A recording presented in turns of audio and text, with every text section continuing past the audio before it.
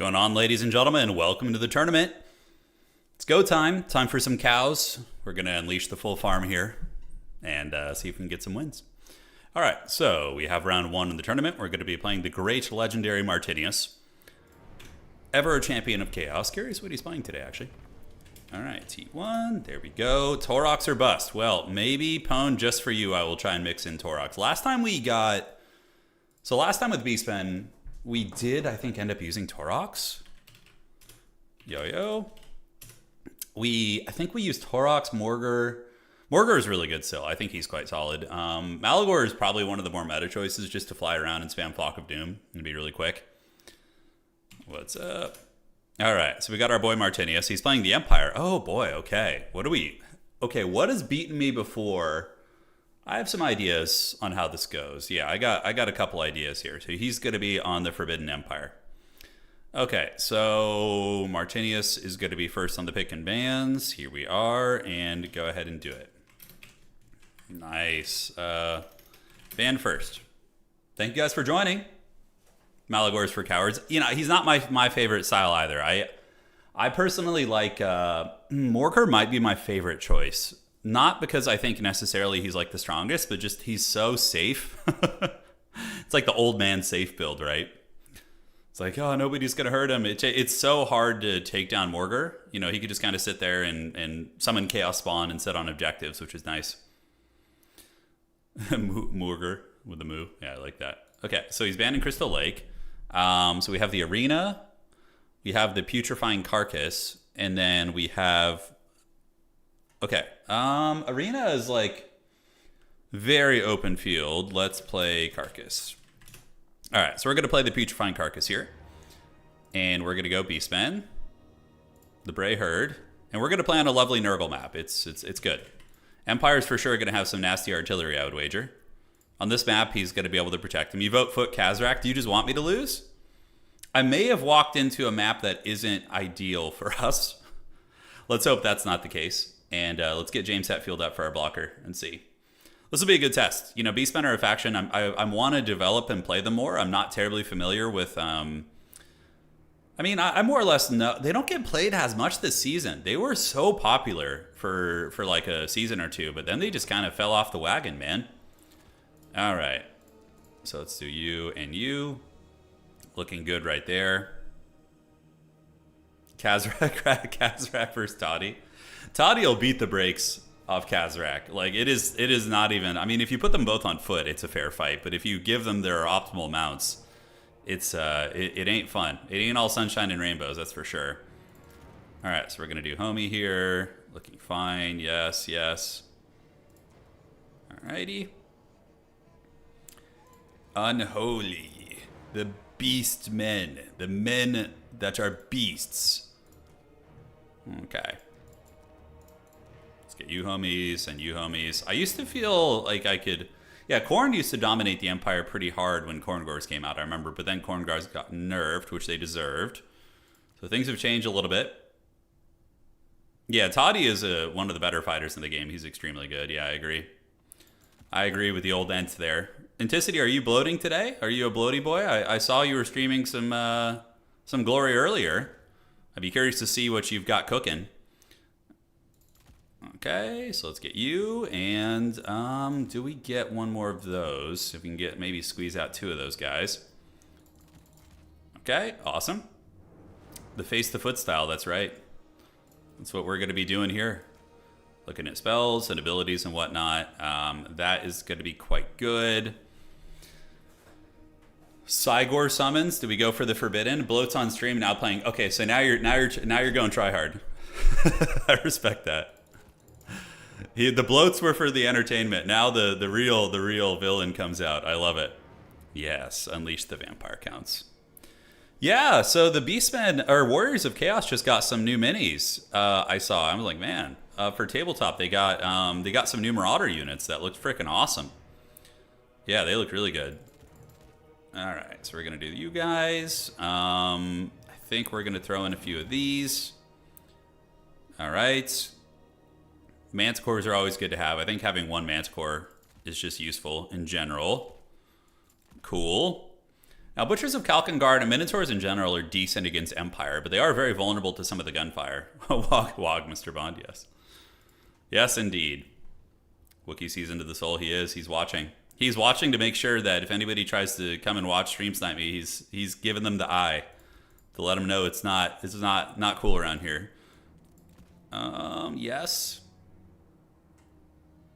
Now, as far as like the big monsters go, trying to think if there's any applications there, really. Okay, so far I like the builds. I think we've got all the staples. The dreaded state troopers will come, I'm sure, but I'm not too worried about them. Yeah, this map is bad for direct fire artillery, but he could use like Sunmaker, those type of things if he wants to. Granted, I don't know. Sunmaker's all right. I find that it's a bit of a hit and miss piece there. Oh, should I fly over it and drop a Cygor summon on top? The truly evil plays. No, I'm probably not going to use this flying guy, Malagor. He's not bad, though. He ain't bad. Alright, so this guy's here. Could do a little bit of this. Trying to think how to fine-tune the army here. Okay, so that leaves us at 175. Let's get you shielded. Cut you out. Looking fine there. Good, good. Oh, Jabberslythe. The Jabberslythe would be truly forbidden. He would not expect a Jabberslythe. That is for sure. Okay, we're going to get that for the memes. And yes. And yes. All right. Oh, I think this is fine. I think it has a lot of what the Empire is not happy about facing. We're going to have to worry about, flagellants and all sorts of nastiness like that. Wagons, shooting. I don't know, man. Pone says, I haven't played in a while. Is the Sunmaker still the father to the Sons of Sigmar? It's a bit of a gamble pick because it's really good at its job, but if they don't bring things that it can target effectively, you're going to suffer, I don't know, Martinius is a really good player, so memeing against him is risky. I'm actually bringing a build which I think has potential, but again, we're kind of learning Beastmen together. And I'll explain the build once we get into the battle, yeah? Snowpaint, he says, hey, Turin, I've been practicing Iron Harvest, so when you're ready to stream again, I'll be waiting. Sounds good. We will do a stream of it again. I love Iron Harvest. I get on like almost every night and queue up for a game and don't find one, then I just go play Company of Heroes. Yeah, the new Chaos Marauders are awesome. I think I might, oh man. I think I might go for it. We'll see. All right, guys. So here's the deal. We have Korngors because they're amazing against Empire, against all the heavy cavalry. We got a couple Ungabunga Raiders just to be annoying. Double Wargore because Empire, doesn't love these foot-based characters. I mean, they might be able to go after him with like a Boris Todbringer or something, but if he does that, I have Centaurs with Throwing Axes, a few other things that I think can fight it. So let's go ahead and get you guys in one. Gonna run up and grab this objective here. The Wargors are going to cruise over this direction. So we're going to put you here. Kind of vanguarding on the water there is a little bit tricky, but I think we got it. Perfect, perfect. You guys here, and you guys here. We get a couple of Korngors out there. Ready to press that objective. All right, so we ended up going with Malagor. I wanted to try some Forbidden Sauce. I was like thinking about trying out the Cygor summon, actually. We got 2 Wargors, and everybody else we could just micro independently. Yeah, I'll show you the new Chaos Marauders. It is a stinky map, but, I figure stinky is good. I mean, do you think human state troopers really want to fight in this? The Beastmen are like, this is just any given Sunday here. But, yeah, the stink is going to be good. He's probably going to have mobility. Iron Harvest is really fun. I like it. It has its jank, of course, but the gameplay is fun, and the thematics of it, like the big engagements, and it looks really good. It looks really good. His map is so gross. Yeah, it's a great map. All right, Martinius has got 13 models. Itachutu Beastmen. All right, so let's get you up. We're going to do you guys moving up here, you guys moving up here, and you guys can move here and here. So those are grenade launchers, which are going to win the fight, so we don't want to play that game. We're going to yield the objective for now, and we're just going to retreat back. He's got the advantage here, so we need to run. We just got to get our Centaurs back, avoid some of that. And he has Swordsmen, Reichsguard Knights. Okay, so we're going to need to get some Korngors down here. Hold this, and we're going to get both of our dudes over there. And the Centaurs are just going to cruise around this way, and the Wargors need to come up there as well. Okay, great. So we are on it. It is going to be a steam tank commander, so he's playing like the old Empire meta. All right, let's halt. We're bracing for the charge. We got braced, so he's not going to have a good time there. And we have the Corngors coming in. Everybody's coming into party. And great. So now we just fight over the middle and make him kind of come down here to deal with us. Get our Centaurs throwing axes back here. Get these Spearmen coming over there as well. And we're going to need to get you guys to shoot at the grenade launchers, 100%. So we need to shoot at the grenades. We're going to pull you guys back, and we can probably start Flock of Doom spamming there as well. That's going to be very, very important here. All right. Let's fly overhead. Flock of Doom. Yes, please. Nail both of them. Did it get them both? It did. Great. All right. So Corngors can fight the tank. We're going to get the Centaurs with the throwing weapons on you. Malagor is going to lurk nearby, and we will continue feasting here. So Collins, what do we want to get? Probably some more Corngors would be good. Get those guys up, and the tank is going to take a lot of damage here, that's for sure. Raiders need to pull back. Oh, the swamp is so hard to click on some of these things. But now, what do we... Oh, it's the pigeon bombs. Okay, that's fine. It's just the dreaded pigeon bombs there. All right, so Ungabunga Raiders shoot here. He's definitely out poking us, but that's pretty normal for the Empire, obviously. Centaurs with throwing axes can lurk, and we do have the 2 Corngors in there now. Let's get you guys up in the high ground here, move you guys up, and see how we want to play this. So we're going to get a Centi with the great weapon coming up behind, seeing what we can do. Good burning head, very, very clean. That was a beautiful one. And we're just going to keep Ungor Raider poking. Yes, slowly but surely. Some of his units are taking some damage, but nothing too crazy. If we can get a freebie on this grenade launcher, holy shit, that's got to be nice. All right, so now we can do a Corngor right here, move you guys up this way, keep creeping around, and get our clutches on this objective. Fighting in the muck here is a little bit dodgy, obviously. You know, a little bit dodgy here. We're going to retreat. Malagor can fly overhead and look for a Flock of Dooms if he wants to. Let's get you guys back. Get you Corngors rotating this way. And unfortunately, not too many good Flock of Doom opportunities. Not too many of those. All right, so back you go. We can charge here. Let's go ahead and... Do we do a Cygor summon? I mean, the Cygor summon would be extra forbidden. We're going to attack right here and get the 2 Corngors to start battling on those guys. All right. So we do actually get a nice charge on his boys here. Able to drag down some of these, which is great. Let's get you guys back, retreat you, and we can get some Harpies coming overhead as well. All right, so the Wargors are going to get in. The Wargors. Kind of what they are. And do we want to fight this fight? Oh, what the hell happened there? They just got... The position just got screwed up super, super hard. All right, so we're going to get you guys here. You guys go chase the grenade launchers. Malagor is going to do his thing, and I do have some Flock of Doom action. The Centaurs will do okay here. Yeah, they'll do all right. Maybe our boy can help. I don't know. So the Wargors are in combat. You guys are going to retreat back. And, yeah, with the Halberds coming in, maybe we'll have a little bit of a chance. Do a little Flock of Doom action over there, nail all those guys. And we do get the Halberds in the mix now. Great. So we're going to retreat away, let the Halberds grind those guys down. And we are down in value, but he's eventually going to have to come and push. That is for sure. Harpies are going to get up. And those are just Free Company Militia. Okay, no problemo.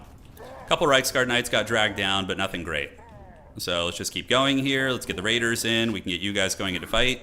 And you guys going into fight as well. Malagor can hang around. We're going to retreat you back. And these Corngors can keep going after the meme tank. All right, so we have our boys here. We're still managing to hold on to the low ground objective like an absolute trash goblin. He's going to have to come down here eventually. We know his grenades are not in the happiest of shape. So is he going to get that tank in there? He is not. Corngors are getting blasted. But we have a lot of resources, just kind of waiting to see what we should summon. I'm thinking Butchers of Kalkengard could be pretty good. Yeah, so you guys wait here, and we just got to make sure he can't win the low ground against us, essentially. Yeah, that's really, really the situation here. All right, let's do this. Let's get you Corngors moving up, and on the backside, we will call on the Butchers of Kalkengard now, who are going to come down and do their thing. So we're getting a lot of throwing weapons here onto the meme tank. Flock of Doom, we could wait to see if we're going to get any better opportunities. I think that's a decent one right there. Get the Corngors in, get the Raiders shooting at the Spearmen here, and keep following around his big tank. That is going to be the idea. So we need to go get on the grenade launchers there before they cause too much havoc. All right, so you boys coming on in. The objective's still in our clutches, and we are getting a hell of a lot of damage right there. The 2 foot-based characters are going to be a problem for him, I suspect. I think they're going to be big. We have his steam tank down to half health. Let's go ahead and get you guys coming over here after these Reichsguard Knights. Retreat you Centaurs back. And from here, we just call in Centis basically to reinforce the position. We are doing okay value-wise. It could be worse. Let's get Corngors over there to deal with you guys.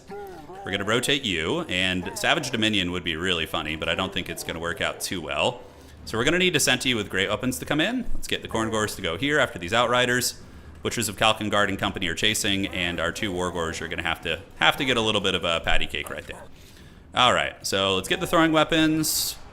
These Corngors are going to come over here. We're going to get you guys to move in on them. Perfect, perfect.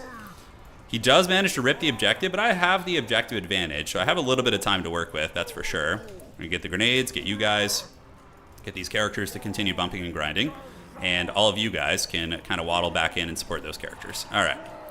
So let's go after the tank commander. Do we have any more flying units? I definitely should have brought some more Harpies. These guys are getting chased pretty hard, so I don't think it's worth hunting them down here. Let's get you back, move you guys up, and the Centaurs need to retreat. Yeah, we need to find a way to get in. Oh, I summoned in the wrong spot, damn it. Okay, so we're going to go over here with some hounds, I guess, make the best of the situation that we kind of fumbled.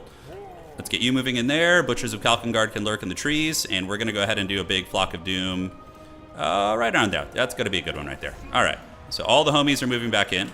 Let's get the throwing axes to come here, and you guys can go right there. Butchers can wait in the trees. And now we are in his backfield a little bit. There are some Reiksguard Knights hanging out that are pretty healthy. So I think I'm just going to try and lure them away if we can. And keep fighting over this objective. Push the grenade launchers, get the Ungabunga Raiders going after them as well. And hopefully we can just start winning some of the grinds here. Alright, let's get you guys. Raiders, come in. Yes, perfect. Alright, Malagor is just going to be a Flock of Doom enjoyer. How does he keep catching me with these Reiksguard Knights? Man, I felt like I clicked away. I guess he's getting some sort of a charge bonus or something? I have no idea. Very weird. I mean, that could cost me the game, honestly. Little things like that. All right, the Butchers are chasing those bad boys away. We do get hit with the Pigeon Bombs. The Centaurs should have mostly escaped here. So let's loop these guys down this way.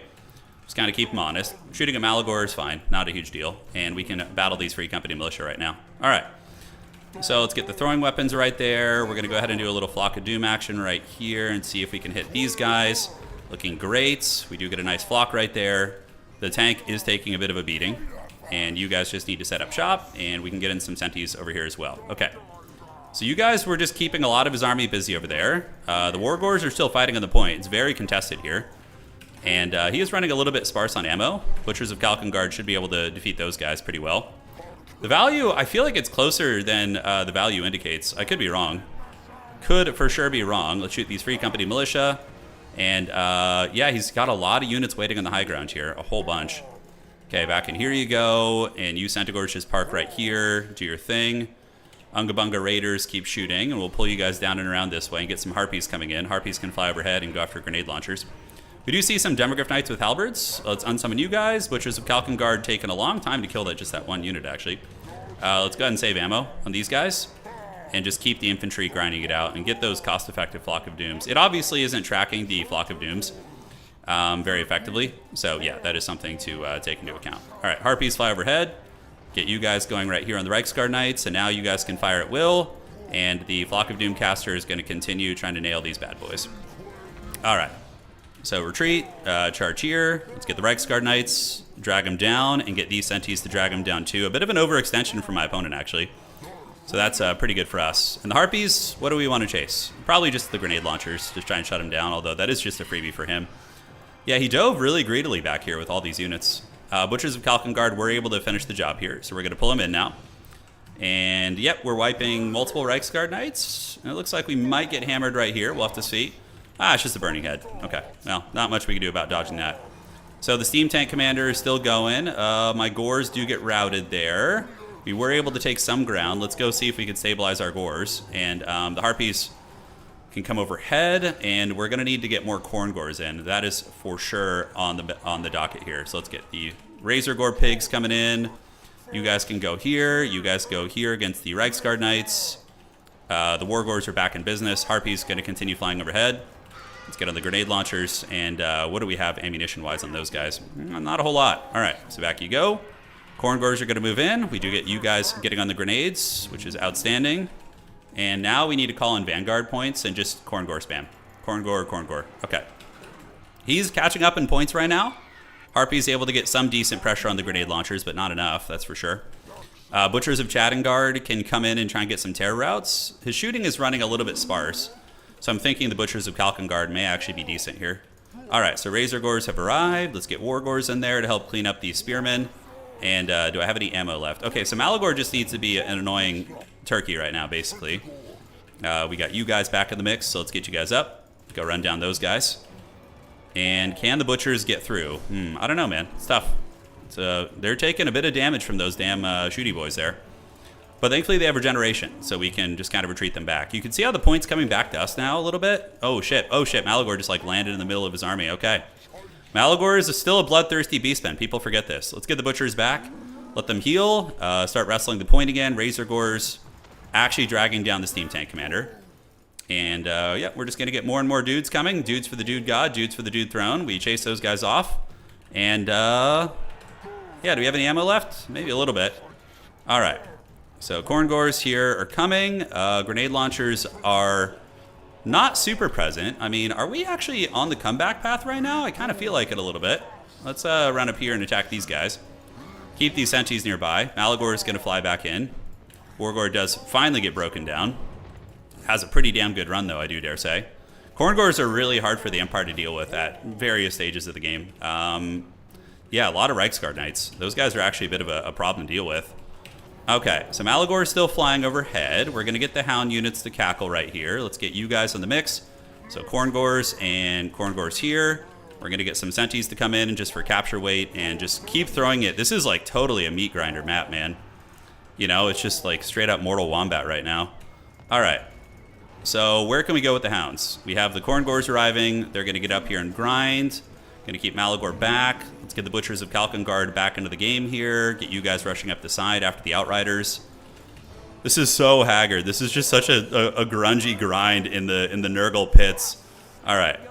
Let's go get on you guys and you Senties. We're going to need to get this objective back soon, right? It's starting to get a little bit precarious. All right, so Baconators, get on there. We have a big cav charge coming over here. Malagor can go jump on some grenades. We'll see. Yeah, those guys will be able to get a good intercept here. And let's get another Corn Gore coming out. Maybe they'll be able to bunker bust their way through. I don't know. We had the capture weight there, but we lost it for a second. Okay, so Centaurs can go Space Jam on you guys. Do this. I think the map ended up being bad for us because we're the more mobile faction. And I chose this map too. Because it's really limiting our mobility. We can't flank them. There's a lot of choke points. You know, there's a lot of stuff that isn't good for us here that I'm just now realizing. Okay. Yeah, that side is getting collapsed. The Butchers of Kalkengard are there. The mini-map, is it Hypnotoad? Oh, it is a toad! Holy shit, I never noticed that! This map is a toad? Oh, that's awesome. Yeah, we lost this, for sure. We're too far behind in value now. I mean, his army's raggedy, but mine is even worse. We do have a little bit of flanking coming in. The Butchers of Kalkengard, probably not a good choice. This map actually sucked really bad, because he was able to just park here and deny so many flanks. I didn't notice that it was a freaking toad. The Wargores were a great choice, though. Those guys were very good. We needed more open field so we could get picks and utilize our mobility, but we just couldn't. We couldn't get that. It didn't happen. All right, Wargore's coming. We'll fight a little bit longer here, see what's cooking. I did not know it was a freaking toad, guys. I had no idea. All right, let's fly overhead. Demogryph Knights are getting dragged down. We have a fair amount of archers. And yeah, let's get some Senties over here. Yeah, Centaurs collapse, and you guys can go ahead and jump on these knights here. Not that it's going to matter too much. Malagor just going to fly and be evil and cackle, you know. Well, he probably doesn't laugh. He's a freaking cow. He's braying. Yeah, this map was not good. I think it cost us a lot. I couldn't flank him. Like, he literally just has this choke point to sit in with a big box. It was clever of him to bait me onto the map. The other one was like a very big open map, which I think would have been better. I think I was a little bit nervous about like about war wagons and that kind of style of play. Yeah, but no, he got me pretty good here. GG, well played. Really nice game. That is game 1 today. And it is time. That map, though, I did not realize it was a freaking toad. How good is that? GG, dog.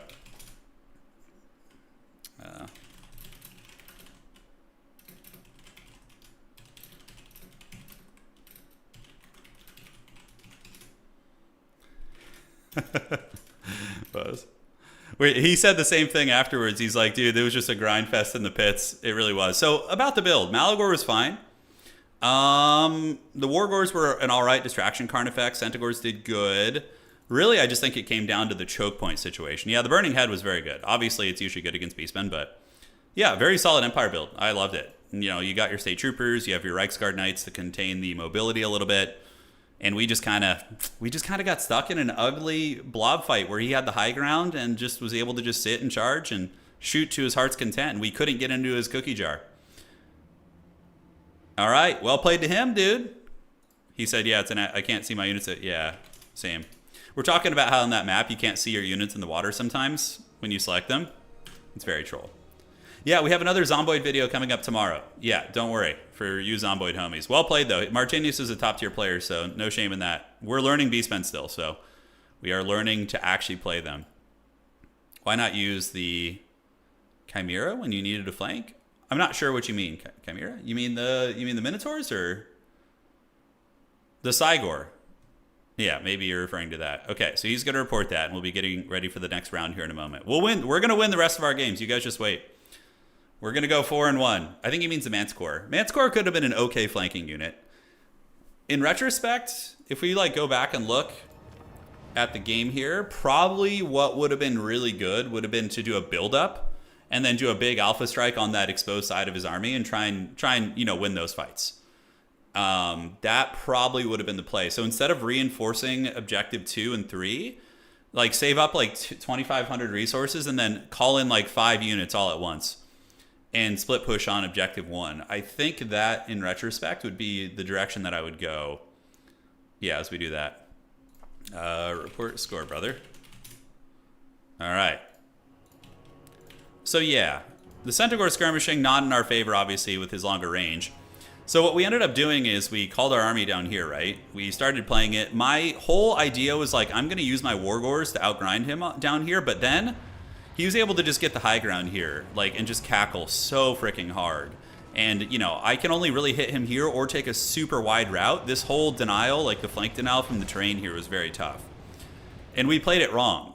Probably the correct play style. You see, I'm calling in units here. Instead of calling in units, save up like 2,500 and then summon like 4 or 5 units here at once and blitz his lines and do an all-in push.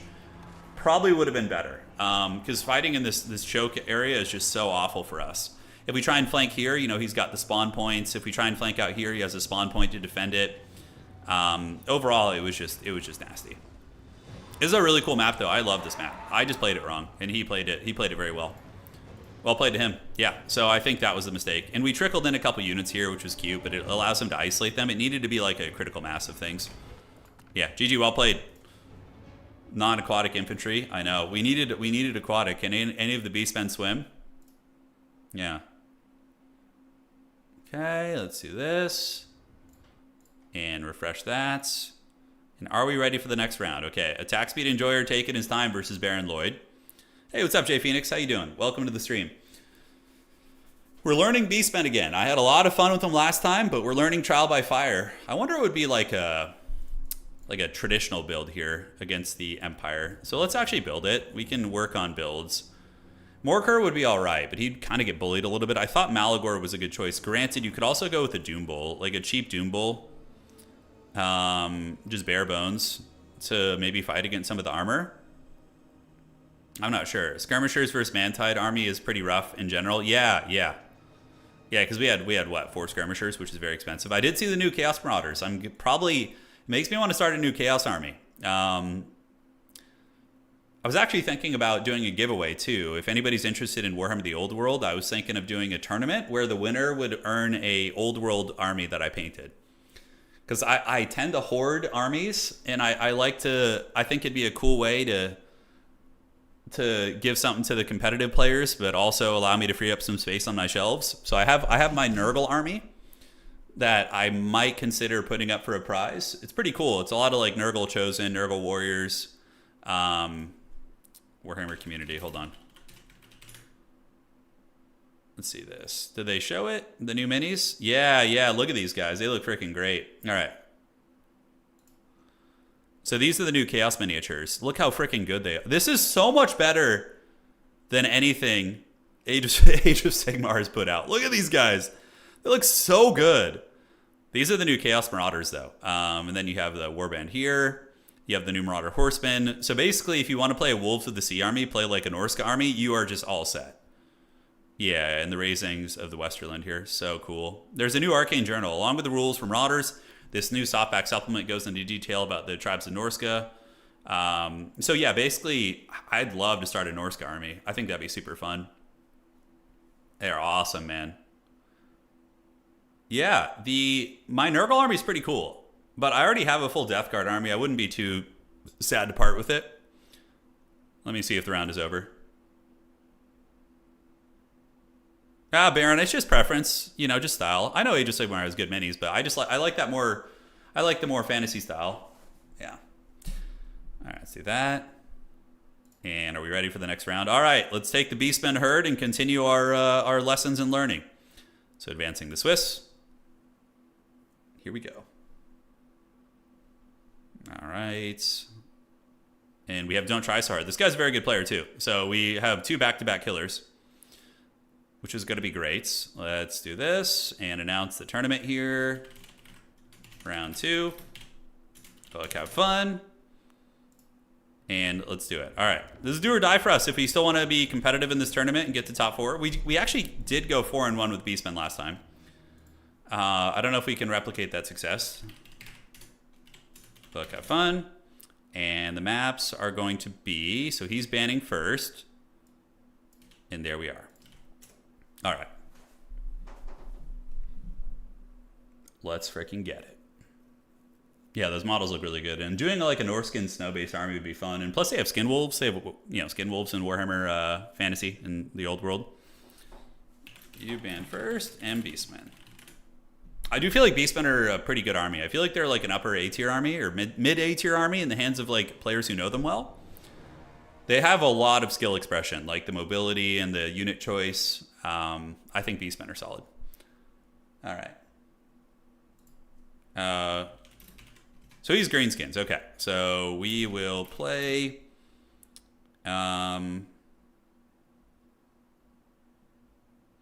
Eastern Isle Colony or Glade of the Everqueen. We're going to play Eastern Isle Colony. I like that map. It's fun. All right, so we're going to do this. We're going to get Homie in there. Get him in the mix. And there he goes. Okay, so let's get James Hetfield over here as our blocker, and we're going to get our army all squared away now.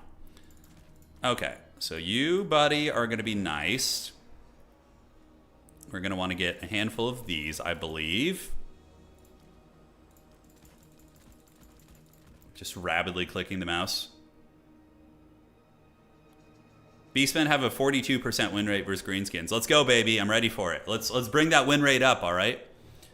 That's going to be the game plan. All right, so... Doing the big thinking right now. We do have some cool-ass units we can bring with this faction. We have some cool units here. So it is greenskin favored. I'm not surprised to hear that. Doesn't mean we're going to lose, though. Although maybe it does. Okay. So I think that's good. Yeah. You got to remember the Beastmen have a couple of things where it doesn't like track properly on the damage value tracker. Yeah, so we gotta be privy to that. Okay, so yes. 1-1, that's good. Hey, it's better than a 30. Oh, Beastmen have a 39% win rate versus Empire? Shit. I always felt like Beastmen had a decent matchup there. I guess I could be wrong. Okay, so choices for infantry. Zangors are decent, but so too are Korngors in this matchup, considering the greenskins mainly spam the Boar Boys in the late game. You know, it's a little something there. Okay. So my opponent is about ready. The greenskins are going to come with what? The Cygor Power Fantasy is real, man. I just have so much fun with it, but it is so janky, I feel. Maybe I'm wrong. Maybe I need to give Senior Cygor a chance, you know? He's been laughed at way too many times. The Bloodroot Behemoth is decent. Incarnate Elemental Beast can be like a decent late game call-in too. Spawn summons, unironically, might be okay. Or regular, not summons, but regular spawn. Butchers of Kalkengard I do think are good in most matchups. So probably want to mix those guys in. All right, awesome sauce. And let's get you and you. Okay, so that looks fine to me. What wild conspiracies can we unleash on our opponent here? Yes. Yes, evil. Evil beastmen. All right. Are we all right? We sitting pretty here? We got most of the things we need to survive this encounter. Found you due to Heroes of Might and Magic, Barga. Oh, nice. Benching your content fellow. Yeah, man. I love the new Heroes game. I was playing last night till like 3 or 4 a.m. Schism is so fun too. I've been having a blast with them. And don't worry, buddy. I know we're on the demo now, but once Heroes launches officially, we're going to be having tournaments, all sorts of fun shit. It's gonna be really cool. All right, so we get you in the mix, and then what else do we want? Yes and yes. All right, I think we're about good to go. Let's do that. See if there's anything else we need. Not really. Oh no, we're on the wrong map, so we need to do Eastern Isle Colony. There we go. Make sure the map is all set. And good luck, have fun to my opponent. I think we're all right here. Wonder what he's gonna bring. I do wonder what sneaky tricks my opponent might have up his sleeve. All right, I think it's fine. Good luck, have fun. Oh, Barga, I'm really hyped too, man. The new Heroes game is great. My expectations were kind of low, but then when I got my hands on the demo, I was like, dude, this is actually great. And the flavor of the factions is really fun too. Schism and Necropolis are my favorites, hands down. Schism has some really cool, fun units and combos, and Dungeon is the one that kind of clicked least for me so far. I'm kind of like, I tried playing them a little bit, and I like the Medusas. The Medusas might be my favorite unit there. All right, guys. So instead of trying to be, I'm being true to myself. I'm playing the dreaded the Cygor. Yes, the Cygor cometh. 1 and 2. We have the big boys, the Koroks Manrippers there, which are an awesome unit. Oh no, the lag. Hopefully this game won't be too laggy. Let's see.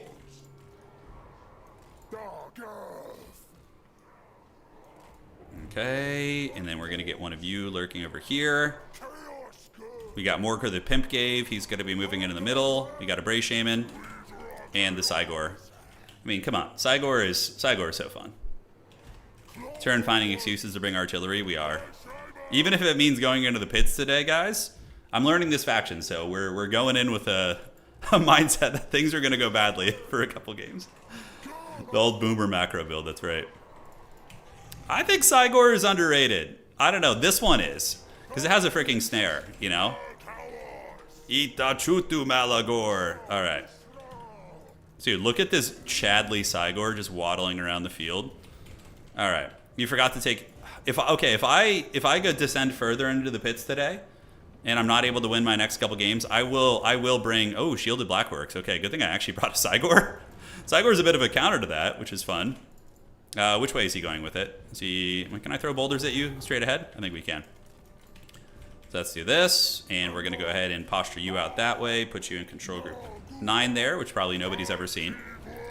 And we do have Raiders coming up, so they're going to poke, and they're going to poke there. And can the boulders hit the Black Orcs? Oh, yeah. Look at that, baby. They said it couldn't be done. All right. So Ungor Raiders are doing it. He's trying to out-capture me here, which is cute. And we will then get some... we could just get some Gors to come up and help hold that point. I think that's going to be fine. All right. So you guys are ready. Let's go ahead and degroup this. We're going to go ahead and start shooting you with some arrows. And we do see trolls in the mix. We're going to get Malagor up there to be extra creepy. And the Cygor is just continuing to bombard those Black Orcs and doing a great job of it. All right. So back we go. Back we go. And we're going to want probably some hard-hitting boys soon. I could get a Manticore. We'll have to see. So Raiders and Raiders are here. The point should come into our favor. And the Black Orcs have taken a righteous pounding, that is for sure. All right, so the Cygor can continue poking. We're going to shoot you as well. And we're also going to call in some Centaurs of Tzeentch to just punish any greediness, basically. All right, so he's charging trolls into our spears, which is about as good as it gets out of the gates. We're going to go ahead and get all 3 of these archers and pound those trolls into the Shadow Realm, and the Centaurs of Tzeentch will deal with anything that tries to push deeper into our army, basically. All right, Squig Summon. We can go bash them real quick. Do a little bit of that. The trolls are retreating. It's fine. We're going to get you here. Oh, he's doing the double Squig Summoner build. Okay, that's kind of cool. All right, might blunder my caster. That would be unfortunate. We'll see if we can hopefully stabilize that. As you guys move up, let's start shooting at the trolls again. Go after these guys, and you guys can come after the trolls again as well. Retreat you guys back. And yeah, my caster did get picked. Nice pick right there. Very well played. All right, so the Centaurs of Tzeentch going to want to do this. So what we're going to do is do a Warp Gaze on you, lock you down, pull you guys back, and they're going to get locked down, and then we just charge them here. And the Centaurs of Tzeentch can then come across and really, really hammer them down. All right, so our caster did rally, so we're going to get him back. Do a big Flock of Doom over there. And Worker is going to go ahead and do his Spawn Summon here to buy a little bit of time. All right, so that was very cost-effective for us. We were able to get a snare. The Spawn Summon is going to help us, and I think we are in a winning position right now. I'm telling you, that Cygor is so freaking good. The summon is just so money. It's so money. All right, so we're going to need some of these. Let's get the Manticore coming up. Don't know what he was on about. And Call of Violence for leadership. Keep those guys going a little bit longer. Those guys do get folded, and we are being poked on the flanks ever so slightly. All right, so we're going to get an Ungor Spearman back there and get back there. Centaurs of Tzeentch can come into the backfield and help out where needed. So these are some Wolf Riders. We're going to go get them, and then we're going to get you on the little goblins and start trying to bully those guys if we can. So the caster is gone, but he's only 600 Gs. So even if we lose him, these damn squigs last like 45 minutes, by the way. It's insane. They last a long old time. All right, so you Gors can fight there, and we can get some Sentis to come in and just start rotating in the backfield. Yeah, that Goblin character should be in trouble, and my opponent does manage to flip the point, but we're going to hopefully be able to take down his Goblin characters. Okay. So Cygor still boulder throwing, and do we have any Sentis nearby? We do. These damn squigs, are they real? No, they're not. Oh my god, they last so freaking long. All right, let's get the Orc boys, or maybe come and secure our home point here. The Manticore, how's it looking? It was able to get the Squig character, and the Koroks Manticore are still fighting the good fight. All right, so let's come back this way. We need to secure our home point. It's a little bit of a shit show over there. All right, yes, archers have come back. Let's get them. The Cygor can throw boulders at the advancing units here. Looks like some mobility's coming out, and here we go. So we can get them again with that. So we're going to get them with this. We're going to charge you, and we're going to charge you, breaking their charge bonus here. And then we're going to call in some infantry to get up and try and get our home point back. We could just call our wizard back in. I don't think that's going to be too hard. Manticore is rampaging, but that's exactly what it's supposed to be doing. Spawn are still grinding. We have a couple cheap spears. Let's get those guys back up. And we were able to run those guys down. All right, so how are we looking? Are we in decent shape here? You guys come back, and we do have you Raiders to come back also. Very cool. Koroks Manticore is still going pretty hard in the paint. They're still doing good stuff. Let's see if we can get his big boy here. Maybe catch him slipping. That'd be very nice. Those are Savage Orc Biggins, so they're going to be hard to kill. And we'll get those Savage Orcs there and get the Raiders on you. And ooh, he might have actually blundered Malagor, or excuse me, Homeboy over here. Is there anything I can punish him with? I don't think so. The Centaurs of Tzeentch might be able to just punish him in general. But if I can get his Lord, that's basically just like an I win button for us. All right, so we're going to come here, get some more Korngors to come across. You guys are going to get up on the point, and he is going after the Cygor, which is aggressive. We keep chasing here. Yeah, and then we need to get you guys to come and pin this guy in. So we're going to pin him in here, and then if we can get a full trap on him, that's going to be really, really good. If we can just knock him down, that's how we win the game. All right, so we're going to get you. We're going to get you. Shoot you there, and just get everybody to continue spam clicking on this guy. In the meantime, homie's going to pull back. Let's get some Unga Bunga Raiders to come forward. We're going to retreat with you. You guys are reclaiming the objective for the realm, and you guys are going to get that too. And we do surround his Lord. So that's all it takes with Beastmen, just one little cheeky ambush, and we need to make sure to actually get the kill on him. And then the Greenskin army should start to fold from there. We'll see. All right, so coming, and in the backfield, we have the big man running. Let's get you guys here. And we're going to go ahead and snare you guys down in combat, lock them down, get you guys going there. And how is the Alpha Strike looking? Did we get him? Can't let him escape. He's got to die. If we want to have a win condition, that homeboy has to go into the trash. All right, anything fast here? Nothing fast, nothing furious. Let's continue waddling over this way.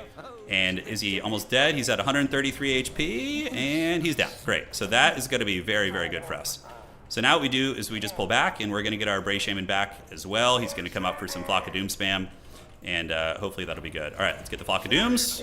We have Korngors here as well. Homie is leaderless, so now a lot of his army is going to be very, very fickle here. Let's go ahead and go after this and just kind of play that slow grind back to value here. That is going to be how we do it. All right. So you guys come up to the point. Cygor Man can start throwing boulders at the Savage Orc Biggins here. We're just going to get our little Death Star and keep moving around. And yeah, Centaurs of Tzeentch will probably be good. And are we going to hold on to this objective? Probably need to get over there and make sure we don't lose it, because it's going to quickly become a game where I am struggling on points, and we don't want to lose that way. That would be very unfortunate. All right, come back up here. Korngors are fighting the good fight. He does get the wall going down, and we're going to go ahead and move there with some Flock of Dooms. These are the ROR Unbreakable Goblins, so fighting them is an absolute waste of time, so we're going to come over here and Flock of Doom in 10 seconds. Let's get some Sentis to come in and help stabilize this point as the reinforcements do arrive. There we go, and there we go. Okay, so that should be able to hold that. Morkur is going to go this way. We could go for his home point even. It's totally a viable option. Flock of Doom probably better on his elite blob right here. Okay, so let's go and just take advantage of the fact that he's leaderless. That's going to be, I think, better. Yeah, that's going to be very nice. And the Centaurs are going to fold this army, and then we can hopefully just push on to his home objective. With Terror, I think we can even break a lot of his positions, simply because his army is leaderless at the moment. That is going to be pretty relevant there. All right, so we don't mind the Cygor just doing its thing. We got Malagor in here. Charging into Orc Biggins feels bad, though, so we're going to retreat back, do this, get Big Pimpin in there.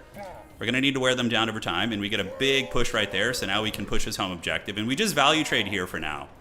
He is going to get to the point where he can win on one, but I'm hoping that yeah, Morkur can keep fighting. Let's get you back.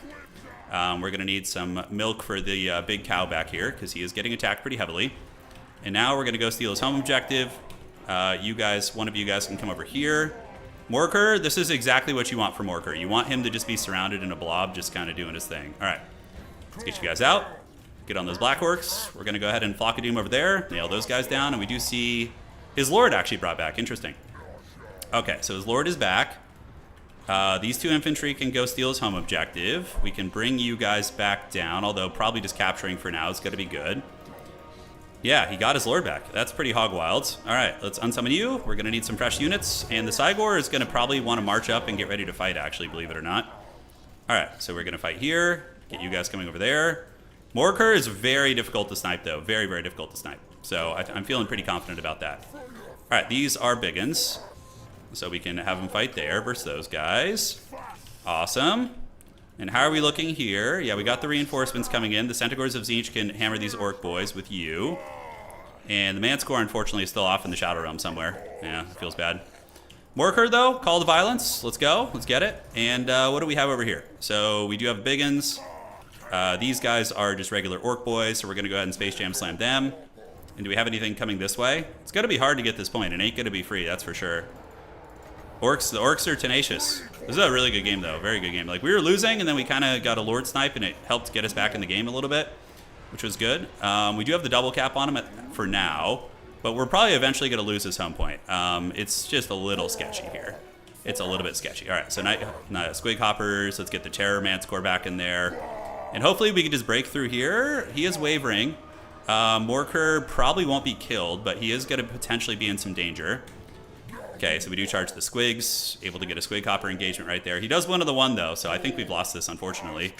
I don't know, maybe. We are breaking through in a couple points. Let's get you, and Morkur is getting chased. Let's get the Butchers of Kalkengard, or the Minotaurs over there. This point is coming into our favor. Maybe like a big terror route type situation. I think he's going to give up on that. Those are just the goblins, I think. Okay, Big Pimpin' Morkur is going to come back, which is good. We can retreat the Korngors. This objective is going to come into our favor. And we're going to have a little bit of time to work with here. A little bit of time. So let's actually just get some sustainable units up. Just get you guys bumping and grinding. Is he going to go after Morkur? Maybe he will. We'll keep chasing. And the Minotaurs are going to go escort him and make sure. Yeah, because he is healing this entire time, right? So this is very nice for us. All right, so that objective flips. And you keep escorting there. We have a couple homies on the way, too. We do have Terror against late-game Greenskins, which is nice. You guys can finish off these goblins for now. Let's finish off the goblins. We have a little bit of time to work with. Not a whole bunch, but just a little bit. Okay, and we can get some Unga Bunga Raiders coming too, and they can just put some pressure on Homie. And we're going to need to consolidate a big old scary push here. We still have Flock of Dooms. He's just going to be sitting there, but it's going to be a long time before he gets the dub off just that. Okay, so I'd like to get like a Death Star type push together. I think that'd be really nice. So Ungor Raiders gonna shoot a little bit. You guys are doing this. Manticore can come and actually attack here too. We're gonna need to try and protect our boy in the ground. And what do we need to leave here? I think the Cygor plus some Gors should be adequate. And we're gonna keep going after him here. Yeah, the Manticore might be able to save Morker. We'll see. So next up, if Morker rallies, it's pretty huge for us. The Manticore is coming. He's still a ways off the edge of the map. So I think we're sitting all right in that regard. Minotaurs are going to keep coming. That is actually very unfortunate for me, though. It is forcing me to chase instead of like planning for the objective there. All right, so Spirit Leech activated. Let's get you guys coming up, and we can go ahead and get ready to start moving here. The Manticore, yeah, he's still broken, which is unfortunate. The Manticore is trying. I think we got to go for him now while we still have the leadership. So that was probably a mistake trying to protect him, but you know, you got to try, right? You got to try. All right, so everybody's going to go, and our leadership is going to be problematic. Our Kazrak might see some play. It's right, he might. You guys laughed at Kazrak one too many times, but he's coming back. Okay, let's get you guys here, do this, do a little bit of flank collapsing, get you guys coming over there. Minotaurs here as well. Raiders coming, and man, so close to rallying, so close. All right, let's keep hunting you. All right, so the attacks are in. Let's keep running around the side of the map. That's the game plan, and we can get some cheap spears to come and screen. So you guys keep running them there. Minotaurs are going to come in. We do get the Centaurs on the flanks, which are going to be collapsing on a lot of units. And the big Cygor is coming, and Flock of Doom spam is in full effect. There we go. That's a really good Flock of Doom, by the way. All right, so the boys are pushing, and we do unfortunately get routed there. So we're going to turn about face on these guys. And do we call in a Senti? I think it's just Senti spam all day. Just all day, every day. Just Senti spam. Let's freaking go. All right, shooting the Savage Orcs. You guys are going to move in. Cygor's going to come in as well. We're going to retreat you back. Do this. This was a good game, though, man. It was a really good match. All right. I don't know. The Cygor, I felt like made some plays, but it could have been my newbie, my BEASTMEN newbiness showing through. Like, maybe it would have just been better to spend the resources elsewhere, but I feel like the Cygor did good. The cows, they're coming. They are coming. If Morger lived, does it make a difference? I don't know, because it's going to be pretty hard to break his position here. He does kind of land his lord in a dangerous position again, though, which is nice. And then we are probably going to win this fight over here. We do see our two Sentis battling it out, but those are some big scary boys. So let's get some Zangors coming. They're going to make it to the point. Cygor is getting some terror routes here and there, but we don't have a whole lot of time. Is he going to ninja that side point? I don't think so. I don't think so. All right, so you guys move there. Let's get the Cygor to break open the Savage Orcs there. One of our lines does break anyways. The Eye of Morsleep is really good. I mean, the snares are the one thing that I think are pretty sweet. Okay, so cows come across.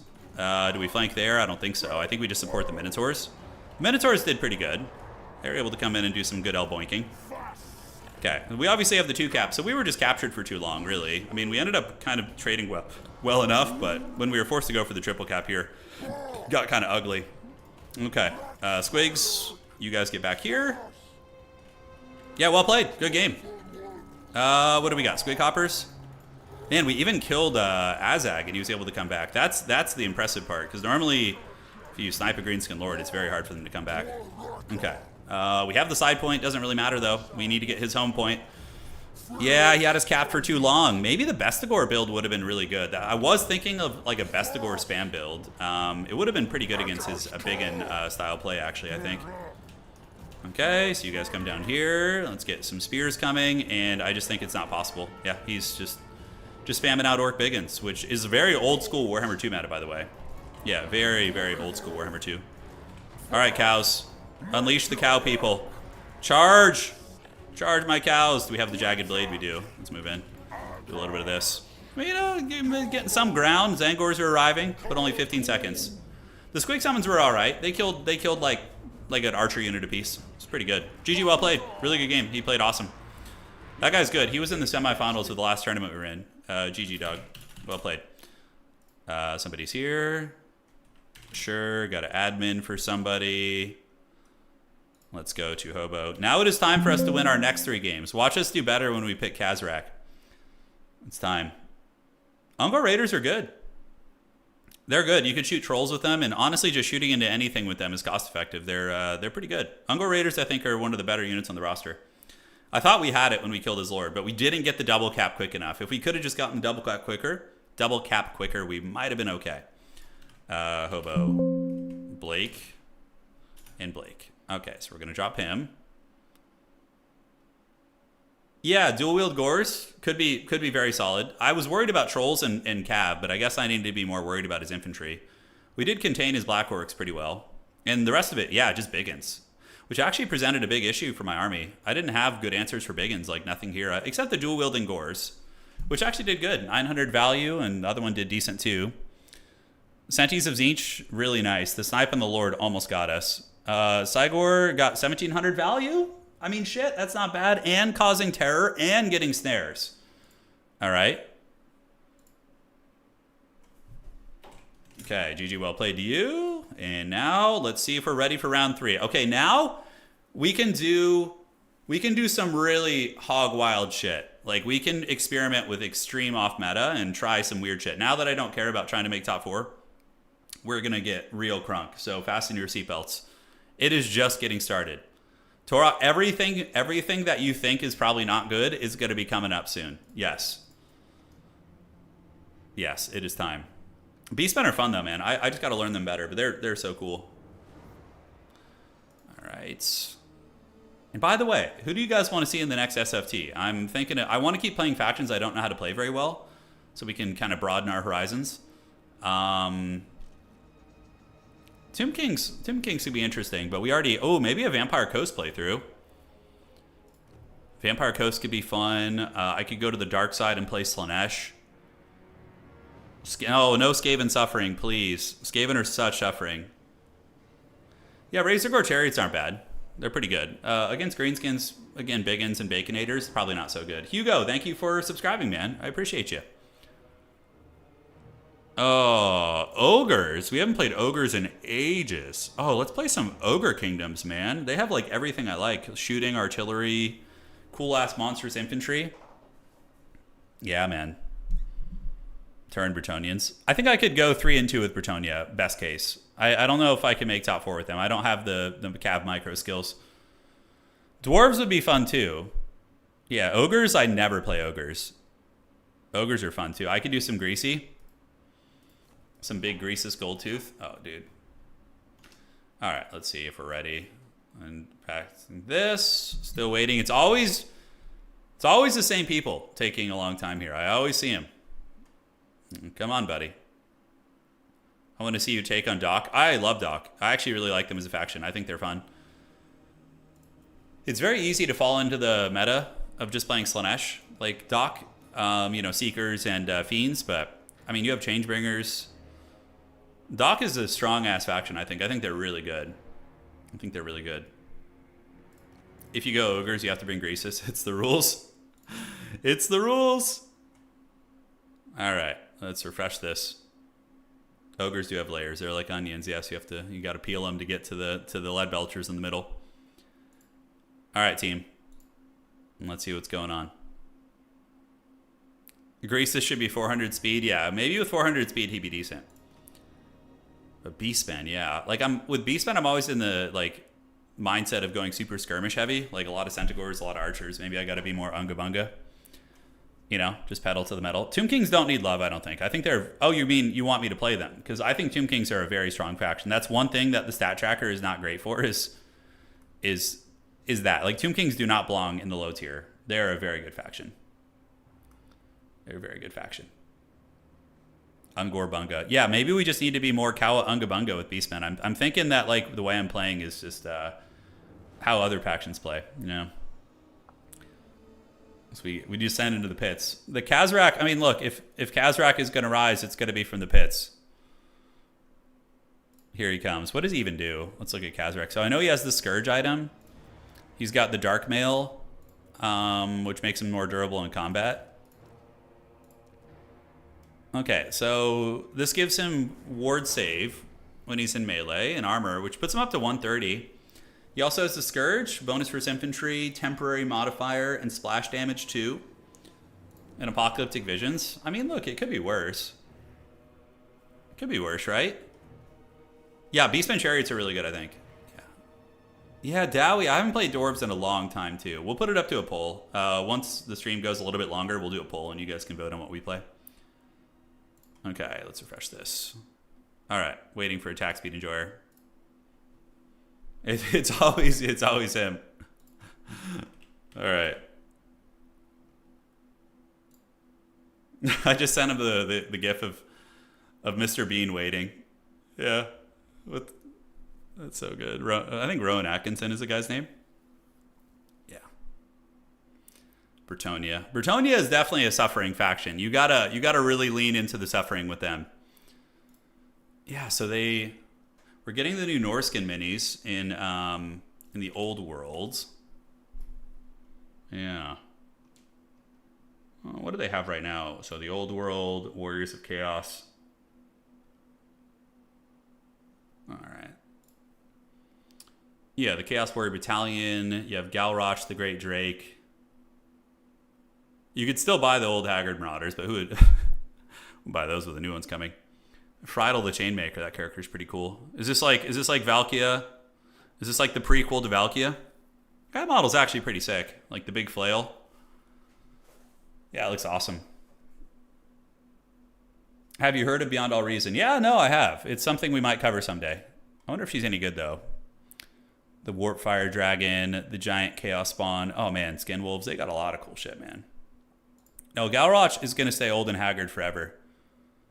These are pretty retro, but honestly, for a retro model, they're not too bad. It's pretty gnarly. You have the stretched skin of the werewolves there. Chosen Chaos Warriors. Yeah. The inbox. Oh, dude, I've had this email since 2005 million. Yeah. I think I've had that email from since when would it have been? Oh man, 2005 or 6. Yeah, something like that. All right, are we ready for the next round? Is homie done? Okay, he is.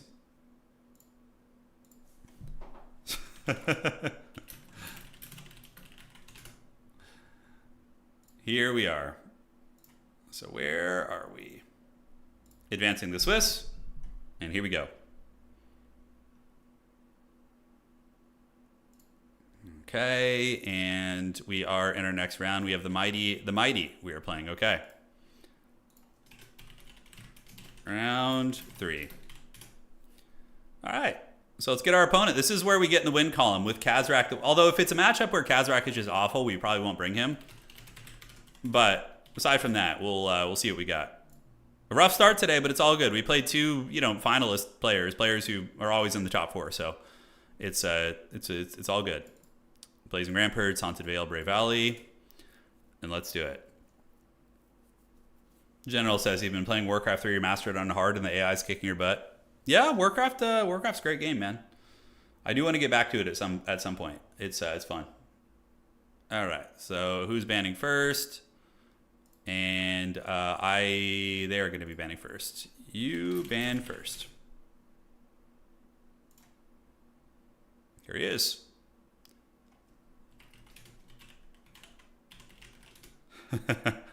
He says, "Welcome to the pits." I love it. I love it. All right. And he's Wood Elves. Oh, shit. Okay. Beastmen versus Wood Elves. Was there a Grubby 2.0 tournament in the works? I don't think so. I don't think he's working on anything like that right now. At least from what I've seen. He would have mentioned it on one of his streams or something.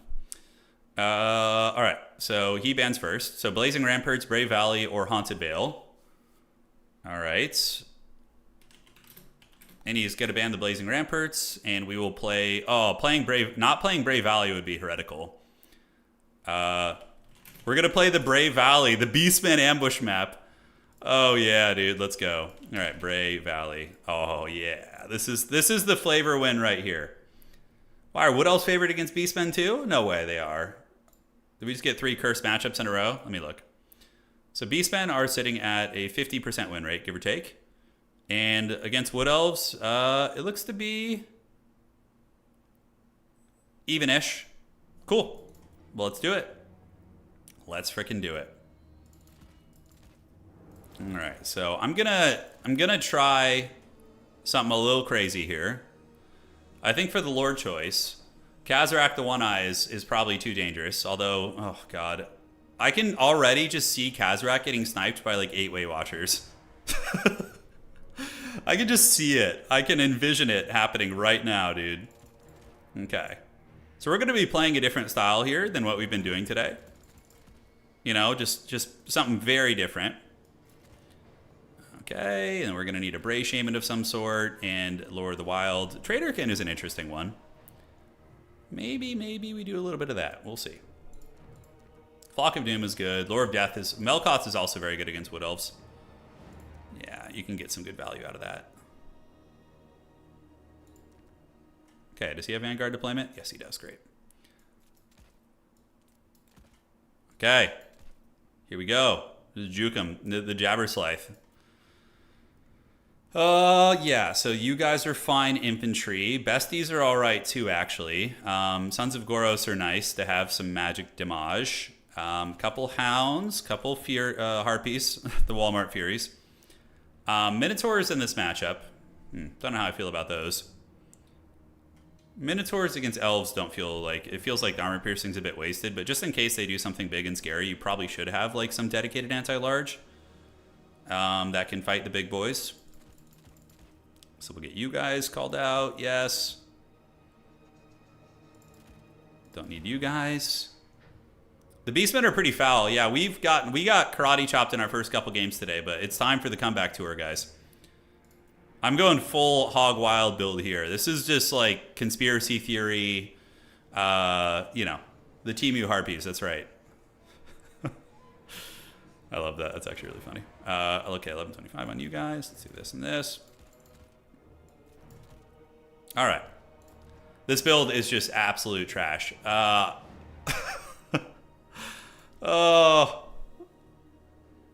I think I need to play Warriors of Chaos for the next SFT just to get back to my comfort zone before I send myself into the pits with more factions. All right. What's it going to be? All right. Yeah, that'll do, pig. This thing better have Vanguard deployment. Okay, it does. Good. It better have Vanguard deployment. Cockatrice not super good. Manticores are all right here. They tend to just get shot and lured to their doom. The Haggard is going to flow pretty hard this game. Why can I not ready up? One of us cannot ready up. Do we have too many of something? Oh, where the hell did he go?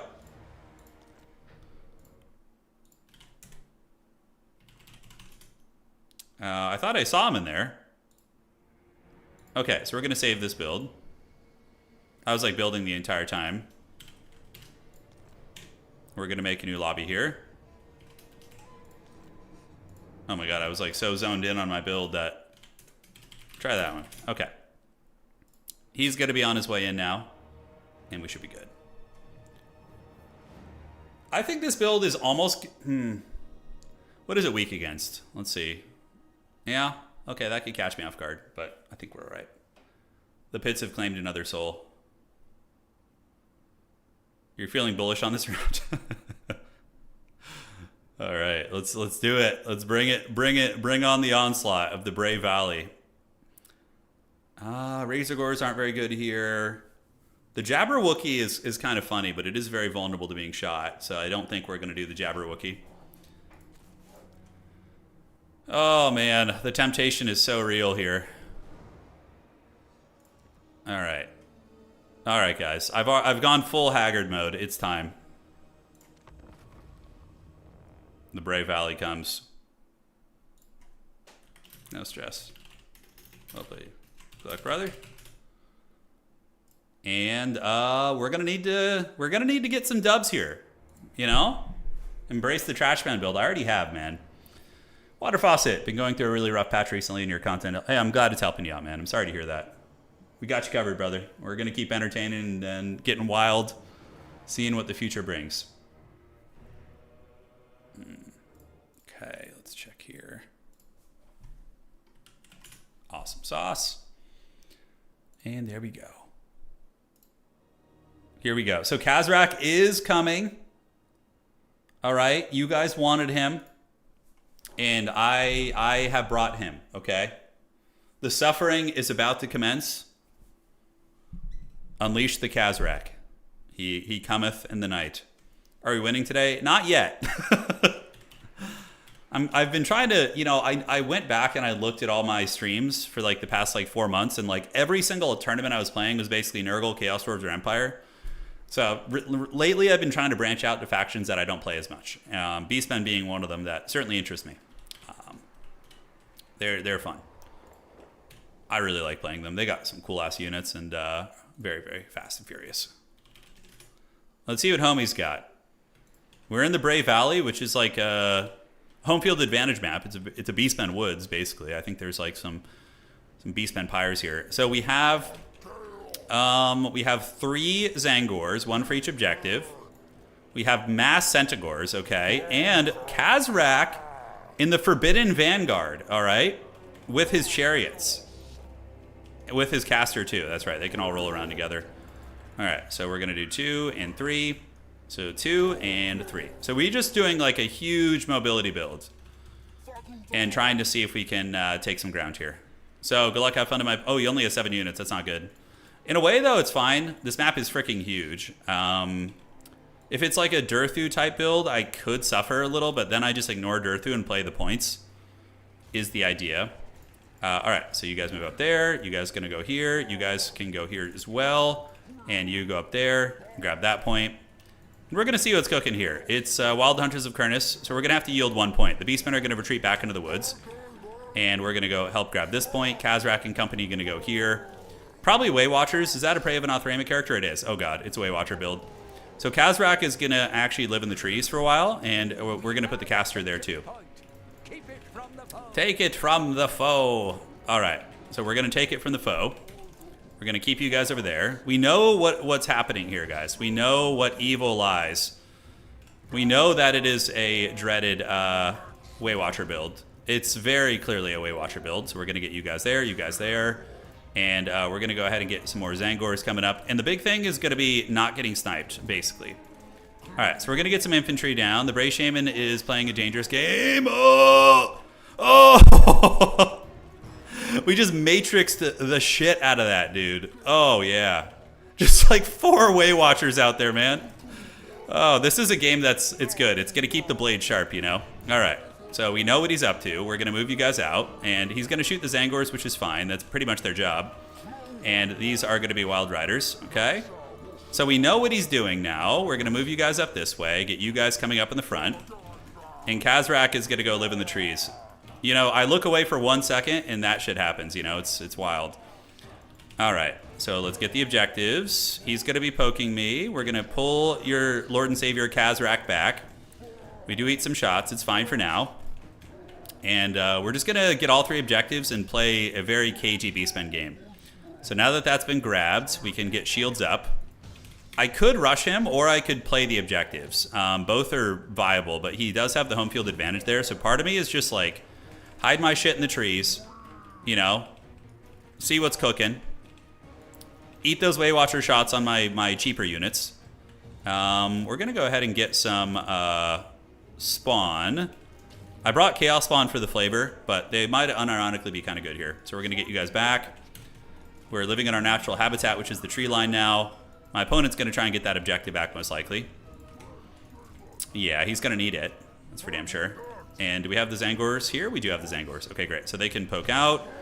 You guys can move up. We can't let him get any objectives. If he wants to play this style, we need to make it very, very undesirable for him here. Okay.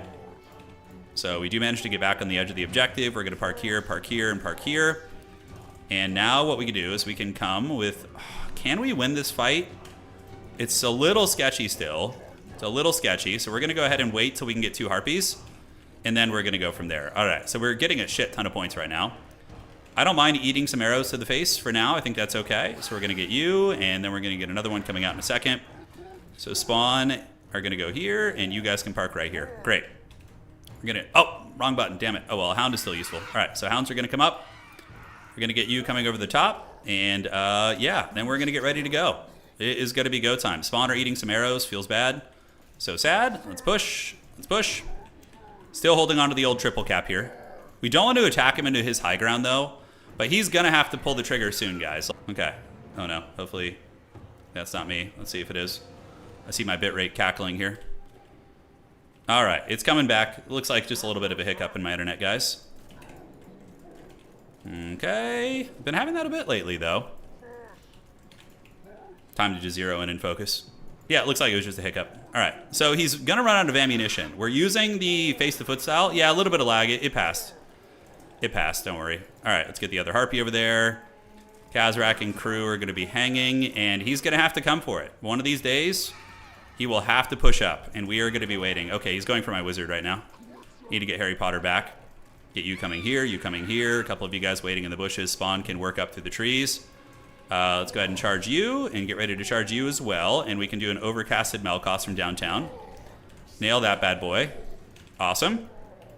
Let's get you moving towards the archers, and you hounds can creep over there as well. We do manage to get him with the Melkoths, and now I think it's time to sound the horn of war and push up with everything. So this is going to be a bit of a micro situation for us. We're going to do it, though. So everybody's going. Kazrak is going to wait in the bushes and be a brave leader of the Bray herd. So let's do this. Pull you guys back. Attack into the Wild Riders. Get Kazrak coming in there, and you guys can go there. All right. Harpies, in the meantime, can jump on these guys. Let's get you hounds going there. Kazrak can now come in and use the Scourge, which is going to help him. And the Bray Shaman is going to be lurking there, too. So let's go there. Keep you guys moving. And, yeah. So far, so good. The trading isn't going terribly. And we do have the triple cap on him, right? So that's really, really nice. All right. So you guys keep hunting. Yeah, get on top of these guys. Fight here. You guys can go back there. And the Bray Shaman can just go ahead and hit these guys right there. Okay. So now we're going to call in Sons of Goros and move up. We have been able to collapse his flank, so we're going to go get on these archers there. The value trading isn't too bad, and we have his Way Watchers kind of corralled, which is nice, and we have the objective advantage during all that. 2 Wild Rider units down also. So let's get these chariots moving in. Chadrak is going to go. I think Chadrak can go pedal to the metal now. And we're going to get the Sentis to move uphill. He might be running out of stuff to call in. We'll have to see. Let's get the spawn in the mix, call in some hound units, move you guys over this way, get these Centaurs over the top. And you guys should be able to just win that fight. All right, so Chadrak is being focused a little bit. This is very, very aggressive here. The Way Watchers, how are we looking? We can collapse on the back of this army. Actually, we don't even need to go all the way. Chadrak can help there. We'll get some Sentis coming over the top. And his main army is here, and it's kind of actually in a bit of a dire situation. We're going to go ahead and hit those Sisters of Thorn and move these Sentis up. Let's get the Hounds and the Centaurs going right up the middle. Chariot can surge up to the high ground as well.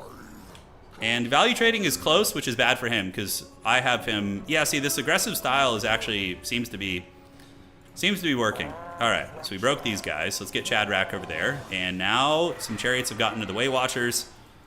So we kind of did like a Walmart version of a Tim the Wilder build-up, you know, where we get that big build and just push. But I mean, we had the objective advantage, so it's not really a great example to be honest. All right, chariots go there, Sentis go here. Let's get the Sons of Goros around, get on these guys. And, yeah. So we're going to keep swarming. We're going to go ahead and get Melkoths on this. Fight the Sisters of Thorn here. Keep blitzing through, keep blitzing through. The Chadrak pick, kind of interesting, not going to lie. Looks like this flank has mainly been folded. It's just some Zangors. So we're going to need to get the mobility pieces. Sons of Goros will probably be able to help with that fight. And value trading is even now, which is great for us. All right, let's get Chadrak on the Wildwood Rangers. You guys keep fighting there. You guys keep fighting here. We need to reinforce some of the points. Let's get some spawn coming down there. And we can also get some hound units to make sure he doesn't grab that point over there from us. This looking very good. The Zotes are going to be dead soon. And he will stabilize some of his army, but yeah. All right. Let's pop the Scourge. The only way he could really win is if he sniped Chadrak. You know, that would be the problem. So we're going to fan out, unsummon some of you guys. We're going to get you guys heading to the middle, and you guys can keep pressing here. And now we just got to watch out for his counter push. You know, that's going to be the idea. And yeah, see, the instincts were on point. We knew he was going to go after Chadrak. That's like the logical, desperate comeback play, which I respect. I would have done the same thing. It's definitely good. All right, Spawn can hang here. We got 1,200 points. He's just not going to be able to get the points probably in time. Let's call some Sentis down here. All right. So there we have it, guys. Shadrach he's gotten the job done. Melkos on the Wild Riders from downtown. Looks like I had a little bit of lag, but it's actually not me lagging now. That's good. Now we just fall back into a comfortable position. I mean, his Way Watchers took a hell of a lot of damage, so we can just kind of chill out. Let's get you guys in the trees and prepare an ambush, there. Chaos Spawn in the middle. They laughed at the Chaos Spawn until it was too late. You guys hang, and let's actually get another unit hanging there. We can unsummon some Hounds, call in some Harpies to come and chase the Archer units. The Spawn do get netted, but doesn't really matter at this point. I mean, he's going to grind some value back, but we just keep Shadrach in the trees. All right. That is going to be Wildwood Rangers. So Centaurs will trade pretty well into them, actually, but we might be able to just go hammer his entire Archer Corps down since Bravenoth Ramos on cooldown. Yeah, I think we just do that instead. So we're going to go Bro Charge here. Spawn taking it like absolute champions. Shadrach is going to go this way. And the Harpies are coming. Let's go ahead and get on these Way Watchers. You guys can get up on these ones. He's done a really good job protecting his Way Watchers, though, to be fair. He's done a great job with that. Like, I've been struggling to catch them. Despite that massive dive, he's been able to keep those guys alive for sure. All right, let's get some of these guys to come up and maybe stabilize the point. Shadrach can actually go take those guys down. Charge here, retreat you guys away from the counter charge. Then we get our guys to come, we retreat behind them. Come over the top, and then he goes somewhere else, and then we re-engage. Okay, great. Harpies can come here, and hopefully we can just fold these guys up. So he's there with the Wildwood Rangers. Let's fan out, cover this objective. Make sure there's no stealth units doing any funny business. We do bunker bust his position here, and Shadrach should be able to clean that out. All right, that's all we needed was Khazrak to get some game wins. Yeah, that's Way Watcher sniping. I mean, if I mess up my micro for 1 second in the beginning of the game, he kills Khazrak and I lose. It's very sketchy. GG dog. Stressful. That was a stressful last game actually. Like I felt like I was constantly just looking and worrying about the old what the hell are those things called? The Way Watchers. Yes. Yeah, Wildwood Rangers are good. They're not bad. Yeah, they're not a bad unit. Okay, so it's going to be BEASTMEN. Now it's time to win the rest of our games, guys. Now that we're warmed up and we know our new style, Khazrak meta, that's the plan. Wood Elves. All right. Yeah, BEASTMEN are a pretty good swarming faction. No, Khazrak is still a bit of a meme. Yeah, he is. He's like... Here's the thing, guys, about Khazrak. The fact that you can put Shadrach on a chariot with Vanguard isn't terrible. Like, in some matchups, having him with the Vanguard of those chariots could actually be viable. I mean, I really like the cheap chariots for BEASTMEN. Yeah. Probably like 2 Way Watchers or 3 tops would be safer. Because he didn't have much to protect against me diving. And he still did an amazing job, by the way. Yeah.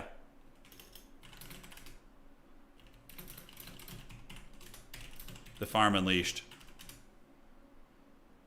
Okay.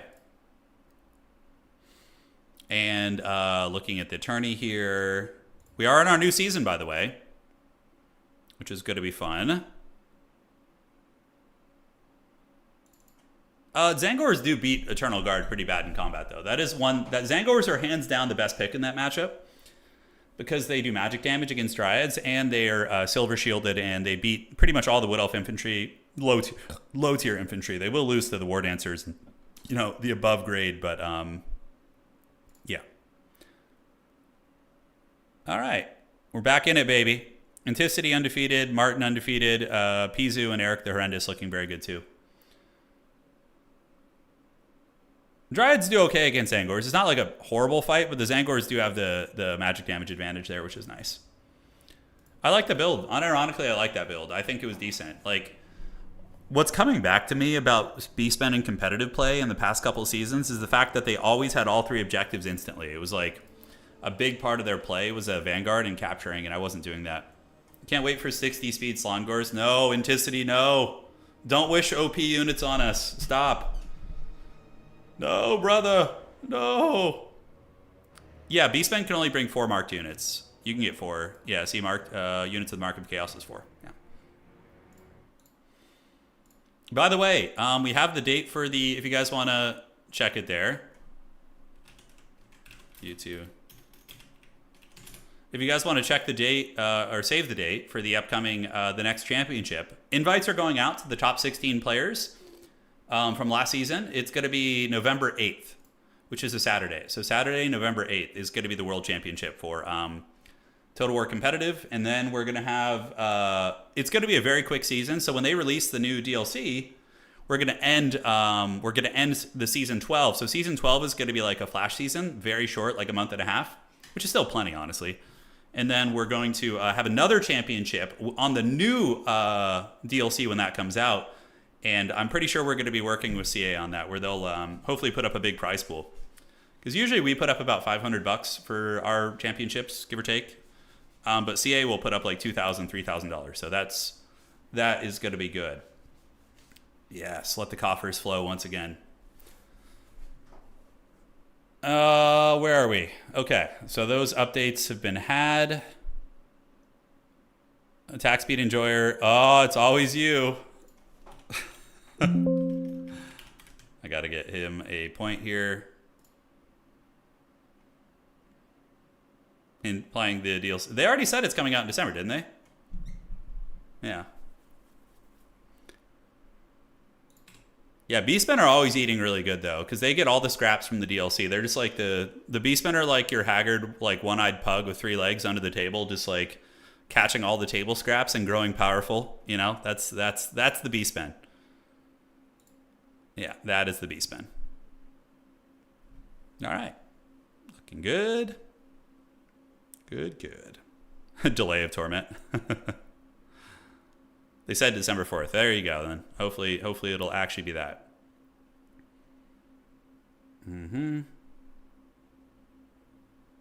Awesome. We are about ready for the next round. I was just trolling Attack Speed Enjoyer before. I was like, it's you every round. Who's the last person? Yeah, and it's him again. 3 times in a row. Oh, man.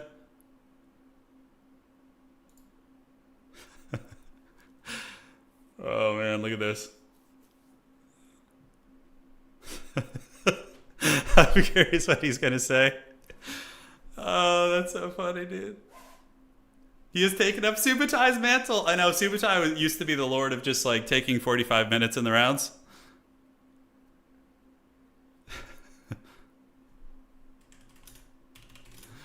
Okay. Let's refresh the brackets. And awesome. So we're ready for round 4, guys. Let's keep learning some Beastmen tricks, yeah?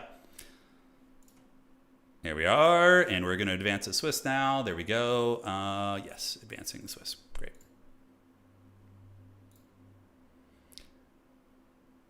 He's taken up the mantle of Subutai. Give us the Jabberwocky. Look, if I get a matchup where Jabberwocky is viable, you got it. Or not even viable, but playable. It doesn't have to be viable. All right. Got my opponent here. I don't think I played against this player before. It's my first time, so no idea what to expect. We are on round 4. Beastmen for me. And let me announce to the goblins.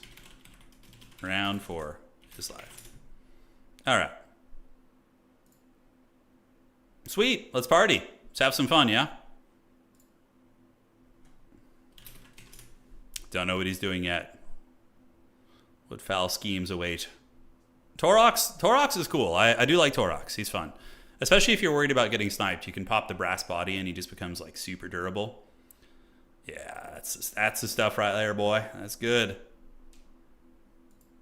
Okay, so...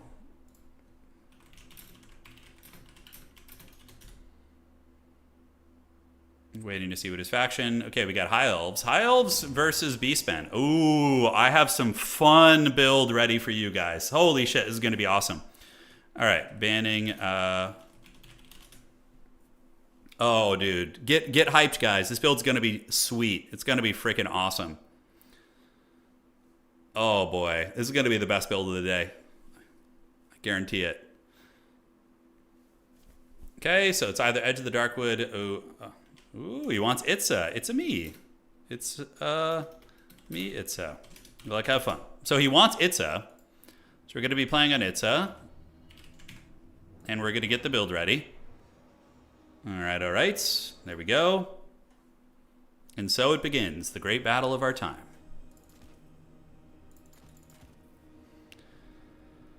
Oh, if it's not Taurox, you don't want it? Okay. I mean, Taurox does fire damage, which actually is not good against High Elves because of Fireborn, having fire resist and stuff, but I don't know. You guys are asking for the trouble here, huh? You're telling me you don't want Chadrak yet again? You don't want another Kazrak the One-Eye experience?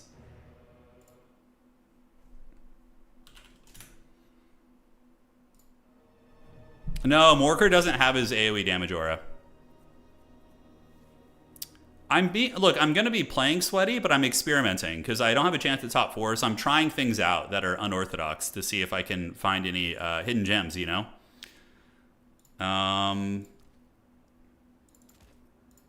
Yeah.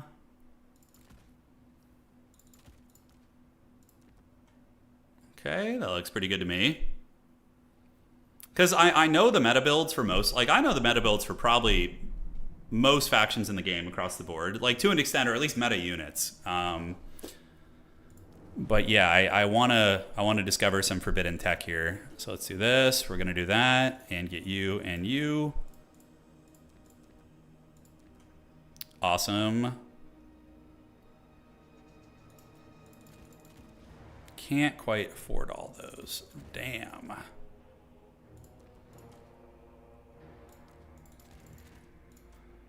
Okay, so against High Elves, Centaurs are good, but you have to deal with Silverhelm, so sometimes the Great Weapon variants are better. Malagor is boring. He can be. He doesn't do anything super exciting.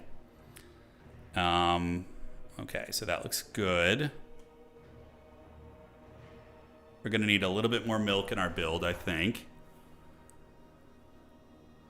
The cow jokes, they're just making themselves. The Jabberwocky is very risky. The High Elves have so many cost-effective archers, which are great at killing light-armored monsters. Yeah, I mean, Jabberwocky is good against infantry. Probably the best monster in this matchup would be a Gorgon, actually. Because the Gorgon is pretty good at ripping and tearing through the big stuff, like the Phoenixes and the big scaries. All right. As far as infantry goes, probably these guys are adequate. Yes. Can get you in the mix. Like Bloodbrood Behemoth, Gorgon. I mean, the Bloodbrood is pretty sick. That thing's so expensive, though. It's obscenely expensive.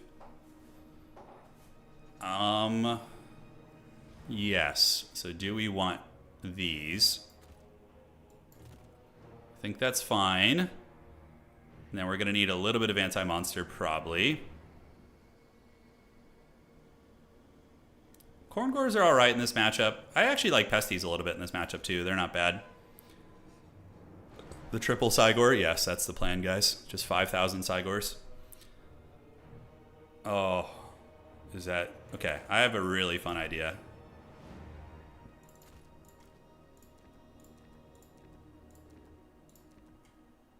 Okay, guys. It begins, the great battle of our time. Okay, and then for our last disappearing act here, we can mix in what? Yeah, that doesn't do a whole lot for us. Can get you out of here. Yes. And then we're going to want some headstrong stuff too. So boom, and then do we have anything that costs 350? Oh god, it's such an awkward amount of money. To an awkward amount of dough.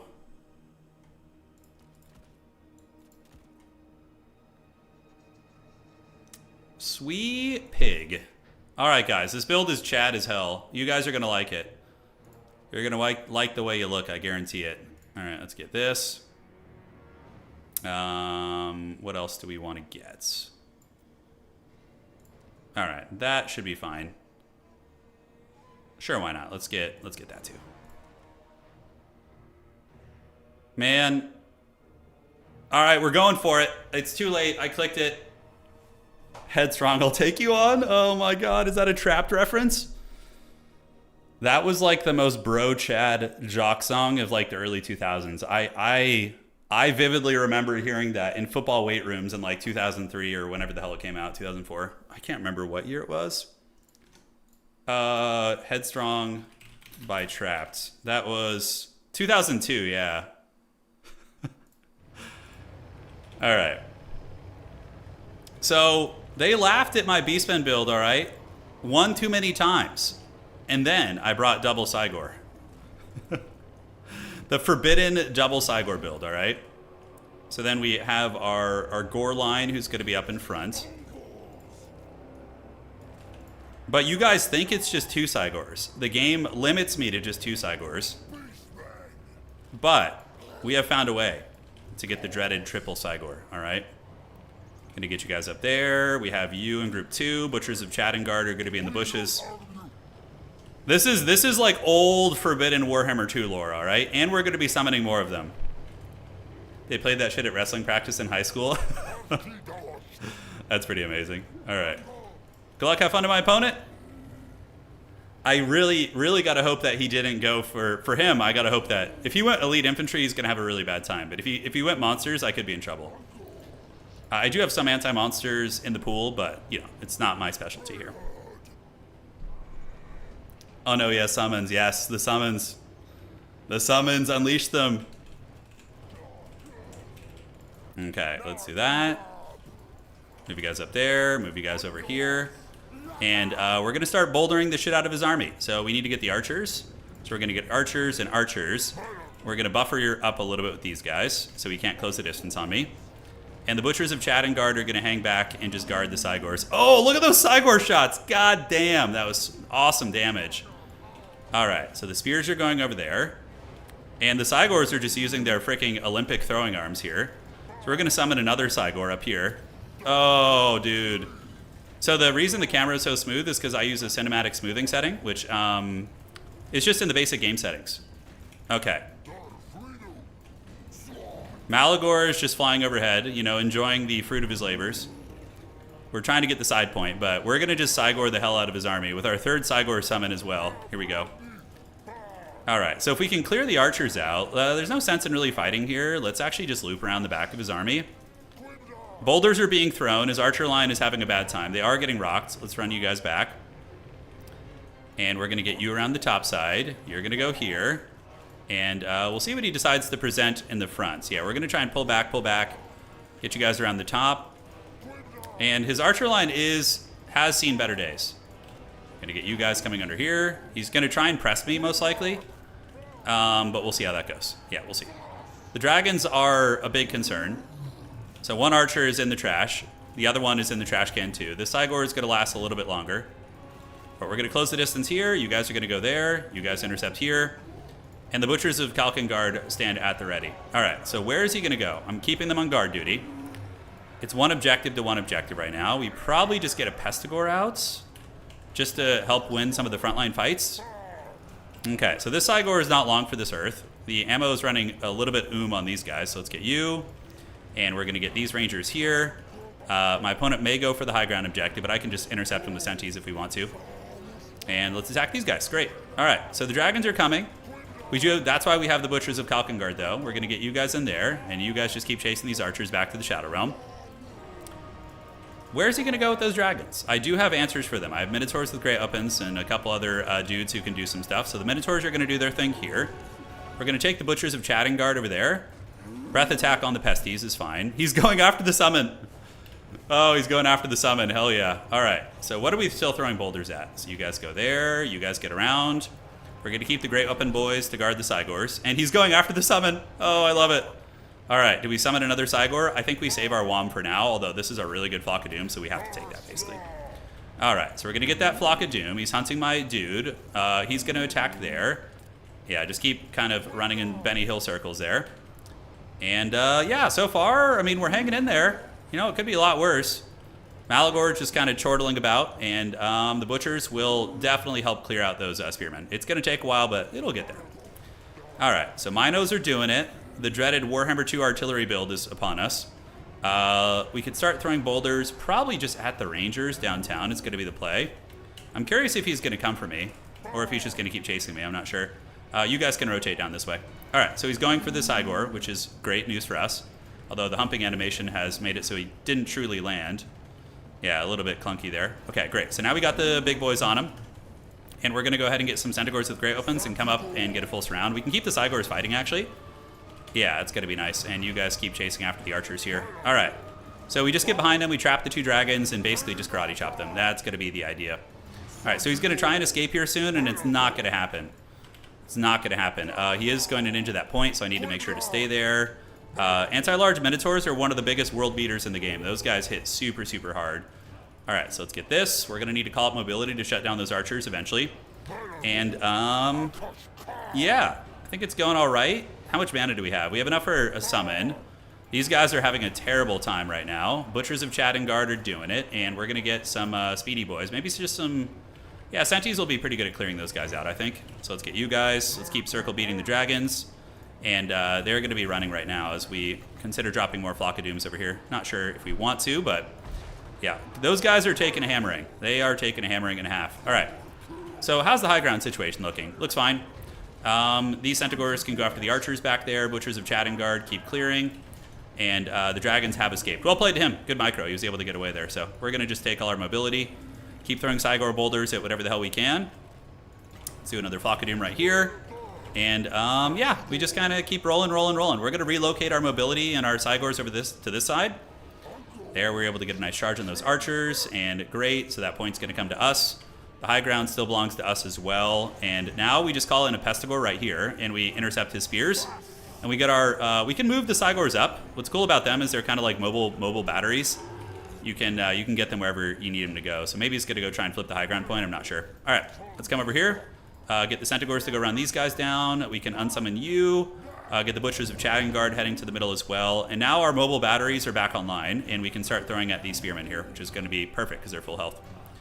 All right, so the boys are doing it. Unsummon you. Centaurs with great weapons, with the fur. You can come over here, and I will summon another Cygor at some point. I don't know when, but there will come a time when the Cygors will return. We could even use one in melee here, because that's super Chad. We're going to see if it'll hold.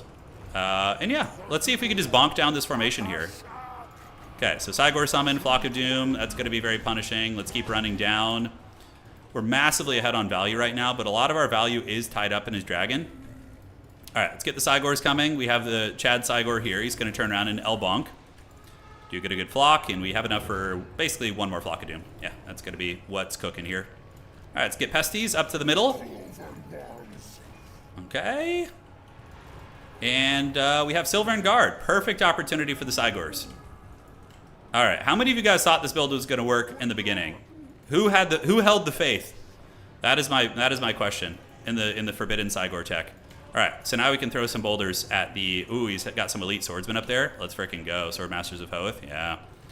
All right, we can take you guys down, and over here on the side, it's a little sketchy, so let's take some mobility over there to go get that. 2 Minotaurs are chilling. In Cygor we trust, that's right. Old One Eye will get him. Oh, look at the damage on those guys. Oh, that's so good and tasty, man. All right, let's get chariots come in, rear charge these infantry. You guys can go clear this out. The summon Cygor can throw some boulders here. And yeah, those Olympic arms are going strong, man. They're going strong. He's going to get the high ground objective. It doesn't really matter too much. Okay. Yeah, looks good. Broken. And broken. Let's move you guys up. Sentis are going to keep chasing shit, so what we're going to do is take them on a big circle beating right now. As the Cygors can keep throwing boulders at the Swordmasters, that's the best value. But here we go. So we're going to basically just charge them from both sides, give them a good old High Elf sandwich. You guys run them down, Gorge are coming up, and we can start sending some trash units to the side objective again. Just, you know, it's not fun to have to deal with, so we will send those trash units there. Great. So those spearmen are going to get folded really hard. Yep, they're done for. This Cygor, I believe, is going to be disappearing soon. All he really has are the dragons. We're going to take the Pesties up there, and we can take the Minotaur Parade up to the high ground too, and probably get that. Okay, unsummon. You guys keep battling those spearmen. Should be able to finish the job. Cygors can waddle to the middle. That one is going to be finished with its summon duration. And here comes the waves of goodies. The cows are coming home. So let's march. Where's he going to go? It's going to breath attack, but we are moving, so it's going to be tricky. These are a really nice Vanguard calling, by the way, Tuskors. Yeah, they're a great unit. All right, unsummon you. And the Cygors are lurking. We're going to go get the high ground objective. Not that we need to, but I'm pretty sure we could just take it. Minotaurs will bully as dragons. And Sentis and Spears can hang out in the middle. We could probably unsummon you guys, and we can unsummon you guys, get some fresh units back in the pool. And the Swordmasters of Hoeth are going to get wrecked, probably. Good healing on his part, though, for sure. He healed a lot. Okay. Let's get those characters. Let's get this. Artillery has always been very good against High Elves, so that was kind of the inspiration for the build, was to you know, use unexpected artillery against them, because nobody expects Cygors. They're extremely off meta. Yes. So the mage is down. The Minotaurs are crumping. We got the high ground objective. Chariots are in good shape. And hey, look at that. More elite infantry for us to bombard with rocks. All right. You see, if I had gone with like a traditional Beastmen build, it probably would have been a lot harder. But the weird builds can definitely squeeze you out wins in tournaments every now and then. The side goat. It is the goat. Value is 1,513. They paid for themselves. So that's good. And everything else performed as needed. Minotaurs really did the heavy lifting, though. The Great Weapons. GG, dog. Okay. Well played to my opponent there. Shadow Warriors would be his best answer. Like, slow pushing me with Shadow Warriors that are hard to hit with Cygors and like a bunch of mobility would be very hard to deal with. Probably for that. Okay, so that's going to be Beastmen. And that was against High Elves there. Great. You witnessed the return to the Cygor meta, that's right. Okay, so just waiting here. Anticity winning his match. I wonder what he's playing today. I wonder if he's back on coast. And yeah, we just need to win our last game, and that'll be a good run. If we win our last game, I'm going to be pretty happy. That will be pretty solid. Beastmen are an artillery faction. What are you talking about, dude? We can even summon artillery with our Cygor summoner. Yeah, I wonder how much value that summoned Cygor got. Probably like 500-600, which is better than a Flock of Doom, right? But it is 15 WOM, whereas the Flock of Doom is only 6. So it would need to get like, yeah, quite a bit more. All right, guys. So now we're just hanging out. Our game was relatively quick, so we have some time for the next round here. And we will go from there.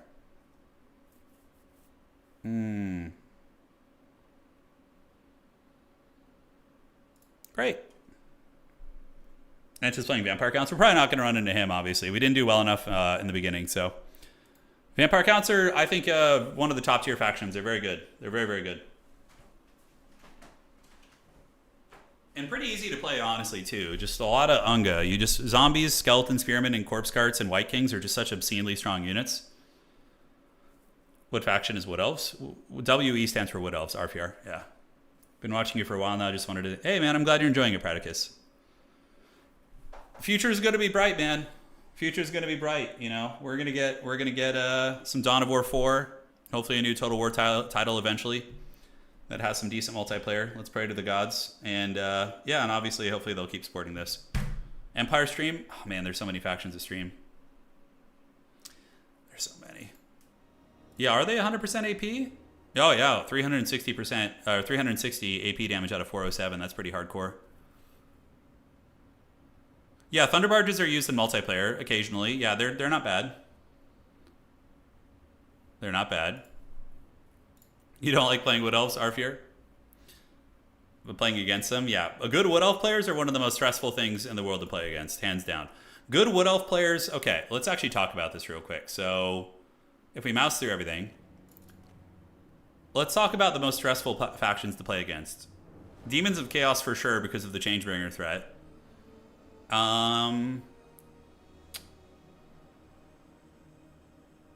Good Dark Elf players are very stressful to play against too. I think that good Wood Elf players are also very intimidating, and good Slanesh. Those for me would be the ones that are like, when you have a top tier player on those, it's very sweaty. We will do a poll in the next faction towards the end of the stream. Yeah. Once everybody's kind of here hanging out. No Skaven, I'm taking a break from Skaven. Lord Pradicus, thank you for the $5, man. Thank you, thank you. Okay. Beastmen can be stressful. For me, I don't mind playing Beastmen too much against them. It depends on what faction you're on. If you're on like a defensive gunline faction and you're on an open field map that requires you to contest the field, that's where Beastmen become scary. Yeah, good Slaanesh players are probably the worst. Changebringers are very much like a heart-sinking unit. When they come onto the battlefield, if you don't have anything to deal with them, it's just like, oh, that's the worst feeling. Let's see if it's Attack Speed Enjoyer again, who's going to be the last one to finish. Oh, no, not yet. So Baron needs to get his buy round. Baron Lloyd. There we go. Skaven are a myth like taxes. You know, Skaven, we had some really good success with Skaven a while back. I don't know what changed. It's not like they got nerfed or anything. I don't know what happened. Ogres are definitely on the menu. The meat is back on the menu. All right. Hey, Frost, you hanging out on stream or are you hanging out on Twitch? Let me know if you are. If not, no worries, boss. All right. There we go. And so it begins. Evil. The cow sounds cometh. I don't know what you could do with Skaven. Honestly, maybe like... Okay, so Skaven used to be pretty viable and competitive when they had that bullshit power grab combo where you could unsummon your lord and trigger power grab. That was like the last time Skaven were seeing a lot of play was with that, right? So power grab gives +8 leadership to your entire roster. So what if you gave Skaven a +4 leadership buff across the entire board, you know? I don't think that would be that problematic, right? Like clan rats go up to, you know, or even, I mean, +5 to call it a square number, right? It's not quite as powerful. Also, oh yeah, the Skaven were stronger before they buffed cavalry. Oh, I remember that ent, yeah. So what about like a leadership buff for the Skaven roster for a lot of their core stuff? Like a state trooper is, what leadership? A state trooper is 60, so what if a clan rat was 50? You know, making warp grinders cheaper would also be a really cool option. Because warp grinders have a lot of utility. They're just overpriced. If warp grinders were like 400 instead of 600, maybe you could cook with that. We also have to remember, like, I feel like Skaven are going to get updated at some point. They're going to get Thankful probably. They're going to get some, you know, some cool shit. And that could make them OP. So let's like, it's probably prudent to just wait until the faction is fully fleshed out before you go crazy on the balancing with them. I don't know. Because they're not like, they just have some really bad matchups. Yeah, they have some really bad matchups. Yeah, give Skaven Lore of Shadows so they can Melkoth spam heavy cavalry. That is what they need. That's how the Wood Elves deal with it. You know, the double branch wraith. All right. Cool. So let's refresh the brackets. You streaming, Ent, by the way? You streaming today? I know you streamed this morning, but are you live right now? 50 leadership is still very low, you know? Very low. At this pace, it'll be 28. I know, dude. I'm going to be in my 40s. It's coming. Who's still to finish? Okay, Attack Speed Enjoyer finished quickly this time. He defeated Boss Toss. Then we got Potato, Baron, Riz, and Don't Try So Hard still playing. Okay. Those guys are duking it on out. Just chilling off stream, yeah. Nice. The Bloaty Boys. Did you win your tournament with the Bloats? Oh, dude, I remember when they announced Warhammer 1 trailer. It had that, like, anniversary celebration for Total War, and it had Attila, and then at the very end, Carl Franz comes in on the bird. I remember sitting in my apartment in San Jose, California, and just being so stoked on that, and just being so excited. I didn't even know much about Warhammer Fantasy at that point. But I just saw like a fantasy Total War game, and I had been a balls deep Shogun player, and also was really heavy duty into Rome, the Rome games. Well, the first Rome, Rome 1 and Shogun 2. So when I saw that, I was like, oh, dude, let's go. You won with bloats, nice, dude, nice. Yeah, I defend my cannons with surprise bloats. I mean, look, catches people off guard, man. Bloats to counter furies, diving your cannons. That's really some forbidden tech. All right. 2 games left to go. Boss Toss is playing Skaven. Oh, that explains why he lost to Wood Elves. Well, not to what else would to attack speed there. That'll do it. Skaven can win tournaments, but it's extremely difficult, man. You got to have like an S tier player on them playing very well, and also avoiding hard counter matchups. Yeah, I'm wondering what Skaven are. Now, why do Skaven have a unfortunate record against Chaos Dwarves right now? That seems wrong. Chaos Dwarves usually get stomped by Skaven, good Skaven players at least.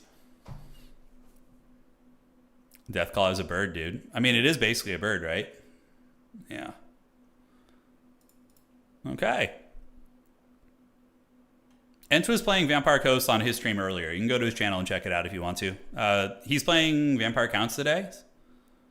Yeah. You got Total War Warhammer for your birthday after losing copy. Oh, well, hey, welcome to the party, Brony. Plague Monks are, yeah, they're probably a little bit overpriced too, aren't they? They're kind of like Battle Pilgrims in a similar fashion. Let me look at the HP of those. So if you look at Plague Monks, 9,000 HP, 650, really low stat line, but they do have Frenzy and Phys Res. Yeah, like Dryads are very similar, but I think they have Vanguard and they have magic damage. A little bit of a better stat line too. Like Dryads baseline stats, let's look. Dryads, where art thou? Okay, so Dryads are only 550. Wow. So they're cheaper, they have more HP, they're faster, they do magic damage, they have higher stats, Vanguard deployment. I mean that, and higher Phys Res to boot. That is a, they're 100 gold cheaper and basically better in almost every way. And they have more armor. Like the Plague Monk is sitting at like what, 30 armor? What the hell are you getting for the Plague Monk? I guess poison or whatever? Let me go look. You don't even get poison. Wait, Plague Monks? Why does a Plague Monk not do poison damage? What the hell is this shit? It's literally like a rotten plagued rat coming at you. Oh my god, that is terrible. And they're 100 gold more expensive. They have less abilities, less utility, less stats. Oh, they have more HP than the Dryads. Okay, that's the one thing you're getting. They have more HP than the Dryad. Okay, I read it wrong. I read 6,000, but they have 9,000. Okay, at least they have more HP than the Dryad, but even still, man. Sensor bears are overcosted too, probably. At 1250, not 1250, 1,000. You could probably make them 900. Because the 10 armor is such a risk to take, you know, and also just being that flimsy in melee with being charged by Cav and shot to pieces. Yeah, like Skaven could use a lot of different things. The mass on Plague Monks is 100 mass, and then the mass on Dryads. Let's go ahead and look at that, because we're kind of using the Wood Elves for examples right now. 140, so quite a bit more. Yeah. Yeah, they do have bonus for infantry, but Dryads just straight up have like way higher stats and weapon strength. So it's kind of like Dryads are going to be more of a generalist as well. 40 less. Yeah, Skaven needs some milk for sure. I mean, arguably a Dryad should have more mass than a rat. It's like a tree fighting, basically. It's like an oak tree or something. All right, we're ready for the next round. Clan Pestilence taking L's. One of the first campaigns I really had a lot of fun playing was Clan Pestilence and like spread, you know, trolling in some head-to-head. But yeah, I would imagine they're pretty haggard now. All right, let's advance the Swiss to the next round. Good luck, have fun. Let's see how we end today's run. All right, we got Potato Devil. He's a great player, often makes top 4. And we do have a drop here, so Boss Toss is going to get dropped. Okay. There he goes. And now it is time to announce the next round. Round 5. Good luck, have fun. Okay, so let's get in the lobby. T5. Here we have it. And so it begins. So our opponent here is going to be who? Potato. Potato, potato. Potato's Devil is his name. Okay. This guy's a great player. Very solid. Let's see if we can end on a win, which would be nice. And we're going to do the Blood Grove, Imperial Ambush, and Jade Tomb. You ban first. And then I need to do a little bit of adminning here. So Parapoto and Mighty Gut can play. Okay, Parapoto versus Mighty. Okay, great. So those guys are going to play it out. I believe in a thing called love, guys. I do. I don't know what he's playing. We're going to see. He's Warriors of Chaos. Nice. We're 2-2 right now. We had a very rough start, but we were able to recover. I'm not the best at Beastmen. I can compete, but, you know, I wouldn't say I'm an expert, so. Jade Tomb ban. So Imperial Ambush, Jade Tomb, or Blood Grove. We'll play Ambush. Okay. So we're going to play the Imperial Ambush here. All right. So let's go here. Let's get our Bray Herd, and these guys can play it out. Need to go ahead and fix this and fix this. Great. No worries, Don. No worries, man. We all got room to improve. All right, so against these guys, I did win this matchup last time I played it in the tournament. It was versus a very good player. I'm trying to remember the build I brought. All right. Yes. And yes. Is Tim just a dog video guy now? He could be. Not sure. All right. So that's going to be...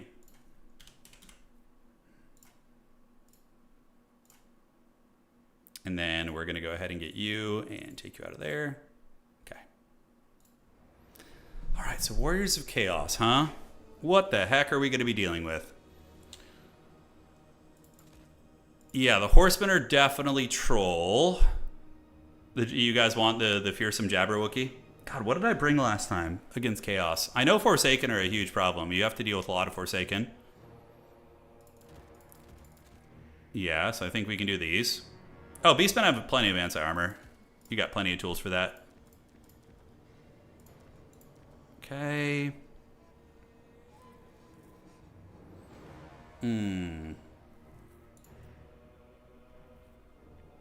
Yeah, Lord of Shadows is pretty much good across the board. You really can't go wrong with Lord of Shadows. If you don't know what you're doing, just pick Lord of Shadows with Malkoths and you're going to be fine, honestly, most of the time. Okay. So those guys are there. Oh, last time he brought a chicken against me. Yeah, it was like Forsaken and a giant chicken. I vaguely remember. Yeah, and it was like Final Transmutation spam and stuff. You're right. Okay. So that's all coming back now. Okay, awesome sauce. God, why are these guys so damn expensive, man? Okay. Now, as far as the Gores in this matchup go, you have a couple options. Angors are always decent. Pesties are fine, usually. Khorne and Pesties kind of cover all your bases. And Minotaurs with great weapons are going to be necessary to deal with big threats. Manticore is going to be used to just dive casters for cheap terror. And the Jabberwocky, probably not amazing. I think it kind of just... Yeah. I don't think Jabberwocky is going to be awesome in this matchup. Okay, so let's just get some of you guys. Boom, boom. Yeah, the Pesties are a cool idea. Spawn? What are Spawn good against here? Armored Chaos Trolls will probably beat up on... Well, Spawn will trade kind of even with them, I guess. Get some Harpies and call it a day. You know what? This build's fine. Let's not overthink it. Let's just get in. Let's just get in and raw dog it and play. Let's see what happens. Yes. All right. Good luck. Have fun. Torok's going to be so Chad here. Pwn, you just want Torok so bad, don't you? And you know what? I did it just for you. I brought Toroks. Perhaps to my detriment. We'll see. I brought your boy. He's here. The brass bull comes. Your pestering and tormenting of me has gotten you what you want. Yeah, Hell Cannon's... Oh, that's right, Hell Cannon. I didn't even think of that. That's not going to be easy. Okay. Hey, Don, thank you for the $2 for the SFT tip jar. Let's go, buddy. Yeah, I didn't even remember the Hell Cannon existed, so I'm probably going to die to it. I just totally spaced out on that. Oh, and I'm a walk main, too. All right, my cows. Feasteth. And then we got the Butchers of Chattengard here, too. So, Taurox. Bestigors. I have Harpies, and I have a freaking Manticore. I have things that can dive it.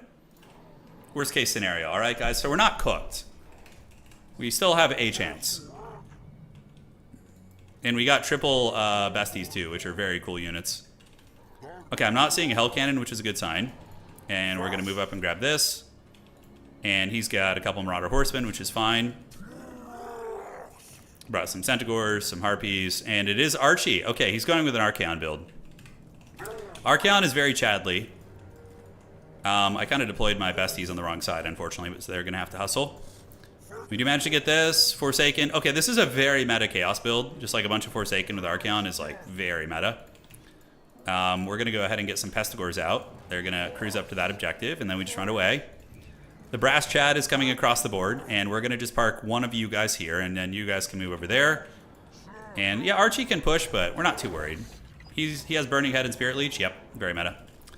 Just like we expected. All right, so coming across here, we can get Centaurs to go deal with this and chase these guys in a minute.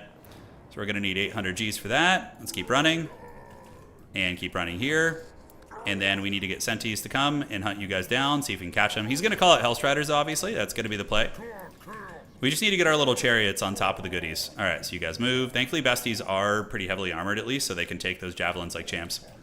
His mainline army, though, is pretty doable for us. I think we can do some work against it. Let's get Taurox over there. We're going to get this point now. Let's park you guys back here.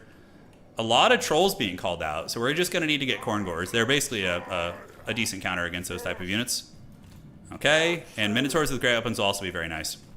All right, Chad Rocks is coming. Any Melkoths we want to drop? We can start on just some Forsaken. Yeah, it's got to be fine. All right, so it looks like he wants a fight here. He wants to Royal Rumble it. We're going to most likely need to call in Minotaurs with Great Weapons pretty quickly. And let's get you guys in the mix. We're going to do this and call you guys over. And you guys can come over this way and deal with that. And then our wizard is going to crash back down. Go see if we can isolate some Forsaken. You know, that's going to be the idea. All right, so Chad Rocks is going to move in. The Butchers of Kalkengard are in the troll fight, which is good. We just need to keep our wizard alive and make sure he doesn't get caught. And now we're going to get in and go start blasting those guys. Great. So looking around the top of the army, you guys come under here. We're going to get Spirit Leeched. Chariots do get in. Chad Rocks, does he need to use this right now? Yeah, we're going to use Brass Body just to be safe. And we're going to go ahead and drop a Melkoths on you. Call you guys around the top of the army there. And the Bestigors can come in and reinforce as well. All right, Minotaurs with Great Weapons for sure are our breadwinners here. They are going to be the most important thing. We need to pull you guys back. Hellstriders? Yeah, so it's fine. We just loop back this way. Okay, so Chad Rocks is fighting against Archaon pretty well. That is for sure. We need to keep zipping away. Burning Head won't do much because we have mostly a elite army here. So we're going to be in good shape, I think. And let's get you guys down there. Get the Minotaurs over there and get the Centis coming this way. And just keep going here. Chad Rocks, it's a bit risky. Probably need to get some Harpies to chase down his skirmishers, I think is going to be the play. We have our caster coming, and the chariots have not really found any opportunities quite yet. I mean, I could get them in combat here. The Minotaurs are doing good. But yeah, they keep getting caught by those Hellstriders, which are just faster. All right, Chad Rocks, let's get in the fight. Butchers of Kalkengard doing good. We're going to go ahead and Melkoth spam on those guys. Yeah, I'm about to get enveloped, which is tough. Minotaurs are eating some shots, but nothing too crazy. Yeah, so here he comes. Thankfully, he's just diving right here, so I can intercept with those guys and get him with the Melkoths too. My opponent definitely in a commanding position, I would say.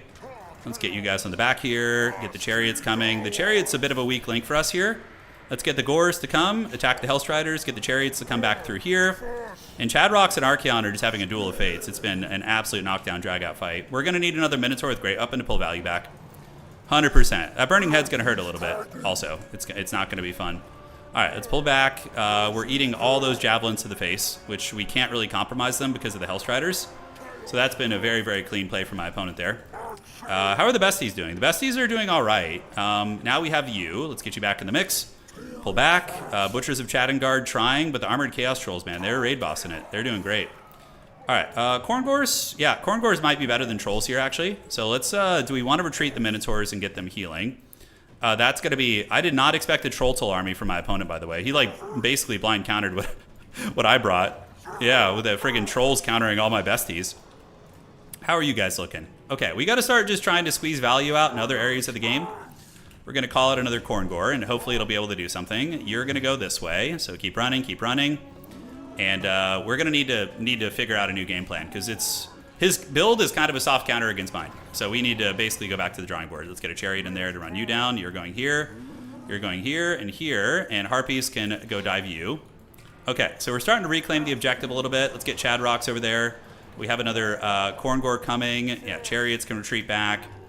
And Butchers go here, you go here, and you Harpies, not Harpies, but you units could be unsummoned.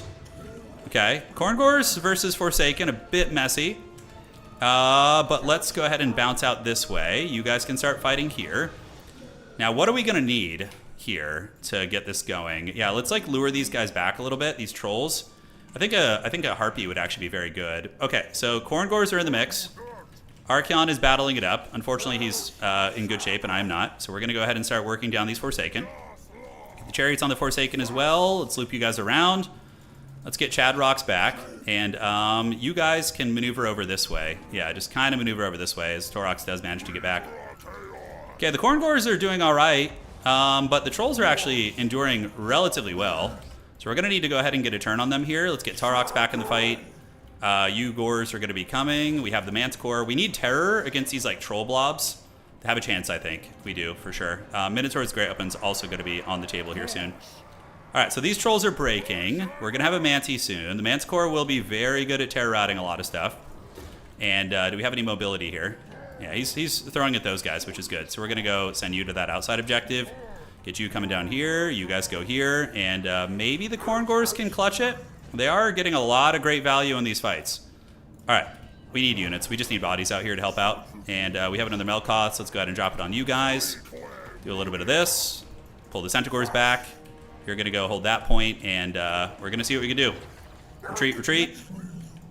You guys crash down this way. Do we still have the Butchers of Chattengard fighting? We do.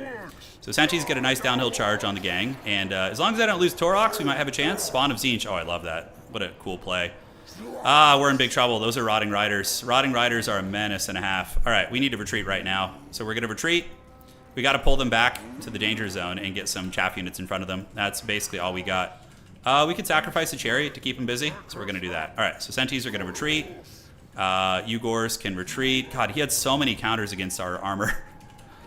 Oh, God. All right, so those guys are in danger. We need to get them back, have you guys keep rolling. The Manticore is still doing its thing. We will have Melkoths on the table, but so much regeneration. Like, he's healing super hard as well. I'm trying to unleash the move, but we kind of got blind countered by the frickin' by all the trolls against my Bestigor spam. Okay, so let's turn around here. Manticore, I don't know what this Manticore is doing. It's on frickin' vacation right now. Let's get a Chariot in there, start running down these guys. And we're gonna need to call out more of these goats. Yeah, just let the goats pile in and fight. We do get Nurgle's Tears or whatever the hell that ability's called. Hounds are getting chased, and we are gonna get probably a terror route on these guys in a second. The Gors are just being kited amongst that objective. Tarok's still alive. He's still hanging in there like a champ. Now let's recharge. Get you in the front. I mean, that's a full surround of the Manticore with Terror. It's about as good as it's going to get for us here. All right, so here comes another unit. Do we have any Forsaken we can nail? There's still very good leadership, probably because of Archeon's Crown, I would wager. And we're going to need to probably Benny Hill something over there. So it's Chaos Warhounds. It's fine. We can focus on that a little bit later. How are the Pesties doing, though? They're not doing badly. Manticore in there. These trolls are still not breaking, which is hog wild. Minotaurs with Great Weapons would be a decent call. We have some Corngors coming back. Got to keep the Brass Bull nearby. Pestigors are grinding down some Rotting Riders, but not as much as I would like. Manticore is going, and I mean, I could call in a Bestie, but they're just going to get killed by all the trolls, basically. Yeah. I think we're cooked, guys. This build was not great. It was not good. What do we get? Yeah, the Minotaurs with great weapons. Sure, let's get them out there. So you guys are coming in. If they don't have infantry support, they're for sure going to die. Let's get in the Bile Trolls. We have the Halberds in here. You guys keep chasing. Taxing is micro over there. Not that it matters. It's very easy to micro there. And we can slap you with the Melkoths as well. Okay, so next up we need to consolidate our forces and focus. Torok's going to live. We need him. If he dies and our leadership folds, then we're just 100% out. But now we do have anti-large Minos, which are going to start crumping pretty good. Torok just needs to run into the trees into his natural habitat. He's going to go become a beast of the woods again. The Bray Shaman can go here. We can start sending some units to grab that objective. Let's get the Bestigors back. He's going to run into nature from whence he came. We don't have a whole lot here. But those Minos with Grey Upland should be doing some big damage. Yeah, the value gap actually got closed a little bit right there, which is fun. And we can go ahead and get some of these guys to come in and help get that side objective. We'll send the Bray Shaman over there. And Torox is running, but he's still on the field. So the leadership has not broken quite yet. Okay, how are we looking? 13 models, what kind of value? 1,600, yeah. I mean, hey, at least they did good for us. That's nice. Okay, we're going to charge you, we're going to charge you, and we're going to charge you off the objective there. Torox is being a beast in the woods, but that's pretty much it. He's about to be sent to the farm. That's right. He's going back to nature from whence he came. All right. So we do manage to get a couple units off the objective there. Let's get you guys back. You guys back. Do this, and do that. All right. And what can we possibly reinforce here? The Butchers of Kalkengard, by the way, are just such amazing units. All right. Put Torox to pasture. Yes, that's exactly what's going to happen here. All right. So we do manage to get the Hellstriders tied up here, or at least the Horsemen, and yeah, we'll see. I mean, I guess just playing this side is better than, you know, just throwing shit into the meat grinder over there with Archeon. Archeon does have that crown, which gives him a lot of good sustained blob fighting. That's probably what he has. Yeah, so his whole army gets leadership and a couple other things too. They are raggedy though, man, but we don't have enough meat to really get through it all. All right, so yeah, those guys get afflicted by Melkoths. The infantry we need to stack. Yeah, get those guys onto the gores, move in and fight. Yeah. We're pulling some value back, but it really doesn't mean much. Although those Minos are still, these guys are still going, man. Holy shit, look at that. 2,500 value on them. God damn. Hey, nice try though. Yeah, the build just sucked. It was terrible. He countered it so hard. He had the freaking trolls, which just wrecked besties. So I just had like 3,000 dead resources in the beginning. It was awful. And the chariots were also a bad choice. Like, the whole army, just trash. But well played. He played very well, too. But yeah, that did not go well. GG, dog.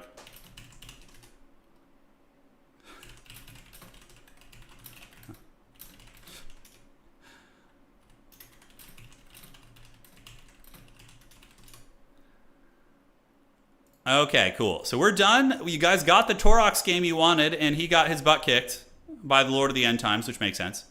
Besties were terrible. Chariots were terrible. The Corngores were okay, I guess. It looks like the Pesties did better. And the Minotaurs were like the only thing in my army that did decent. Yeah. The only thing. Okay. So now let's set it up and get ready for the top four, boys. The Beastmen tried. They mooed one last time in the deep. And we will see if we need any tiebreakers. Mass Minos would have been okay. Only if it was mass anti-large Minotaurs. Yeah, they would have been all right. Although Hellstriders do trade very well into them too. So that is very tough. All right, Vampire counts are going to make top four, it looks like. Do we have more time? I don't know if we have time for like another game. I mean, the round is still pretty early on, but I think a lot of games are going to be cascading through and closing soon. Okay, there's two ready. It looks like Martinius was defeated by Pope Patty. There we go. And perfection. Yeah, the Besties had a terrible time. They just got crumped by those trolls. Armored Chaos Trolls used to be considered one of the best units on walk. They still are very good. Do I have a walk build against Beastmen? Let me see what I have. I don't think I have walk build saved. I have Nurgle builds. I have some. I was working on a Kislev guide. Maybe I should go back to playing some Kislev too. I was working on some Chorf builds also. Nothing beats the Cygors today though. Those were the real forbidden fruit. Yeah, Kislev is a very strong faction. I feel like Kislev is just smooth as butter, man. Yeah, they rule. They have gotten some tournament wins, not this season, but last season they had a handful. They definitely did. Beastmen have really fallen out of popularity, though. I don't know why. I still feel like they're very good. Despite my performance today, I feel like Beastmen are amazing. I just, I don't know why. I don't know why the people stopped playing them. Is there some sort of a nerf?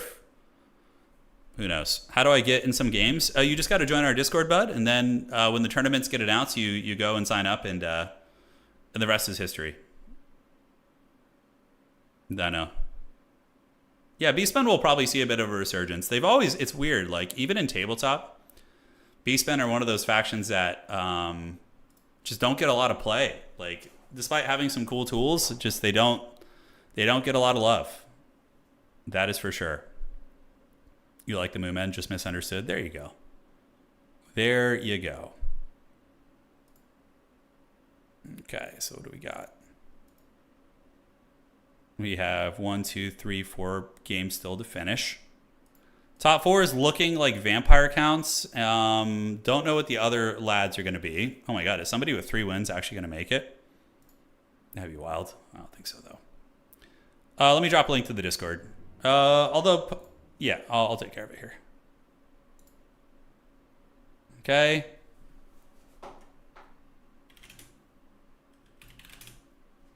Gotta do some adminning. Somebody reported the score wrong, so Martinius will make top 4.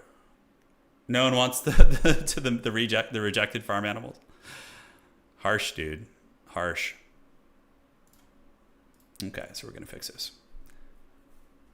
Beastmen are the furry faction. Are they? I don't know. So most folks that I've seen that do have like furry avatars, they usually play the elves in my experience. You know, Beastmen are not among the popular ones that I've noticed. I could be wrong. But yeah. Pretty much all the factions that Pwn likes are furry factions. Quite the coincidence. Hey, everything's a Battlemaster. It's going good, man. Yeah, it's not perfect, but my hands still work well enough to play. So no complaints, man. Life could be worse. All right, so that's fixed. And look at Phone just. I was waiting for him to say something. All right, let's refresh this.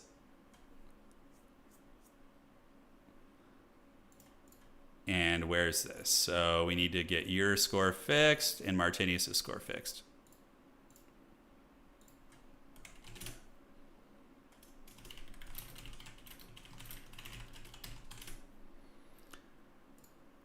All right, so fixing it.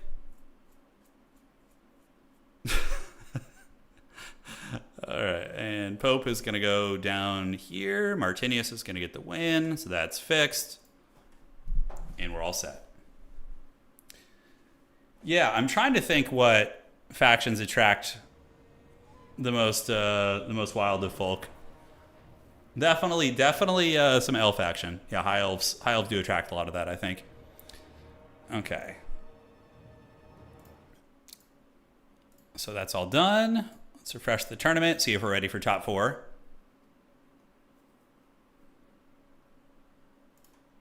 And waiting for the next 3, so we have a few more games to wrap up. But top 4 is looking almost pretty solidified here with Anticity, Pizu, Martin, and yeah, I'm actually curious to see how Ent plays Vampire Counts. I assume it's the same. Because most Vampire Count builds, you could just do the same shit like in every matchup. It's like zombies, skeletons. Like let me show you guys. So if you're an aspiring Vampire Count player, you just do a little bit of this, a little bit of this. Depending on the matchup, you change the corpse cart types, right? Like you can go for the really cheap ones too. It's honestly not that big of a deal. Double White King with Scab's Wraith, because that item is super OP. And then you just like build a bear, pick a lord that you want to play with, you know, throw in some crypt horrors. And then, yeah, for the reinforcements, dogs, bats if you're playing a gunline faction, crypt horrors, Vargeists, probably 2 Vargeists is adequate, and then crypt ghouls for Vanguard objective pressure. You can also go 2 crypt ghouls in your starting build, and then you are going to be able to grab the objectives well. Mix in Sternsmen if you want to also. You can even start 1 crypt horror, Sternsmen. Any Vampire Lord's really fine. Heinrich is usually very safe for newbies. You just get him on his horse, and you know, run around and do some spells. But like this style is so mouth breathing and so easy. It's really exponentially harder to deal with than it is to play. You just do shit like this. You move up, and it puts all the pressure on your opponent to have to sweat and micro super hard. And how could I forget the beloved Mortis engine in reserve, right? So the Mortis engine needs to be there. So we'll do this. And we're going to do you. We get the Mortis engine in reserve. And, you know, you can also in some matchups like justify getting some cav or whatever. It all depends. But like this is very unga bunga. Yeah. All right. So there you have it. If you guys want to play vampires, just copy paste that build and it'll work in most matchups. You do need to change things. Sometimes in some matchups you need to make minor tweaks. Yeah, Call of Nagash is good. It's totally fine. Yeah, if you have the extra resources and you want to start with a Mortis engine in your army, Call of Nagash is actually fine. It has some nice utility. It has a slow. So, let me do this and this. Yeah, so basically it has the chilling aura, so when things are trying to kill it, it slows them down, which is really actually quite nice. Yeah, vampire counts would suck pretty bad to fight in battle. I mean, I would probably rather fight vampire counts than like a lot of the chaos factions though. Like having to fight Khorne or Nurgle in combat. Realistically, Nurgle would be the worst. Like, you're a state trooper wearing like a freaking cloth outfit with like a breastplate and a sword and a shield, and they're like, go fight that like that 8 foot tall dude who's covered with like leprosy and disease and has like pus coming off him. Yeah, go wrestle with that guy, dude. You know, like no freaking way. Nurgle for 100% would be one of the worst. Yeah, like no, thank you. Everybody else is going to be straight to, but Nurgle and Slaanesh would both be awful because Slaanesh would probably try and capture you, and that's a pretty terrifying prospect also. All right. Let's do that and see. Yeah, player's still going. The top 4 cometh. Eric the Horrendous pushing for it. Yeah, like attacking. Okay, so I think the number 1 worst one to fight would be Nurgle, like in terms of like a practical perspective. After that, probably Slaanesh would also be awful because of how sadistic they are. Warriors of Chaos would be bad too, but you know they're a little bit more straight to business. Dark Elves, you know, is a scary prospect, but I mean they themselves are not like as terrifying as like these huge entities of chaos and these unknowable horrors. Like Tzeentch is kind of the same way, right? Like Eldritch horror, Lovecraftian stuff, you know, that stuff is always really scary. Ogres would be really terrifying too. Screw that, you know. Yeah, ogres would suck to fight. Because you know they want to, yeah, that's right, they want to eat you, right? So that's something that would be scary. Yeah, Nurgle, Slaanesh, ogres would be some of the worst. And Demons of Chaos would be terrifying too, obviously. Yeah. All right. Still waiting on the lads. They're almost there. Okay, fixing. So Martinius. 1, 2. Okay. So we need to fix Martinius' score. He only won 3. Tzeentch isn't very popular for some reason. I like Tzeentch a lot. They're very fun. They're a finesse faction. Like Tzeentch is, I would say, really about timing and finesse. Like knowing what to target with your spells, synergy of call-ins, you know, all that sort of good stuff. Okay. What's the strongest unit you could think of you could beat in a fist fight? A fist fight. I mean, I could probably beat... Okay, in a fist fight, like, let's assume, like... If we're assuming my, like, current health... Or just like me when I was, like, 20 or whatever, you know.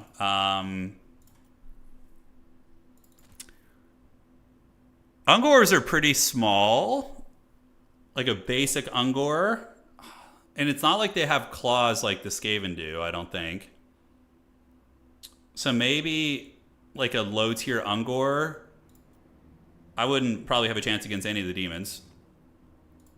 You could probably beat plenty of the Empire, because they're just humans, right? So you could probably take a handful of them. I don't know if elves are like OP in this universe, like Tolkien, where they're like... Or are elves similar to humans in terms of combat prowess? Hey, the smoking hot wife is here. Yes. She is heralding in the grand finals. I could probably take Indicity in a fight. Yeah, we're gonna have a Total War streamer boxing event. I could fight one Nurgling and then get sick and die. Yeah, I think that sounds about right. A skink, maybe. Like a skink is possible, maybe. I don't know how big they actually are, but they're also very quick. Okay, elves are OP, are far superior to training and living. Okay, so elves would just own you then. So I don't know about skinks. Nothing on the ogre roster. A Noblar you could probably take. Zombies in a fist fight. I mean, zombies are like, you know, they're gonna get you. Bretonnia, I could take some Bretonian peasants. Probably some of the men-at-arms too. Dark elves, no. Cathay, same thing goes. They're just humans. So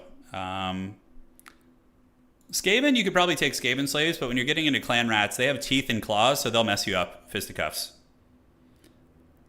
Talk fist fights are emotional damage too.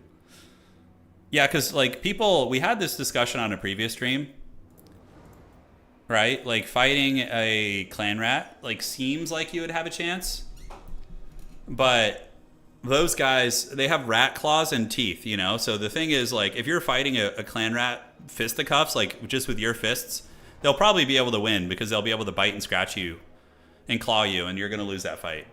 I think like the average clan rat, like unarmed, could take the average human unarmed. But, you know, when you get weapons involved, then the humans might have a chance because they're bigger and stronger. But the clan rat with claws probably gets you, I think.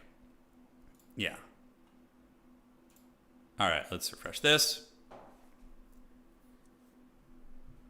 There we are. You could be techless in a fist fight. Yeah.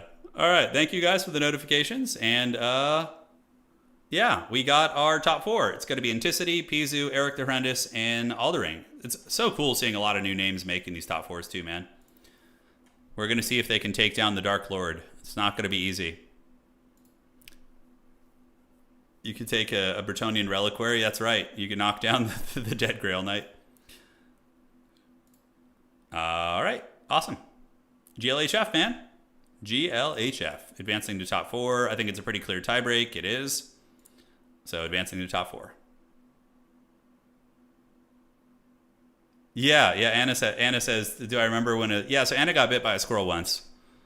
The squirrel thought her finger was a snack.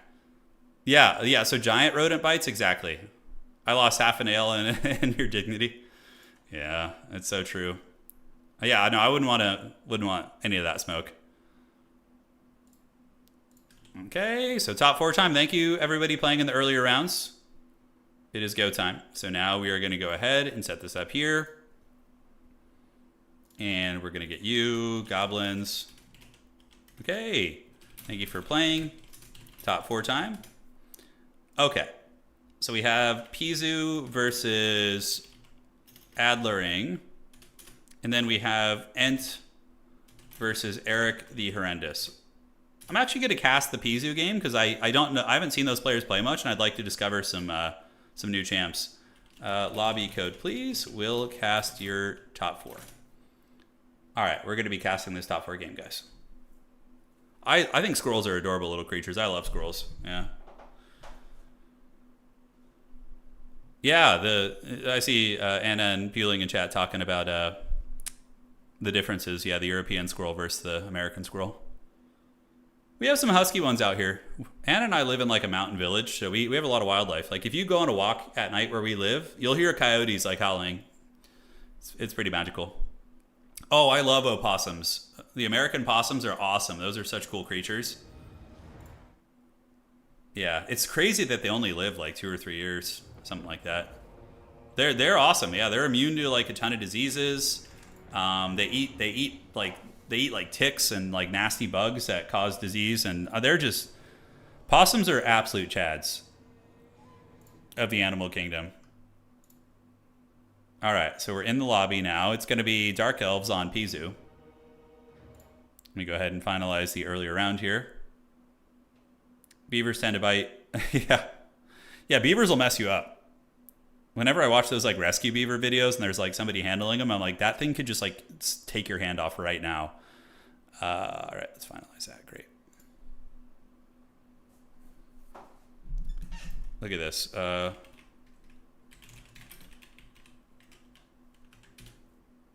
at this guy. There's like people who don't like these things. Like, look at these guys. Hold on. I'm gonna pull it up real quick here. Look at these little creatures. Like, look at him. He's like a little bear. Oh, they're so cool. Look at that. They got the great smile. And they just handle shit. They just like help you. They're awesome. Look at these dudes. I mean, come on. Who doesn't want that little guy hanging out? It's a true homie. Look at that thing's face. Oh, they're so cool. They're immune to rabies also. I know. Heroes. They're eating the shit that causes Lyme disease. They're immune to rabies. They're adorable. And they're friendly too. They obviously act scary, but they won't ever, go after humans. Pone, how dare you? You bite your tongue, dude.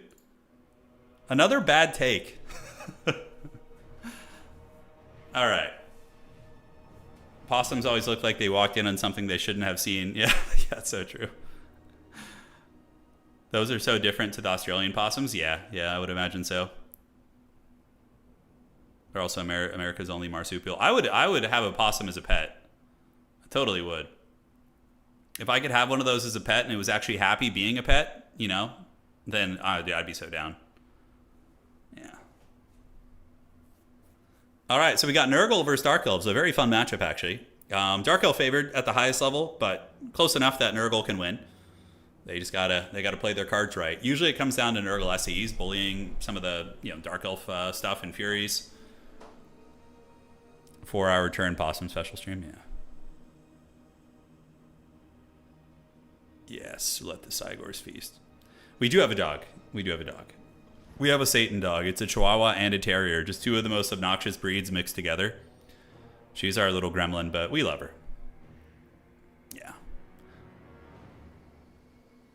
More people are domesticating opossums and raccoons these days. That's wild, yeah. Raccoons are like rough to have. Like, I've seen videos of people in certain states having pet raccoons, and they just mess shit up in the house. No, I did not play great today, Dante.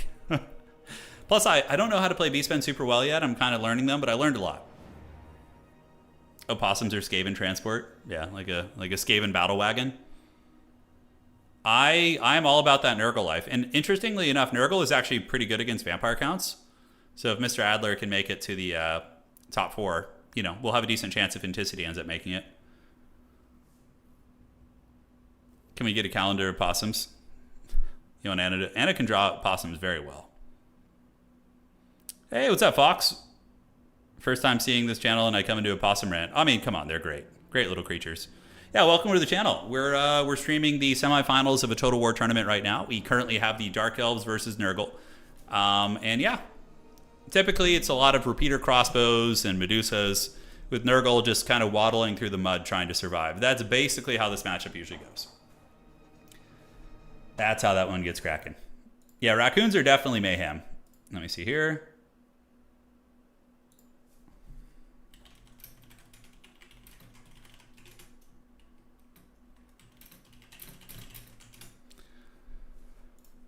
Outstanding. I'll buy a shirtless Turin. Oh my god, no. You guys want a shirtless Turin calendar where I'm just with my pot belly just hanging out? Just like laying like in the Titanic and paint me like one of your French girls on my side. Yeah. It's great. That's how we'll do it. So for Nurgle, it's not a great matchup for Nurgle. It's not unwinnable, but it's definitely Dark Elf favored. Like, if you put the best Nurgle player in the world against the best Dark Elf player in the world, the Dark Elf player would probably win 7 out of 10 games, I would say. Maybe 8. Currently, I mean, if you look at the stats, Dark Elves, let's see, I'm looking. So Dark Elves, Nurgle has a 33% win rate against Dark Elves. Yeah, so not amazing. Let's see what's going on. Yeah, we have skunks around. They'll ambush us sometimes. Where we live, we have a lot of skunks, a lot of coyotes, groundhogs. We have tons of birds of prey. So we have like vultures, condors. We have bears, mountain lions. It gets pretty crunk.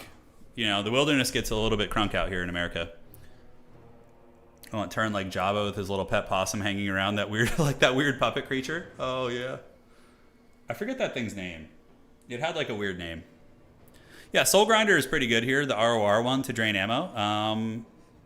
And then you need usually a couple Nurgle heroes to bully.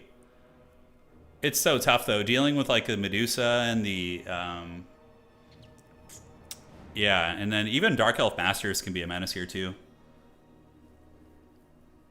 Salacious Crumb, man, you nailed it. Yeah, you got that, Afro. Nice. I knew it started with an S. Do you live in a zoo? No, we live in like a mountain village in California. It's really nice. Where we live is definitely, I would say, paradise. It's amazing. All right, guys, let's party. Let's have some fun. Pizu, I've seen him before. I believe he was pretty active a couple seasons back, so it looks like he has returned to try and get on top of the leaderboard here. We're going to see how that goes. And so it begins. So, ladies and gentlemen, spawning in on the north side of the map, it is going to be our Nurgle champion. So it looks like he's going to be going for one of my favorite styles with Nurgle, which is the face-to-foot style, which is very fitting for the thumbnail we have today. Basically, you send a lot of high HP units forward, you unga bunga, and you just, yeah. Oh, is it a Chaos Lord of Nurgle? And is he spell spamming? No, he's going for stream and healing. But yeah, he's going to be sending a million HP forward and being like, have fun getting through all this HP. Front line of Marauders backed up by Plague Bearers. I really don't hate it. Not bad.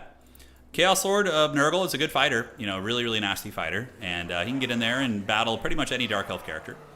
And we have the Sorcerer with Stream of Corruption to get through some of the armor and some of the infantry lines, and Fleshy to heal the Nurgle Lord. All right, now looking here, did I call it? Is it double master or are there masters? I don't know. Nope.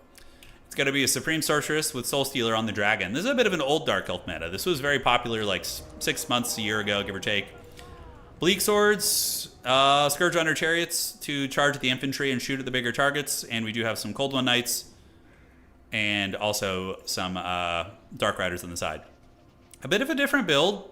You know, not using the repeater crossbows out of the gates. We don't see a Medusa. Medusa's, when I played against Daniken, I played in a Nurgle tournament a while back and was having a very good run until I had to play against Daniken on his Dark Elves. And I'm pretty sure he bullied my Nurgle with a Medusa. He had like one of them just sitting and just whittling my infantry down, and it felt so freaking bad. All right. So all the objectives going to go to Dark Elves out of the gates? Maybe. They are going to get this one. Objective 3 is in flux, but it looks like Nurgle is going to be able to get its character core up. But Nurgle, if played correctly here, should be able to grab all 3 objectives. I think you have to. You got to just push up and play the stuffing strategy against Dark Elves. I think it's your best bet. Nurgle does win the infantry fight typically against Druchii. But now we start to see your repeater crossbows coming out. The Nurgle infantry have gotten onto the point. They're going to start wrestling that. I think you got to go for it. You got to grab your units here, and you got to grab your units here, and you got to push up like that, okay? And then when you get there, you got to kind of spread out on the objective a little bit. You know, we can add a little blue vein on there too. You got to move up on the point, all right? You got to do it. So now repeater crossbows are in play. Furies are your best bet for chasing them. So you're going to want to get Furies to chase these guys down. Fate of Buna has also been used in this matchup to just one-shot the Dark Riders to buy time for your infantry. Granted, Nurgle healing is a little bit of a safer build, you know, a little bit safer. The apprehension here from Adler, I think, is going to cost them. I mean, value trading with Dark Elves is very difficult for Nurgle. It's not impossible, but very difficult. We do see the Golden Riders thinking about maybe taking the fight, and they are. So 2 Nurgle characters could get trapped here. One of them, the Sorcerer, is looking a little bit trapped up. And the Dragon's going to be coming in to butter that bread as well. All right, advancing are the Marauders, and we do see the Rot or Die activated. Going to be giving melee damage reflection as well as leadership. The Sorcerer needs to get out of that fight, though, and the rest of the Nurgle army is going to be pressing up to get the objective. So I like that Adler is now pushing up. And to be completely honest, he hasn't taken too much damage so far. It's not been too bad for our Nurgle champion.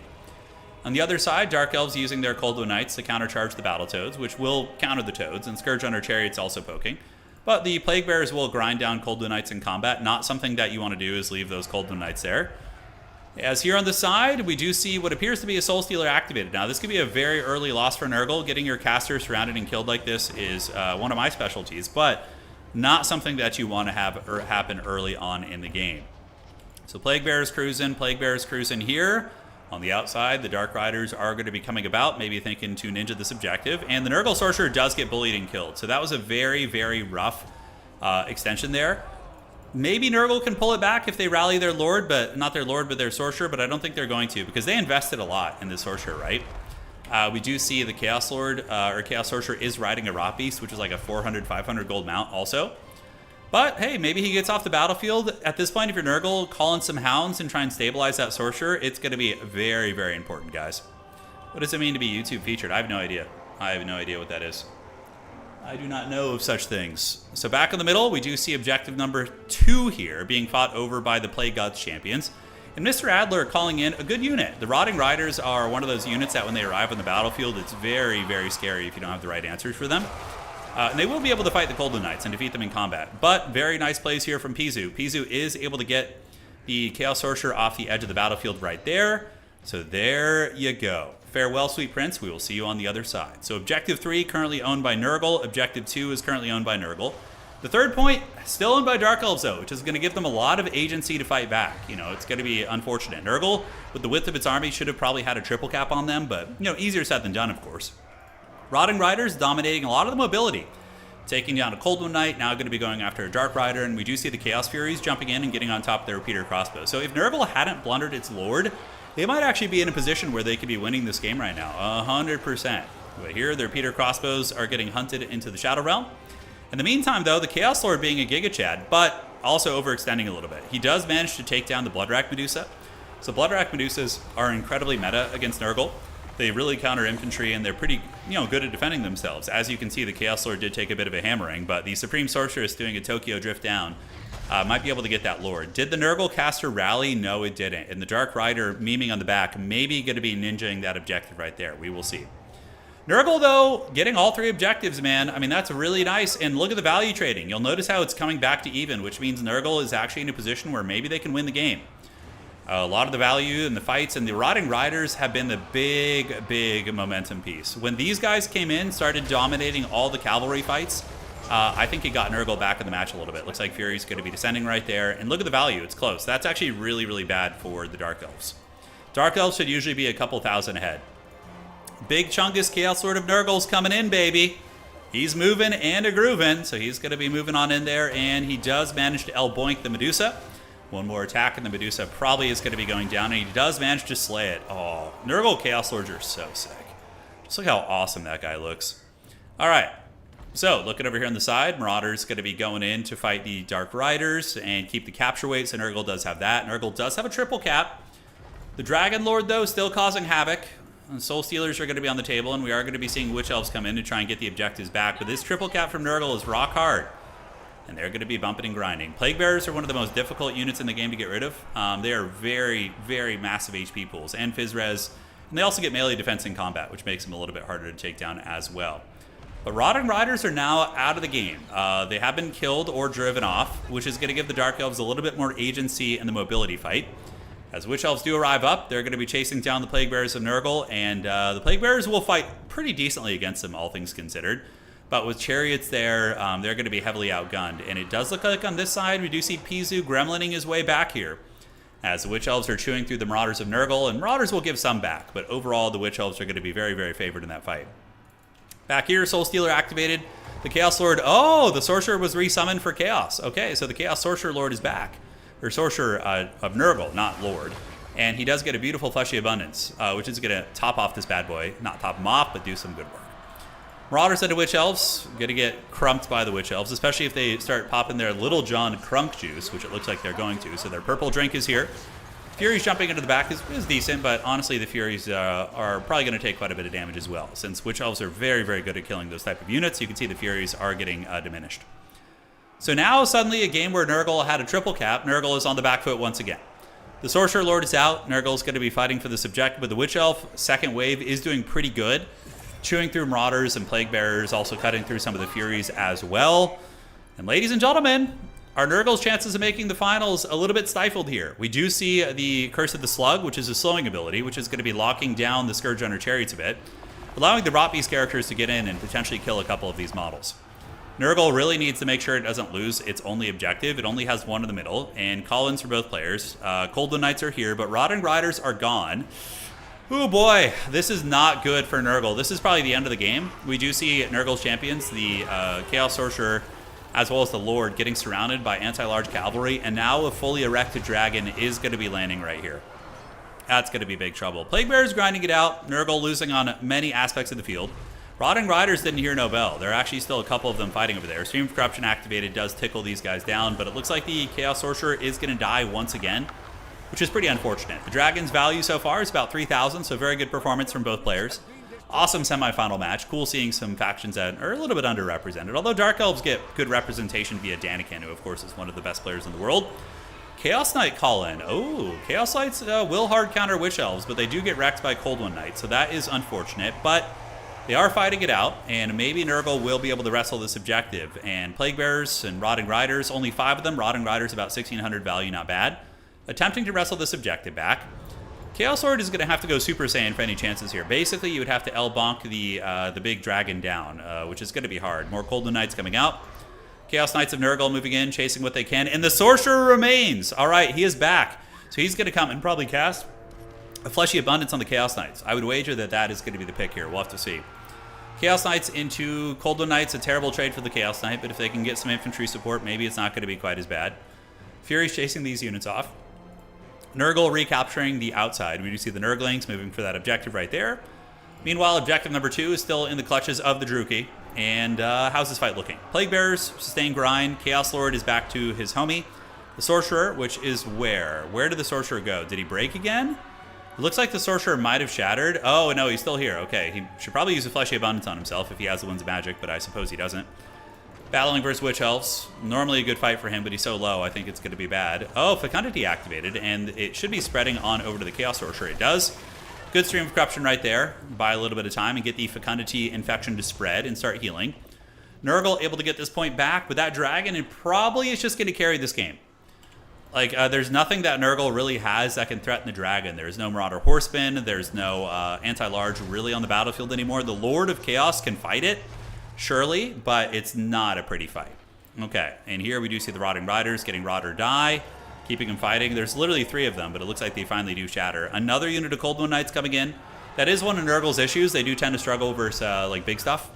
I mean, they have tools for it. Rancid Visitations helps quite a bit. But yeah, it's still hard. Plague Bearers coming in. Plague Bearers, and it looks like Nurglings and Marauders going to be moving to the middle. The Nurgle Lord is getting his salad tossed over here, and ladies and gentlemen, he's going to be sitting at 500, 400 HP, starting to get diminished, surrounded by Cold One Knights as well.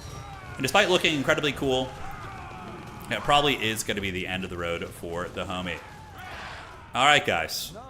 GG, well to the played. Very, very fun game there. As we do see the Plague Bearers of Nurgle surging forth towards the objective. Nurgle does get a point, but the dragon is just going to absolutely crush everything. And the Deadwood Sentinels will be emerging victorious. So now we have the Grand Finals. Grand Finals are coming up. We're going to see who won on the other side between Anticity and his foe. I didn't catch who he was playing, so we'll have to look. And let's go check it out. Yeah, so far so good. Anticity still battling Eric the Horrendous. And we are going to be getting Pizu in the final. So the dragon ends up with 3,600 value. The Nurgle Lord, 23, though. Really not bad. He paid for himself. He took down a Medusa. Rotting Riders gave a lot of momentum to Nurgle, but when they got worn down, they then didn't have anything to deal with the large threats. So maybe mixing in like a Plague Ogre or something. Okay, now I want to play Nurgle in the next tournament. Seeing Nurgle there, I'm like, oh, they're so fun to play. It was a good proper scrap. Turin finals. Okay, no, we need to do this. And Turin finals here. Host game of spectator. All right, there we go. Okay, so Pizu is coming.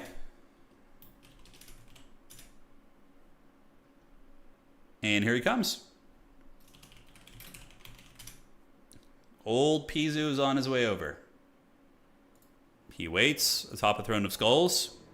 And I'm going to go get some water real quick, guys. I will BRB.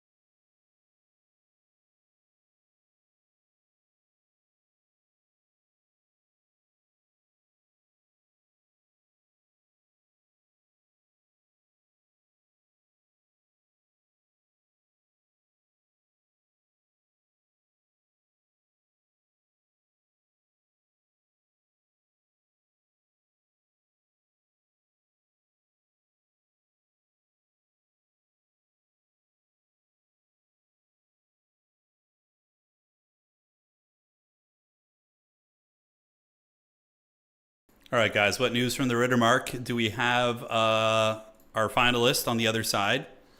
Anticity winning, the Dark Lord, of course, emerging victorious. So we're going to very much have a David and Goliath situation here, as Anticity is going to be battling versus the Dark Elves. All right. Also, we're going to get a chance to see him defending his World Championship crown coming up in about 2 weeks. On November 8th, we're going to be having our World Championship for Total War Competitive, and that should be pretty damn hype. Yes, yes. Great game so far. Any plans for some Age of Mythology? Not sure. I'm the games I'm more looking forward to are Dow 4, the Anno 117 game, which I actually am going to be recording some stuff for, and then also Heroes of Might and Magic, and anything this game presents, obviously. Okay, let's see. So gonna set it up. Time to set up the polls for you guys, so you can decide my fate for the next stream. Please vote for something decent. All right, so add option, next SFT, Nurgle. Nurgle will be the safety vote if you want to see Nurgle. Yeah, Ogres would be fun. I almost never play the Chunguses. Who else do I never play? I would like to play Kislev again too, actually. Kislev would be fun. Although they're one of my mains, but yeah, I'll pick 2 factions I don't play often and 1 I do. And then we can do Chaos Demons. Chaos Demons would be good. All right. And then let me head on over to Twitch and set up the poll there too. I think I learned how to set up polls on Twitch, guys. We've evolved. Okay. And before Cathay vote, I actually don't hate playing Cathay. Okay. And Nurgle, Ogres, what was it? Nurgle, Ogres, Kislev, and Demons. All right. There we go, guys. The poll's been started. Great. I don't enjoy playing Lizards that much. Okay, the Chunguses look like they're dominating. You guys just want to see Greasus. I know what you dirty dogs want. All right, Dark Elves and Vampire Counts. It is time. I did learn some new tech. I know. I was really surprised myself. You literally just have to type /poll. Yeah. Kislev, I've done pretty well with them. I not the last season, but the season before, I did win a couple tournaments with them. I think I won 1 or 2 with Kislev. Maybe one with Kislev and 1 with Nurgle. Ogres are fun on tabletop. So I've heard.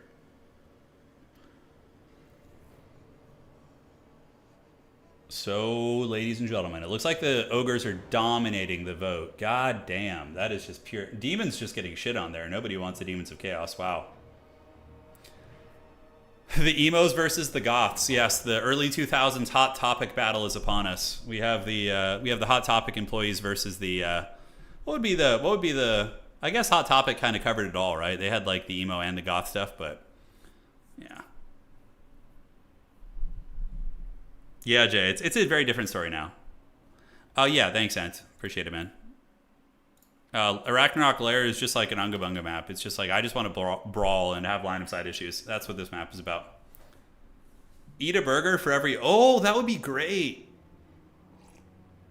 Okay, we're not going to do it for the next stream, guys, but how about this? What we do is we have an Ogre Kingdom stream, okay? And for every game I win, I eat a hot dog. And we could do a 7-rounder. We could make it a 6 or a 7 round. Maybe 6 rounds is enough, because that would be brutal. But we could do a Ogre Kingdom's hot dog stream. Oh, that'd be great.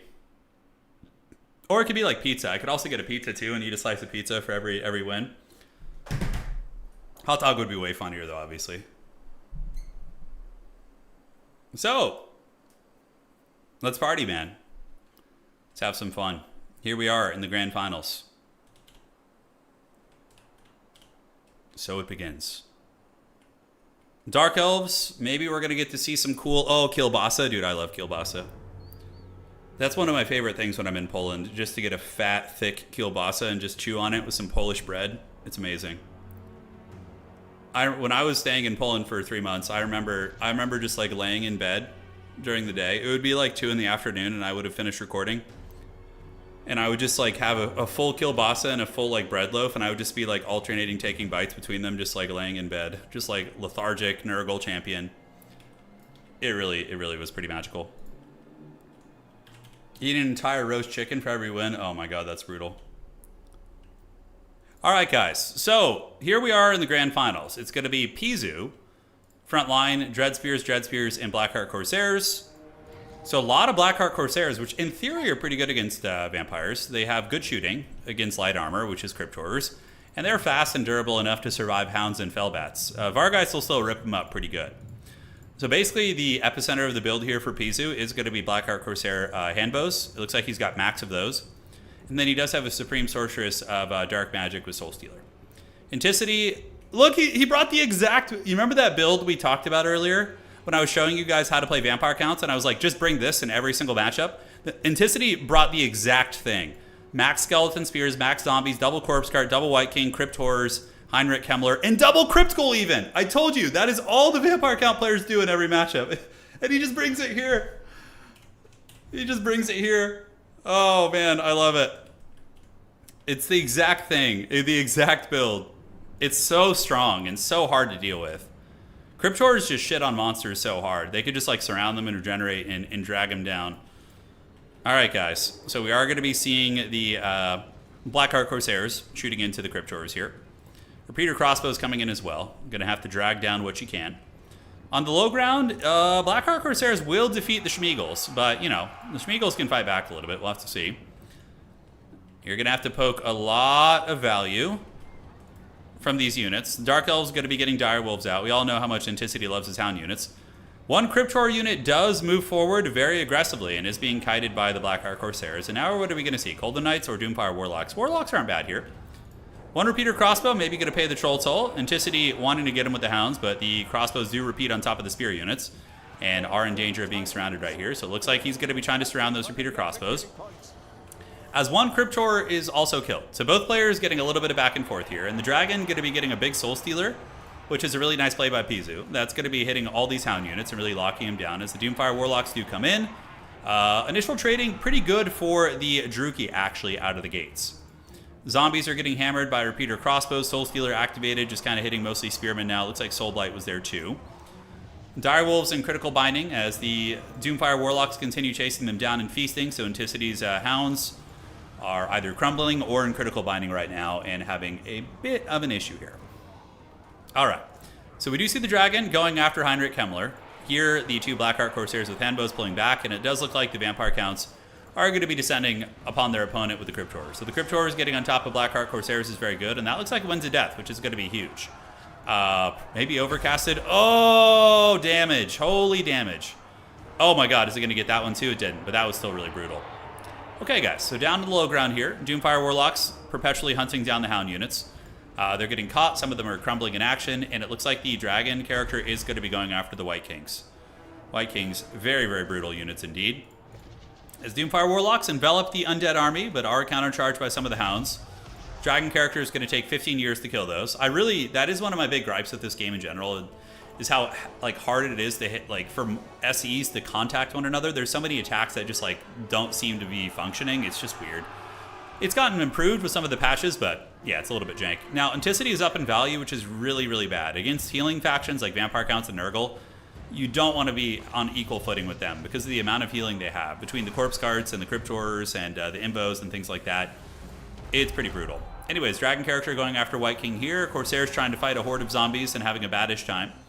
More doggies coming out from Anticity as he continues hunting here. Who let the dogs out? He let the dogs out. Over on objective number 1 here, we do see the Blackheart Corsairs going for it while the Vampire Counts have dominated on the low ground objective here. And we're able to take that over. A couple Corsairs battling Schmeagles. Schmeagles should be able to finish them off. Doomfire Warlock's still doing a great job, but there are a lot of Hound units. Dark Elves are going to need some Dark Riders and or some Golden Knights to deal with those. Dragon character is still trying to kill the White Kings, and I mean, look, they are progressively going down. The Dragon is wearing them down over time, but Scab Scraith is so cracked. Going to be wearing those guys down. Dragon's just not connecting with the White Kings. Granted, White Kings do have very high melee defense, you know, so that is a variable as well when it comes to them being hit. Back in the middle, Druki were able to get this back. They did get some Witch Elves, and they popped the Witch's Brew, so the Little John Crunk Juice is active. Coldwood Knight's getting a good fight, actually engaging squarely into basically 2 Cryptor units, maybe going to be able to wear one down. Granted, there is a Skeleton Spearman unit popping up here and poking those bad boys and doing some good damage. Elsewhere, Blackheart Corsairs continuing to pull back and looking down at the low ground objective, ladies and gentlemen. We do see the Vampire Counts hanging on to this one. Yeah, they are hanging on there. There they go. Dark Riders finishing off the Crypticals on the side. The Direwolves should actually lose this fight, so this is going to be a bit of a blunder from Ent. Going to probably just give it a free Hound unit, although with the Ghouls coming, maybe it's not so bad. So macro look at the battlefield. Dark Elves still do have some of their missile lines intact and are getting a lot of crumbling from the various Cryptor and lightly armored units. The Dragon character almost killed the 2 White Kings. It looks like they were able to stabilize, though, which is very unfortunate for Pizu, because now they're just going to sit and heal. You can see they're going to be healing HP now, so all that hard effort the Dragon put in basically didn't get it. Hey, Card, I appreciate that, man. Thank you for the kind words. Thank you, brother. Dark Riders sprinting to the low ground. Corsair Handbows pulling back. Dragon character going to be dropping a fat Rex Soul Stealer in the middle, which is going to be really, really good. That's going to hit like basically all these units, and maybe a Dragon Breath attack coming in after as well. Oh, he canceled the Soul Stealer, actually. Interesting.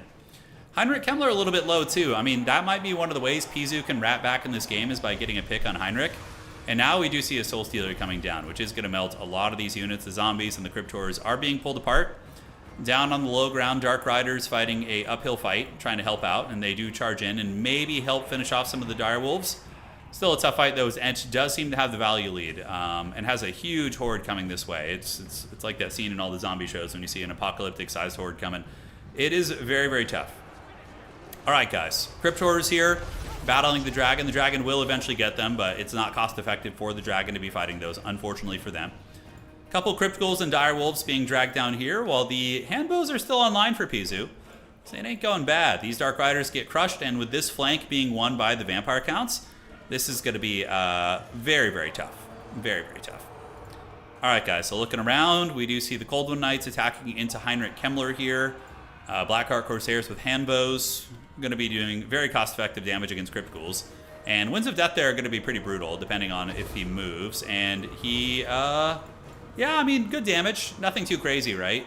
The first one was really brutal, but with the Lord dying here, I think he's pretty cooked. And Musion is going to be claiming victory as Anticity wins with the old Vampire Counts. GG.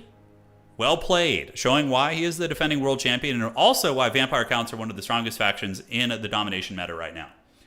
They're doing very, very good. And so too are the forces of Slanesh. It is Thriller Knight. White Kings being degenerate as usual. And Heinrich Kemmler, you know, doing his thing. I almost think if you're doing Winds of Death spamming, though, maybe it's better to go with Manfred, just for the Power of Darkness and the Staff of Sword of Power, whatever the hell that item's called. GG. Great game, man. Great game indeed. Demi, thank you for the raid. So, the tournament is concluded. Anticity is our winner. Well played to the mighty champion. And now what we're going to do is we are going to do a little bit of a siege battle here. Vampire Counts have like a 56% win rate, something like that. Yeah. Something like that. Turin siege battle. Okay, so we're going to do a thematic siege battle. And anybody's welcome to join. This is just kind of a fun way to close out the old stream here. So let's get it, and we're going to do... we'll do a 2-on-2 siege battle, I think. Would be cool. So we're going to do the Empire defending and then some bad guys attacking, I think is going to be fun. So we need to switch that. There we go. The Imperial Defense of Altdorf. There we go. So we got Baldwin in here. Anybody's welcome to join. So yeah, we could do Greenskin sieging Altdorf. That'd be fun. That'd be very fun indeed. This is just a dreaded siege, man. No, finals in this format are best of 1. Yeah, but our more sweaty tournaments, we have best of 3, best of 5, and best of 7, depending on the format. All right. Come join us, champions. We got 2 spots left. You need to have the Total Tavern map pack installed in order to play. But we're going to do Greenskins versus Empire in the siege. Yep, looks fine. Unicaps, you could allow multiple lords too, which is fun, but I think we are fine for that. You missed most of the stream. Don't worry, the VOD is going to be up soon. Gorbad would be required. There you go. Gorbad is welcome. He is welcome.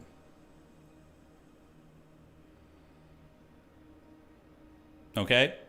1 sec here. Let me finalize the tournament settings. We have Martinius. That's a pretty overpowered defensive team here. Martinius is very good. And let's finalize that. Give Anticity his tournament win. Okay. So there we have it. And let's go ahead and do this. Great. Oh, Eric the Horrendous. He was in the tournament finals. We could do Khorne and Greenskins. I don't hate that. I think that's fun. You know, kind of two factions that just want to fight here. And by the way, we're going to be playing Ogres next time around. Yes. So Imperial Defenders. Let us go ahead and get the glory going. All right, James Hetfield is here. Let me see who Martinius is going to pick, Lord-wise. Going to do that. Yes. So Martinius is playing Golden Order, so that's probably fine. We can get you. Outstanding. I don't know how to play Ogres, though, so for me it's good. I mean, I know in theory how to play them, but in practical application I still have to learn quite a bit. Okay. Yes, we're going to have to worry about a bunch of Furies coming in. Furies are very, very trolly. Okay, so if he's not playing that character, I will. Okay, so Khorne and the Greenskin sieging Altdorf. They're just like, hey man, we both want to fight. That's going to be the game plan. No Nurgle. I mean, you know, they could pick Nurgle if they want to. We need chaff units to man the walls to get the towers going. That is very, very important here. Silver bullets, various gun units are nice, but they get folded off the walls pretty quick. You could just put basic archers on the walls to man those too and then retreat them. That's probably not a bad idea. Archers are so dirt cheap, you know? Okay. So trying to fine-tune the army here. We got a lot of money we need to spend. Awesome. Yes, I think that would be better, actually. I know. I can't believe we can't have cannons on the walls. That's such a bummer. You know, that would be so fun. That'd be so damn fun. Okay. I mean, we can't not have the Royal Altdorf Griffites. I mean, come on now. Do they rework sieges? I mean, to my knowledge, I don't think so. But I only play sieges in multiplayer occasionally just for fun. Get a couple of you guys. This is a pretty Chadley build, although it is missing a couple key elements here. We are the defenders, so we have less money. Their armies are going to be like mass elite black orcs and like scary shit like that. You know, it's going to be a menace. All right, let's get you. And then we're going to need to get you as well. And get some of these guys in the city. Great. Okay. So what else do we need? They reworked him twice and made him worse both times. Yeah, is that what happened? That's the pain, huh? That's the multiplayer is kind of insulated from all that. We haven't. Oh yeah, come on, that's a flavor win, right? Just a freaking Chad witch hunter in the streets running around accusing people of heresy. I mean, what's not to love? All right, awesome witch hunter. Hell yeah. All right. That's a fair amount to defend, but man, the Furies on the walls, Furies changed the game. Like the siege became so much harder when Furies got involved in the game. But I think we'll be okay. Let's get you. Cut this.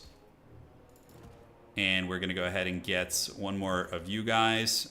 And then, great. All right, good luck, have fun. The Sons of Sigmar defending Altdorf. It begins now. You know what I feel like one of the big issues with Total War is? You know, is... Not, I mean, not from our... I mean, I guess from our perspective too, but... Basically, you know, this game was what? The original engine was developed probably in like 2013, 2014. And they've been like, I feel like between Total War Warhammer 1, 2, and 3, we've had a ton of issues with porting the previous game to the new game. And I feel like it's a very Frankenstein game. Like, they've probably had just tons of different developers working on each rendition of the game, and then moving on to different jobs, pulling in new developers who have to learn the previous Frankenstein of the old developers. I feel like that's why the Total War community has more issues. In tandem, I'm sure, with some of the decision-making of maybe some of the management. Who knows? But for me, I feel like the game does have that Frankenstein element where, like, it's like Total Tavern. Like, Total Tavern is basically like sticks and glue, like holding the brackets together and everything. And a lot of jank. But, it works and it's fun. But that's my conspiracy theory about CA. Yeah, I could be wrong. Yeah, the current tech priests have long forgotten how to keep the machine spirit alive. That's right. Oh, this is cool. We have like this big high ground where we can make our stand and everything. Hell yeah, that's awesome. All right, so we need to see where everybody's going to be developing or deploying before we ready up here. The Total War spaghetti code. Yeah, it's like some... That's my conspiracy theory. I don't even know if that should be considered a conspiracy theory, but okay, Martinius is going to fight the Greenskins, and I will fight Khorne wherever they deploy. Is this where they're going to be deploying? I'm not sure. And also, God, what I would give for a freaking in-game chat. Are there no towers on this side? Shit, we don't have towers? This is like a huge weak point in Altdorf. I don't know what Imperial engineer thought of this one. Maybe he's going to deploy back here too. We have to see how he decides to go. Yeah, Nakamura in chat says, in 10 years, a lot of people move on. CA is like an interstellar generational colony ship. Yeah, that's such a good descriptor. Coming from the mouth of someone who would know. I can only imagine that. All right, so where is Khorne deploying? Khorne's got like some flying demons and shit. The Greenskins are clearly deploying over here. Yeah, we got land ships protecting the city. I'm just waiting to see. I mean, is this where the Khorne player is going to deploy? Is this it? Is this how he's doing it? Okay, then. So we will get some basic archers up at the walls. I didn't bring any archers. That's fine. We will get great swords here and great swords here. All right. We're going to get the mortar wagons down here. Balthazar Gelt is really good in siege battles because he can nuke the gates and whatnot. So I guess I'm just going to square up to the Khorne army, and we're going to kind of see how we're going to fight them. Gonna need some guns, probably. So some Nuln Ironsiders here, or some silver bullets wouldn't be a terrible idea. And we can even get the great swords up on the wall to protect them. Because Khorne will be able to land on the walls, but yeah, we'll see. All right, so let's do you and you. So you guys are chilling here. We got to kind of keep our army together. We are ready. Okay, 2, and these guys are all ready. And now we have our grenade launchers. Is Khorne going to be deploying back here? I don't think so. It looks like Eric the Horrendous is coming here. So, oh shit, we got to deploy. Yeah, I do have basic archers. Okay, so basic archers. Basic archers. Black Rose Knights are going to come like so. Put them in 3 and 4. And then grenade launchers can be in 5. And they can support as needed. Okay, so now I need to build a freaking tower. Can I build a tower here? That's an explosive tower. Probably. Yeah, we'll figure it out. Okay, left a couple spearmen up here, but it's fine. They can just move where they need to go. Okay, so we're going to leave 1 spearman here. Come down here. We'll leave 1 spearman here. And the mortar wagons are going to start singing in the deep against Khorne. And is he just going to rotate to the other side of the map? Okay, that's fine. I mean, we can also rotate. So, depending on what he wants to do, that is fine with me. We'll build some towers over here. So we're going to go ahead and build a tower. And we're going to get the piercing tower. And we'll get a piercing tower here. Okay. So you guys here, you guys here. You guys come. Good thing I left some infantry over here for the reserves. And if he messes around too long outside the city, his ally is going to die. That's the potential mistake that he's playing right now. Okay, so we're going to get you, you, and you. I guess he can fly with all of his Furies, but yeah, he's still going to have to land on the ground. Do this. Furies are coming overhead. And we're going to leave... Do we leave some guns here? I think we do. So we leave you and you. And get you guys moving this way. Having regular wagons would be very helpful as well. But the Black Rose Knights cometh. They do indeed. Okay, mortars. Where do we want to shoot? Yeah, we got demis coming. The Greenskins are going to be pushing on that side. Balance of power obviously favoring these guys right now. So we're going to get you guys coming in. Yeah, get the Knights of the Black Rose to surge around the sides here. And we're going to see where he decides to go. All right. They're coming. These guns are pretty well protected. We do have some infantry over here. And the Furies are going to come for the walls, maybe. So let's get the Griffites down there. And you guys just continue chasing. And now our tower should be coming up soon. So on this side, what do we want to build? Do we just want to build a little parapet here and wall them in there? I think so. Okay, Furies are just Benny Hilling back and forth, basically. It's fine with me. We could do the exact same thing. And we can build a rampart there. So now we have a piercing tower, which is going to shoot these guys. And we'll see what they decide to do. Maybe they're going to attack it, but regardless... Is there multiple ways through here? Yes, there is. So we can go ahead and get a blocker, barricade, or a platform. Okay, we'll get a platform there. All right, so he's attacking here. Probably should have gotten some outriders or something. It's fine. The towers are taking some damage, but they are giving a little bit back. It's free resources, so it's fine with me. The mortar wagons are going, and it looks like he is attacking here with his Cornade army. It's a good thing I didn't leave. We'll keep the great swords there. We have you guys at the ready, and Demi's ready to protect them. And we'll just kind of harry this force over here. We can choke point this, and then we can come over here and build a maybe just a cheap tower there, like cheapo towers. It's going to be the way. Okay, so the siege begins over here. Khorne is coming in, eating a lot of shots. You can see these guys are having a bad time, and they're going to be laddering up to the walls here soon. Great swords are at the ready. Towers are destroyed, or will be soon, but they are just farming Furies for free, basically. Okay, so we got the blocker there. Let's come this way. Black Rose Knights, we can leave one here, and we can take one back to the main gates, which is going to be fine. I don't know how the fight's going on the other side. We'll have to see. But so far, the guns have been doing great damage. The great swords can get ready to engage on the walls, so we're going to pull the archers down. We're going to pull the archers down. Have you guns ready, and you guns ready. And the mortars are going to continue shooting at what we can get. Okay, so spearmen are being maybe hunted. The Black Rose Knights should be able to kind of keep tabs on things.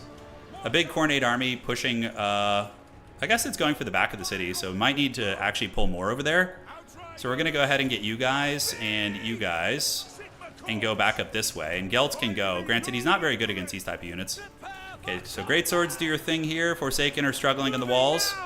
We are farming a lot of value here, but let's bring the wagons and see what we can do. Okay, Black Rose Knight's attacked by a Bloodthirster. We don't want any of that smoke. That's not good. And what other towers can we build back here? So let's go ahead and get a explosive tower. Why the hell not? Mortar wagons are coming. Demogryph Knights are coming here. We're going to need to get a final transmutation. I think we got this push covered. You know, we got all our guns in good shape. The great swords are farming. Like, that's a lot of free value for us. And the Khorne army hasn't done much damage to us. Like, we are actually in pretty good shape. Okay, let's get you coming in. Get the cav coming up to the top of the city here. The Khorne army is pushing. We're going to have to deal with them. And I do have the final transmutation too, so we can try and get some good nailing with that. Okay, Minotaurs on the way in. Yes and yes. Back here, the Ironsiders are doing great. The damage adding up. And the great swords on the walls are just kind of purging. You guys can shoot here, and you great swords maybe going to be needed back here. We might as well start moving them. All right, so what is it going to be? A couple skull cannons over here? Yeah. You guys come here. And let's get the mortar wagons to start shooting at, it's a lot of monster stuff here, including, what, Wrathmongers? Yeah, Wrathmongers are going to be really hard for me to deal with. So we're going to do what we can. I don't even know if we can kill them. Yeah, Bloodthirster's coming. Demogryph Knights are on the way. Let's keep retreating here. I wish I could communicate with my ally. That'd be really nice. If CA would bless us with chat features. All right, so the guns, we can start moving them back to the city as well. These guys got a little bit sloppy, so we can engage the Black Rose Knights. Let's get the Demogryphs in there too, and probably just drop it like it's hot right here, honestly. I think that's going to be fine. All right, shoot you guys with mortars. We have towers. Let's just have them go ahead and target these guys. And, oh shit, the Greenskin snuck past Martinius too. Look at that. That's hilarious. Holy shit. All right, let's just get cheap towers. Cheapo towers. Okay, we got a beautiful final transmutation, by the way. We just nailed all his Furies down. The Wrathmongers, though, are going to be running rampant in the city. On the front gates, I think we were winning. Let's get you guys down, get the great swords to come over here and help out. You guys shoot there. Not a huge deal about that fight. Okay, Gelt is doing it. We need to get the Black Rose Knights to pull back here. Grenade launchers, probably I'm going to need them in the back of the city as well. So I'll move those guys here. Tower opportunities, not too many. And now we just have Royal Altdorf Gryphites surrounding a Bloodthirster, which is, I guess, decent. Minotaurs, though, are coming, which is going to be hard. All right, Gelts can fight these guys. We can even land Gelts on the ground, try and lure those guys down. Yeah, they're capturing some victory points in the city. Let's see if those guys can get lured down here. We're probably going to need to retreat you. All right, so the Null and Ironsides are on the way. We've cleaned out the Khorne push here in the front. And the Greatsword should be able to polish them off. We do have some Greatswords coming back this way now. Okay, let's retreat, and Gelt is doing it. We're going to get you guys to intercept those Furies, and that's going to basically take all the Furies offline. Yeah, a couple tower shooting here and there, but the Greenskins are Benny Hilling around the city. We haven't lost much yet, which is good. We can reclaim ground which was lost, obviously. So a huge Minobus is coming here. So we're going to want to go like this, form up in the streets, and we're going to use Staff of Valons. Black Rose Knights are still pretty healthy. We're going to need them. That's for sure. Khorne has been routed at the gates, so we're going to take everybody to the back of the city now. And we're going to get you guys to start shooting here. So let's get your guns up and blast. Nice. Oh, nice. The Null and Ironsides are doing awesome work. All right, Balthazar Gelt can do another final transmutation. Now, it is Khorne, so the damage is a little subpar, but it's still good. Yeah, look at the Giga Chad Null and Ironsides. Doing great work. Oh, and that final transmutation hit everything, man. That's about as good as it gets, honestly. Let's pull you guys back. We have some Black Rose Knights tanking it here. We do hit the entire army. And let's go see if we can finish you off and send you to the back of the city. Martinius is basically playing whack-a-mole, just like I am.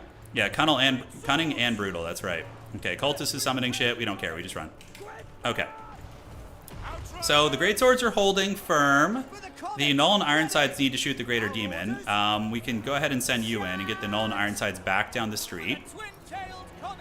And did we get the... Oh, we did get it. Nice. We were able to get the kill there. Pretty clutch. Let's fight you guys. Do this. Pull you guys up. And we have some resources. We need to spend them on towers if we can. Although I don't know what parts of the city we own. Towers, towers, towers. It looks like we can get a fat tower right here. So we're going to go ahead and just build a huge explosive tower. And the guns are going to retreat back. Let's get you guys shooting at the Greater Demon here. And Gelt will have enough for one more final transmutation overcast. Okay. Really going to have to make that one count. That's for sure.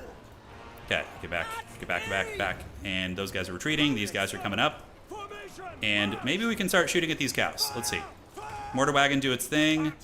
Grenade launchers and down the street. Archers are doing good. We have another Greatsword coming. Obviously not ideal. Looks like the Bloodletters got in, but they were just a summoned one. We're going to build a little blocker ramp here. I think wouldn't be a bad idea. Just to keep the flanks from going too crazy. All right, so shooting is afoot. Mortar Wagon's being used. We can shoot Khorne's Bloody Fist. And Balthazar Gelt, what can he possibly do? What can he possibly do here? Okay, big volley on the Bloody Fist. We get the Cav to come in and fight the Bloodthirster, and we're going to try and retreat you back. We do have this freaking Khorne Cultist here. Let's get the archers to shoot you, retreat you guys away. Greatsword's going to have to fight in the streets, man. They're going to have to fight in the streets. All right, Minotaurs unfortunately ran us over there. And we did reclaim the back of the city. That's really nice. That's very, very nice. All right, so you guys retreat back. Yeah, dealing with that Khorne's Bloody Fist is going to be hard. We're going to need to firstly finish off this damn Chaos Cultist.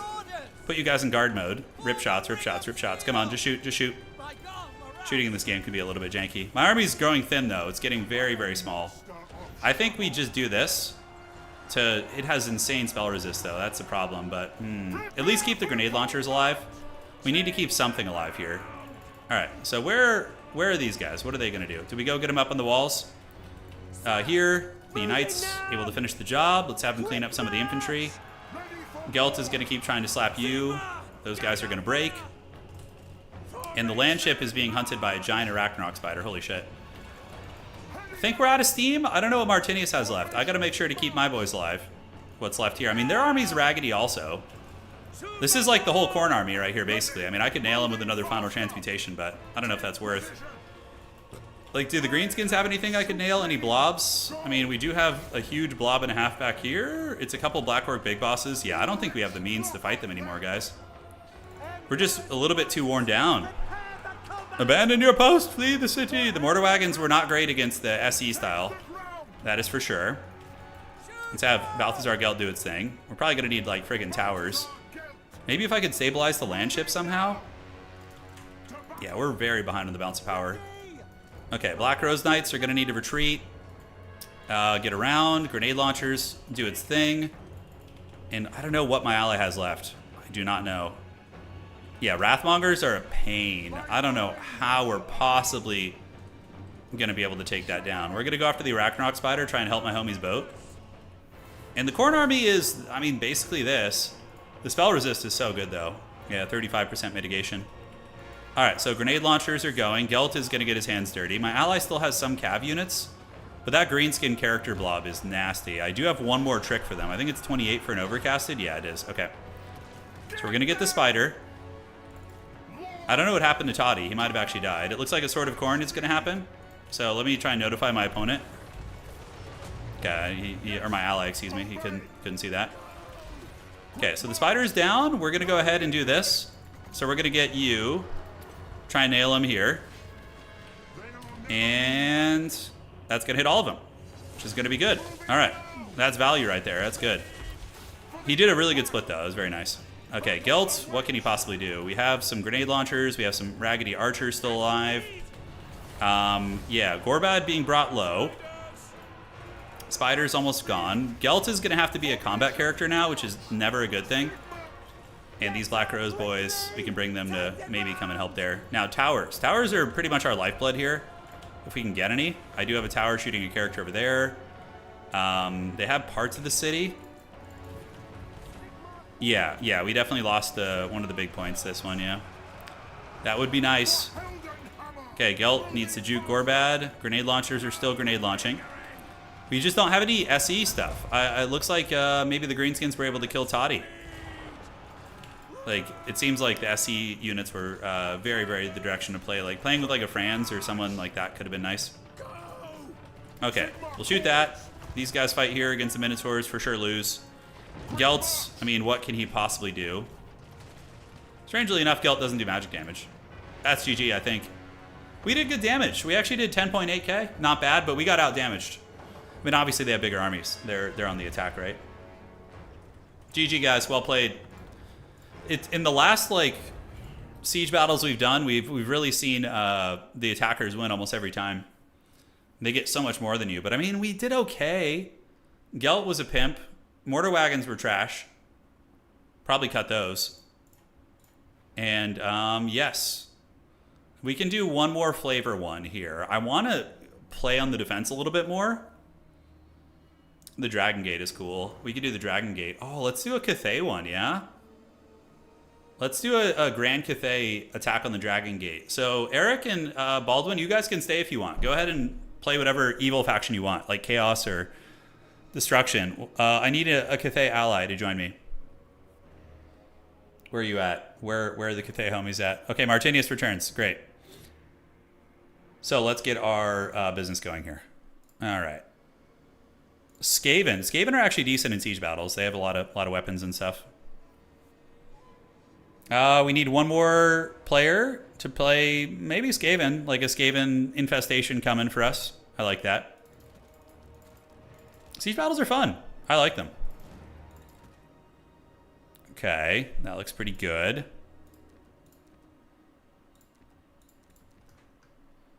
We've had a first siege battle, but what about a second siege battle? All right, we got Kane. Kane, you need to play Skaven. You can play Dark Elves too. Like something that kind of is thematically in tune would be good. All right, double rats it is. The rats are at the gates. Okay. The evil Skaven schemes. Evil. Yeah, I think with siege battle stuff, you just got to play a little cheesier to really max out on the defender's advantage instead of like trying to play traditional. Oh, Chaos Dwarves are super OP as attackers and defenders. Chaos Dwarves are disgusting. Their artillery is so gross in sieges because it just nukes over the walls. It literally takes away the defender's advantage, Chaos Dwarves. They're brutal in siege. Okay. Looking good. The Skaven can't fly, which is nice. There's no flying rats. You know, no flying rats here today. Can mix one of you guys in and you guys in. Yeah, this is where like my lack of campaign knowledge could be something, right? We have to have a gate master guarding the gates. I mean, come on. The gate master comes, dude. Hell yeah. Ah, though he's so haggard. Okay, so we're going to be dealing with Skaven mobility for sure. The Skaven, I do know they're going to be trying to rat into the cities and do like special agent rats that are going to be creeping. They'll also have a million artillery pieces. So that is a little bit frightening. Okay, I think this build's fine. It's good enough. It'll do pig. All right. Tar pushing and your buildable barricades is pretty good in settlements. Yeah, that makes sense. Imagine if the Skaven could fly. Like they invented like jetpacks, you know, like warp jetpacks where they could like zip around in the air. Yeah, crowmen are very good. Oh, that brings me another idea. Okay. You guys just reminded me about something, which is going to be really fun. Oh my god, that's expensive. It's so pricey.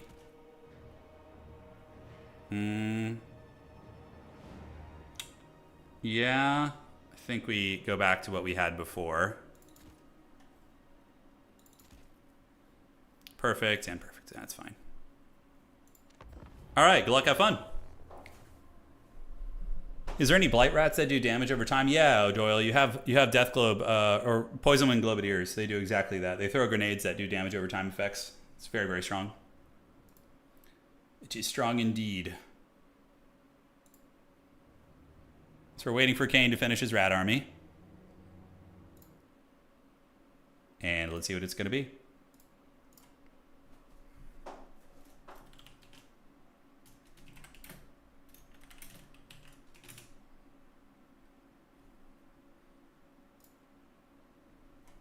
That's the best screen blocker yet. It's Wookiee. It's my old dog. Yeah, it's a good creature. All right, folks, prepare for the Dragon's Gate. The Skaven have decided to invade. And oh, this is a cool map. Look at the big like Warpstone Desert out here. Oh, this city is sick. Certainly a lot to defend. That is for sure. There's a lot of ground to cover. I mean, the Skaven can get really sneaky in here, but I have ways to find them. Oh, they brought siege towers this time, so the rats are going to be pouring onto the walls.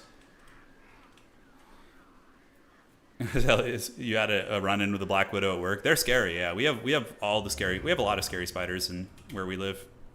Black Widows are one of the most common ones. In every nook and cranny of your home, they lurk. Oh my god, this map is almost too big. It's so epic. Yeah, okay. So I will deploy on this side. We're gonna get you and you. And we definitely, in siege battles, you want to man all the towers, because they do a lot of damage. And we're going to get you there. So we got all the towers manned. Then we're going to go ahead and get our halberdier at the gatehouse. Bombardiers can hide here so they don't get nuked. Okay, the globadiers, they do have avalanche mortars. Okay. So fire rain rockets will fire from here and here. Gotta get everybody grouped up here. We can get you guys down there. And I have a huge air force. Iron Dragon is going to be here. I have a Moonbird squad, which is going to be brutal against Skaven. Like, Skaven, their big weakness is Crowmen. Crowmen dunk on a lot of the Skaven units. Like, you can see all his weapon teams are just going to straight up die when I move out there. What does he have? Plague Monks on the walls. Yes, yes. The Wujing clan is here as well, so the War Compass. And then 5 and 6. All right. Awesome. So now let's go ahead and build some towers. Ready up here. I think we're about ready. What towers can I build here? So against Skaven, let's try the explosive towers. So I don't know what they do, but we're going to try it. All right. Awesome. Here we go. Yeah, this map will be a little bit easier to defend because there's no room for like cheesing and running around. Like in the last map was so haggard. It was like not even a siege battle. It was just like SEs running around and maneuvering. Yeah, Black Widows, I'm pretty sure can take people out, but it's not like guaranteed, but yeah, you definitely need to get treated for it. A lot of people do. All right, cool. So let's firing rocket these guys, yeah? So we're gonna get a firing rocket here. Our Air Force of Doom is gonna go make sure avalanche mortars don't end our career, because those things will for sure end my career. And let's blast you too. And we do see some Death Runners at the walls. Oh, that's pretty cool. Iron Dragon will go dragon form soon. Yeah, look at that. We see the Death Runners coming for the walls. Look at these guys running. They know it's coming. They know the Crowmen are gonna have they will feast. Let the Crowmen feast. All right, we're gonna go dragon form. We're gonna get the Crowmen to do their thing, and yeah. So we are gonna want to just get those guys offline if we can. He is guarding him pretty aggressively with triads, but it doesn't matter. As long as they're not shooting, I can just kind of grumble over here and chase them. This firing rocket, the God-forsaken pathing here, we're just gonna let those guys shoot. And we do have rats getting ready to climb the walls. So we will be ready. You can see our towers are junky on them, though, pretty good. Yeah. I mean, honestly, do I just come back here and wipe that whole backfield army? I think I could. I really think I could. All right, so the fire rains are going to be back online. The Wujing War Compass can do the dreaded Comet of Cassandora. Oh, they're all bunched there? Oh, that's going to be a beauty right there. That's going to mess them up. And we're going to gather all of our legions here and see what we can do. All right, so we're going to come here. Gather on those guys, try and wipe them down. Oh, the Wujing Comet! Oh, yeah, baby. All right. Dude, because they were all blobbed from climbing the ladder, so that was just brutal. You know, it was just brutal. All right, so for you guys, let's go ahead and get 2 Crowmen to dive onto these guys. Put them in control group 8, and then everybody else can basically... Yeah, he's going to abandon those guys. I think he just realized it's not worth it. And now we just need to defend the walls. Okay. The Dragon Emperor cackles this day. And now the Moonbirds, I mean, Skrulk is kind of asking for it here. We're going to go get him. And we're going to try and kill Skrulk. Okay, how are we looking? So far, the rats have gotten up on the walls, so we need to reform the ranks. Let's pull you back. Let's get you back here. Let the firing rockets continue shooting. Skrulk is being attacked by the Moonbirds, but they're not doing a whole lot at this point. We did manage to get the big weapons teams offline. Is there any sense in flanking out there? I don't think so. Okay. So Skrulk, I mean, should die to 2 Moonbirds, or at least have a bad time. Let's go ahead and do the Fire Breath right there. And the Wujing Comet is going to be coming as well. So they are up on the walls. Oh, that's going to be so much damage. It's going to be so much freaking damage. Okay, Skrulk is being hunted. He does have his triads here. Where are the Empress's Crowmen? We're going to want those. Oh, Comet! Birds are just flying rats. I mean, hey, you know, close enough. All right, let's get these guys ready. Yeah, we're tearing into Skrulk Daddy. And we're going to go ahead and get over the top of these triads here and then use the Nangao grenades. All right, there we go. So the Nangao grenades are going to do some damage. And then we can dive, and we can dive on them. And keep kind of trying to bully Skrulk here, basically. All right, so Big Stinky, we're going to keep clicking on him, although he's hiding in the gatehouse. Kind of hard to click on him here. We do have a little lightning bolt action, and we are able to get rid of those guys. The rats have gotten up on the walls. We have the bombers ready for when they come down from the walls. And here we are. So they should be throwing. There they go. Great. Moonbird's pulling away. And we are able to clean up out there. All right, so let's get back in the city and go salvage the city. We do have a couple Crowmen at the ready. The defense of the walls is going very good this time around. It's definitely going good. We still have the Dragon's Breath, and he hasn't even really gotten through the gatehouse yet. All right, so here comes the rats. Let's go here, and let's go here. And we can just keep grenading them, so we're going to go ahead and do that. Heaven's Flash. We're going to do that and get a big breath attack to go right up the pipe on these filthy rats, and then just terror out them. Oh, man. Yuanbo, not Yuanbo, but the Iron Dragon, really good for these kind of siege defenses. All right, let's hit the Plague Monks. So far, we still have Jade Warriors fighting on the walls, too. Bounce power is coming into our favor. Yeah, these guys are going to get it. The attackers had 7,000 or 8,000 more gold. Like, usually the attackers win, usually, in these playthroughs we've done. The defenders usually get punched in the wiener, but not every game. It probably depends on the matchup, too. And this city is way easier to defend because you can't cheese it. You can't, like, run around it. You got to just kind of move in the front. I've thought about doing siege tournaments. It could be kind of fun. Not even a tournament, but just like a casual event. All right, so I think we got this one. I mean, we are just so solid right now. And it's basically just Big Stinky over here trying to find his way. We've held our gatehouse. Crowmen can bug out on this map? Really? That's a pretty obscure thing. Alright, and you guys keep going. Let's go see what we can find. Let's take the Iron Dragon over there. And we probably need to make sure we hunt down some of these rats, because they could rally and cause problems. Alright, so you guys go chase those guys. We don't want them to sneak and grab objectives on us. Oh, double weapon team over there. Okay, we're going to go get those. Gather up over here. Iron Dragon's going to come. We managed to hold the towers. The gatehouse has been held. Last stinky rats out front are getting bombarded. Yeah, Cathay is literally all about this life too, right? Like, they're so good at defending. Alright, so we're going to go jump on the Death Globes, and we're going to go jump on you guys.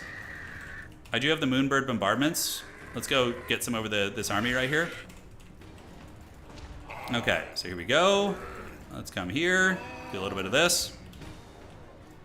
Nice. So we do get that. We cook some rats. Do a little breath right there. Cool.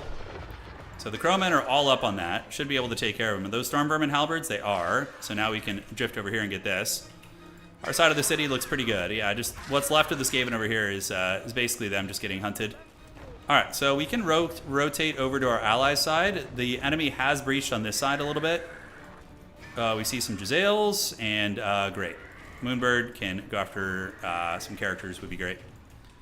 Alright, so they have been able to get in here, so we're going to need to rotate. I think this side is more or less secure, so let's head over here. Firing rockets can just keep clearing out whatever they can hit. Yeah.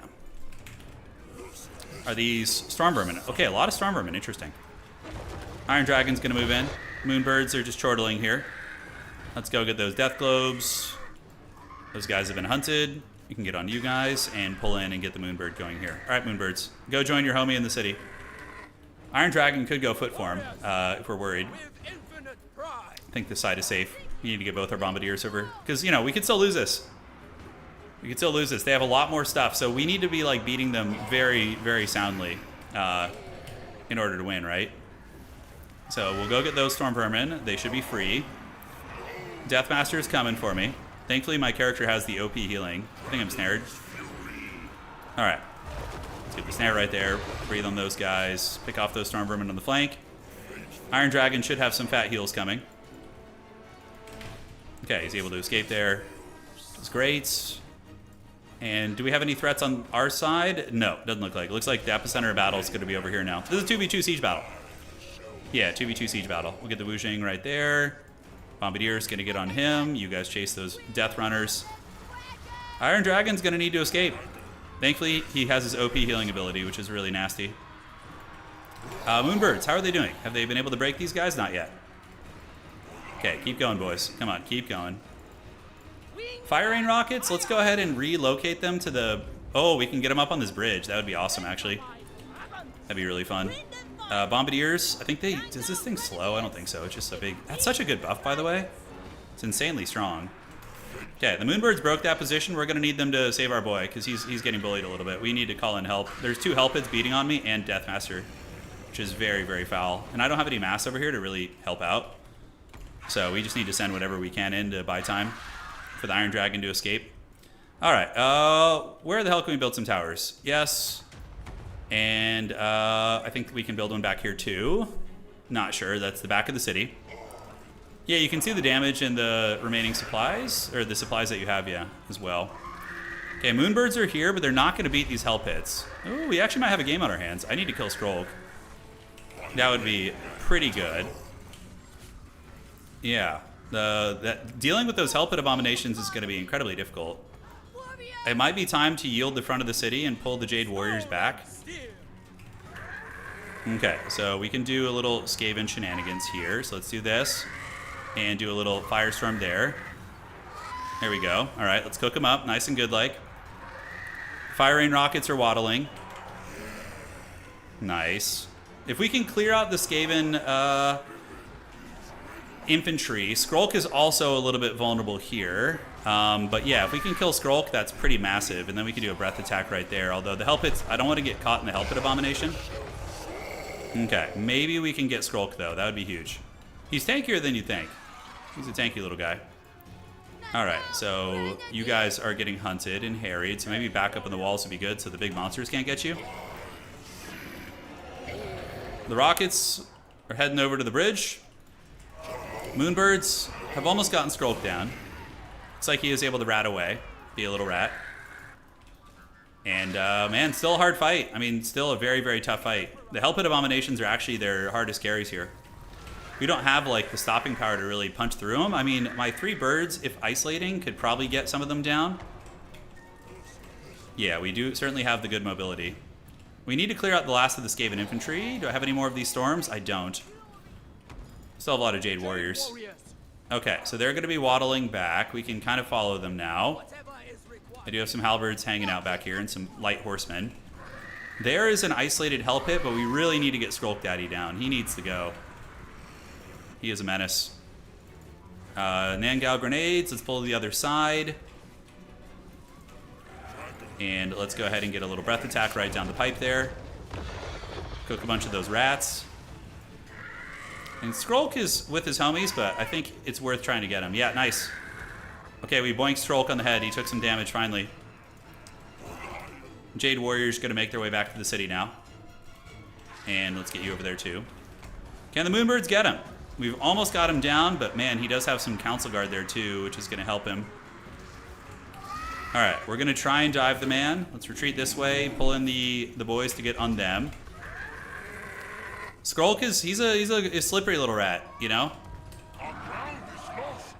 He is slippery indeed. Can we connect? Nope, Skrulk took it like a champ. Alright, so they're going to charge in. And the rockets are going to start firing down the alley here. Yeah, Cathay does have very cool siege maps. I agree. They're awesome. Can we kill the frickin' Hell Pit Abomination with all our SEs? We need to get some of those damn things off the battlefield, you know? They're just such a menace. Let's get on the Council Guard here and see if we can 3v1 the big man. Let's breathe down the pipe. Do that. Moonbirds are coming back. Look at the fire rains. Awesome. Shoot at the rats in the streets. Just I'm going to let them auto-fire. It's probably going to be better than if I try and control it. Okay. So here comes the warriors. We need to just re-grab what was taken. So you get this back. You get this back. And the warriors can head to the city here. Okay. So it looks like this area is lost. Yeah, I don't think we're going to... We did wipe out those units. Killing Skrulk is going to be uber important. Because that'll really mess up their leadership. God, full health Storm Vermin? At least they're getting hit by like rockets and shit. Okay. So this Hell Pit is alone. I'm happy to take the 3v1 there. And we can use you Crowmen to run interference on these Storm Vermin. If I could just drag down a Hell Pit Abomination with 3 SEs, then that's going to be pretty money. Yeah, and they do fire damage too. At least some of them do. Okay, Skrulk's coming. Hell Pit Abomination is getting worked a bit. Crowmen tearing it up. Yeah, nice. This is the plays we need. We're reclaiming that. We're going to go get the back point there. Come on, guys. Keep beating it down. Come on. Come on. The Fire Rain Rockets still have some targets, I guess. Yeah, we can shoot there. Come on. Get the Hell Pit Abomination. I can use supplies, but there's not really too many tower positions to build on here. Do we just fight this? We might be able to fight this, although my Moonbirds are very, very low. Yeah, we attack in for a second, but I think we need to get the charge bonus reset. Okay, so these guys are going to die right now. There's nothing to protect them. I don't know what Martinia still has. Okay, so we're going to charge back in. We need to win this fight. It's very important. Hopefully that other Moonbird will rally. And yeah, he's thinking about coming back. Okay, so the Peasant Horsemen are still holding for like a second longer. If that Hell Pit gets its regen, I'm in big danger. 1500 HP on it. Is the breath attack worth doing? Okay, Moonbird is back. This Moonbird is shaken and stirred, and there's a whole bunch of Storm Vermin coming now. So we're going to need to get the hell out of there. We can't win that. All right, back this way, guys. The Jade Warriors, can they waddle over here and help? We can get a big breath right there. Oh, no! Iron Dragon! I think his heal is one-time use only, thank goodness for multiplayer purposes, but... Okay. Yeah, we need to protect the back of the city. Do we have any towers we can build? I don't know the city, so... I'm looking to see. I mean, we could build walls and shit, but, you know... The towers are really the only thing that's going to make a considerable difference. We almost got it. All of our boys did live. Yeah, I think my ally has nothing.